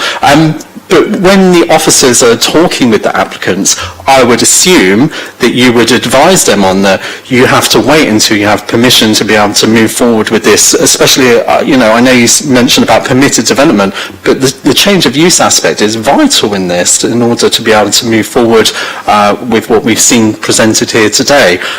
So I'm assuming that officers would have absolutely advised them on that, and could you advise what date approximately or how far into the application they would have been advised on that?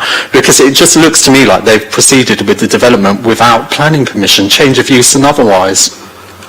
I would expect my officers, I would expect any planning officer anywhere in the country to advise, if coming to their attention, to advise an applicant or a developer commencing work that they do it at their own risk. And members in every planning committee across the country would always take a dim view when things commence before permission is granted. And that is normal. So that's a risk applicants would have to take. We can't stop them. Indeed.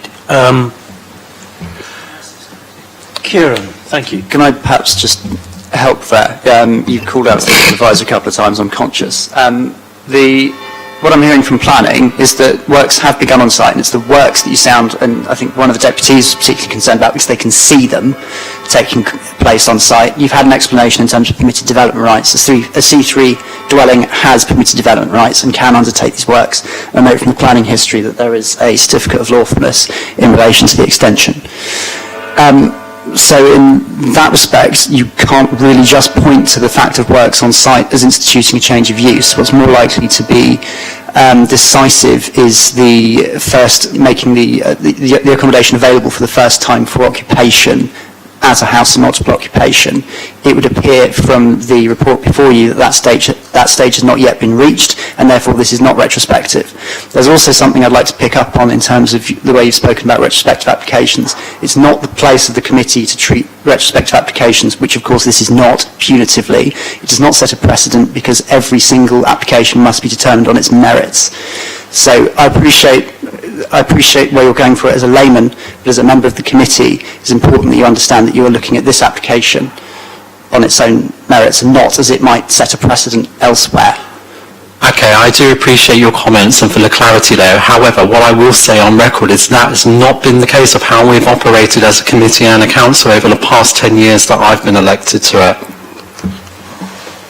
Okay, I'm sure I don't want to enter a debate with you on it at the committee because I think it's a broader sort of policy type issue potentially here. I agree. So if you would like to talk to us separately outside the committee about those matters, that's great. Unless I can assist you with any further matters to do with the application, that's all from me. Thank you.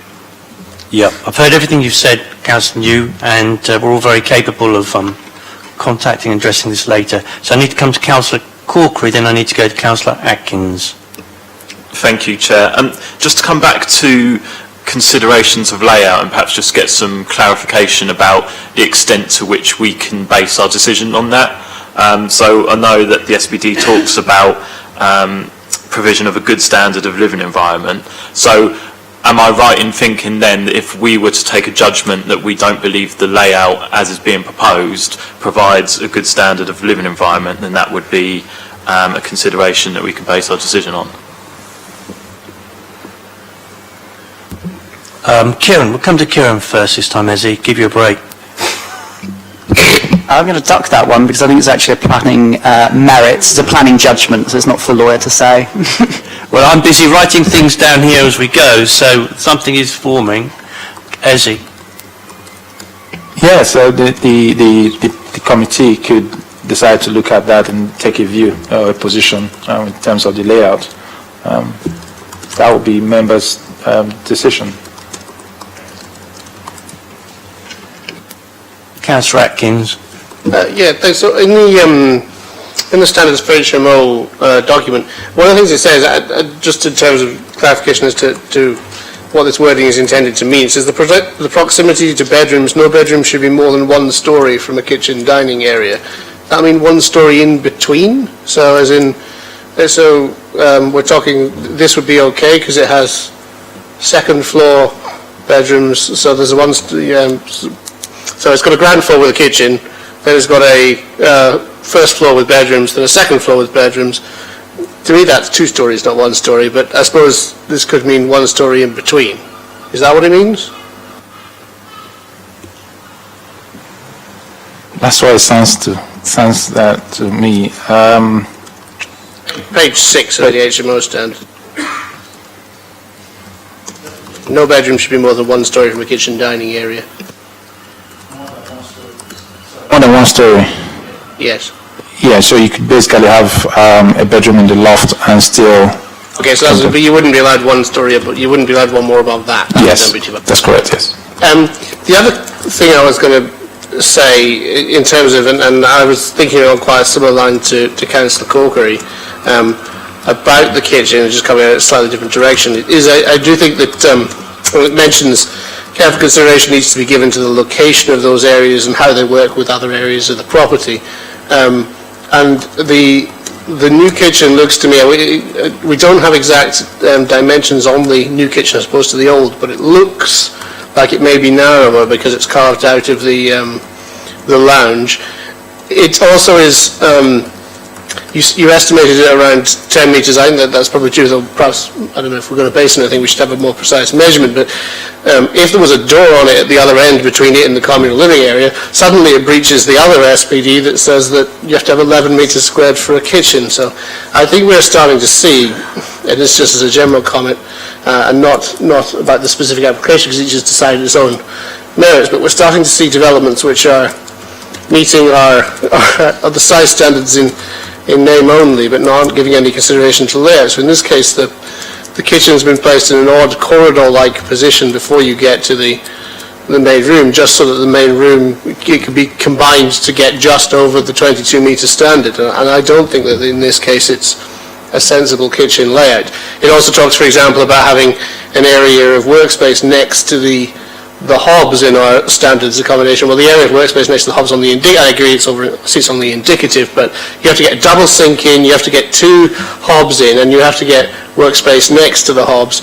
In this case, I mean, the workspace next to the hobs is about 1 hob in size. You know, it's to me, it does seem like the kitchen has been very much sandwiched in a difficult amount of space.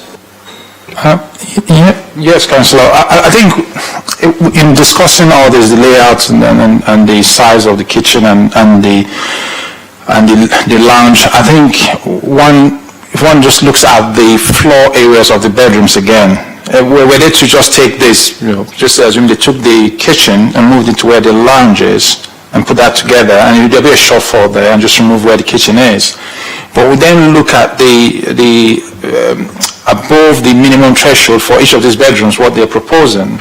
We still come back to what, again, I would have to defend the decisions this committee makes, but just my own opinion would be that an inspector will look at, say, bedroom 4 and say, well, actually, you require 7.5, but it's actually 19.6, and bedroom 3 is 7.5, it's 15.4. There's quite generous spaces there. I mean, one could say there could be a little more reconfiguration that could take place, but there is quite generous bedroom spaces there, which means that most people would simply just use the kitchen and lounge just for cooking and then go back to their rooms, because the rooms is a lot comfortable, a lot more spacious. So it's one of these that we do this balancing act and just kind of look at what leads toward. And ideally, we will want people to have bigger bedrooms, because that's where most times people will stay for longer durations. And in this case, that is what the applicant is proposing. And so I think that is what has led the case officer to lean towards a recommendation, conditional recommendation to yourselves. Well, Councillor Corkery's been writing something down, so anything else? Right. Councillor, anybody else got anything else to say? Councillor, go ahead, Councillor Corkery. I've got a comment, but are we moving to... So, yeah, we'll move to comments. I beg your pardon. If everybody's finished with the... Now, look, sorry, just in the interest of fairness, the applicant's agent has been desperate to say something, so if it helps us make to a proper decision, I would like to hear that, if that's okay. I just wanted to touch on a couple of, you said about the works. I just wanted to clarify where the works are and where we don't. That. So we're more interested in the kitchen, dine, and so on. I don't want to. I don't want to have a debate between 2 deputies, if that's all right. Thank you. With regards to the kitchen layout, then that's not set in stone. The applicant hasn't decided on. That's the housing licensing consideration. He might decide to put the kitchen along the whole back wall. It's, that's just there purely for indicative purposes for the plans. He's obviously going to work with housing licensing to provide the best kitchen layout for the applicants. The kitchen layout isn't purely a planning consideration, so I just wanted to clarify that's not set in stone at all. He's more than happy to change that. We have to go on, sorry. Okay. So, comment then, Councillor Corkery. Thank you, Chair. Following up the discussion that we've had about layout, and again referring to where the SPT talks about provision of a good standard of living environment, I think there's at least 3 ways in which that's not the case with this application, and I should run through those quickly. The first one, which actually hasn't been discussed yet, but is about bedroom 6's location in relation to the kitchen. So in this instance, we've got a bedroom... Could you put that up on the screen then, please? So as proposed, we've got a bedroom with a new wall, which it's unclear how well insulated that will be, but possibly not very well insulated at all. Directly the other side of that wall from the bedroom is the cooking and the sink space. Now I've actually lived in a HMO with a very similar setup, and that was my bedroom. And let me tell you, every time that someone went to make something to eat or do the washing up, it woke me up if it's in the middle of the night. It may well be shift workers or people kind of up out in strange hours. So I think that is quite a key way in which this property, especially for that person living in bedroom 6, would not provide a good standard of living for that tenant. Secondly, I think the setup of the galley kitchen, and now again we have to take the plans, I think, as they're presented to us, and work on the assumption that that is going to be the setup of how the building is put together. The galley kitchen setup means that when someone is using that space, the kitchen lounge area is not accessible to the other tenants unless they ask them to move out of the way. And actually, that kitchen space with how many people, at least six people living there, is going to be in use quite a lot. So that is quite a big kind of infringement on the ability of the other tenants in order to access that communal space. And just lastly, again on the kitchen, the location of the cooking appliances as is being proposed in the plans that have been put to us directly next to that door just doesn't seem to me sensible or in accordance with a good standard of a living environment, which I think is what we need to be working towards. So we've got the bones of a... Oh, beg your pardon, Councillor News, sorry. Okay, so we've got the bones of a refusal here, I think, or at least reasons for refusal, that the layout of the ground floor with persons walking through the narrow galley area obstructing people who want to go to the communal area is inappropriate for the intended occupiers, and the location of bedroom 6 right next door to the kitchen does not is inappropriate and does not give to a good standard of living for the intended occupiers. And there were quite a lot of other comments made as well, Kieran. I think the layout of the ground floor is very concerning to the committee. Anybody else? So that's a reason for refusal, which I'm proposing. Anybody want to add to that or add reasons or any more reasons into it? I think I've captured what you said, Councillor Corkery, in the best way that I can, but have to be tidied up by officers if that's what the committee would like to do. Councillor New, are you seconding it? Okay. Are there any other comments or anybody want to move the officer's recommendation? Before we go to a vote on, assuming that's the only motion that comes forward, could we take 5 minutes to adjourn? Indeed. Thank you all very much indeed for that. Chair, sorry, can I make just a... Yeah, go on. Really, more than one deputy has come to committee today and basically told us it doesn't matter if we go against the decision in our papers, that they're going to go to appeal and there'll be costs incurred. What I'd say to people is that we judge each application on its own merits. It's sort of injudicious really to come and tell us that if you refuse the application, we're just going to go to appeal anyway. So just a note to deputies really.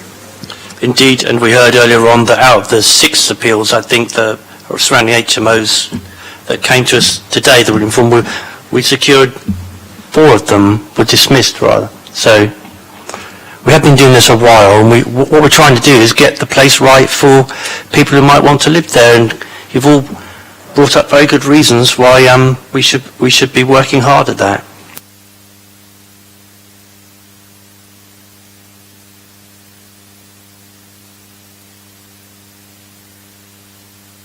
So the officers are going to get their heads together and come up with a form of words that's acceptable to the, in planning speak, in other words.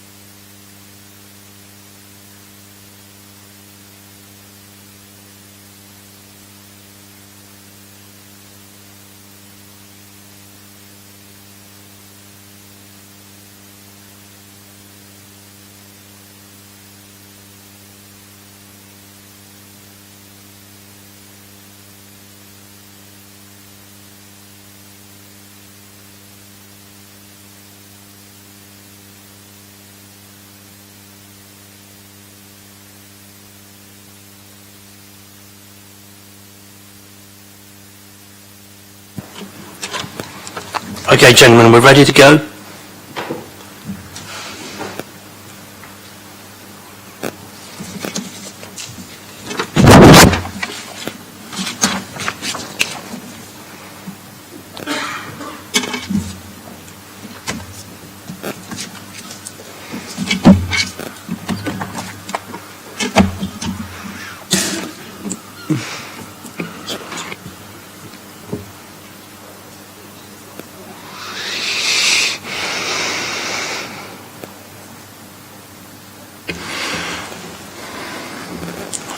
Thanks, Chair.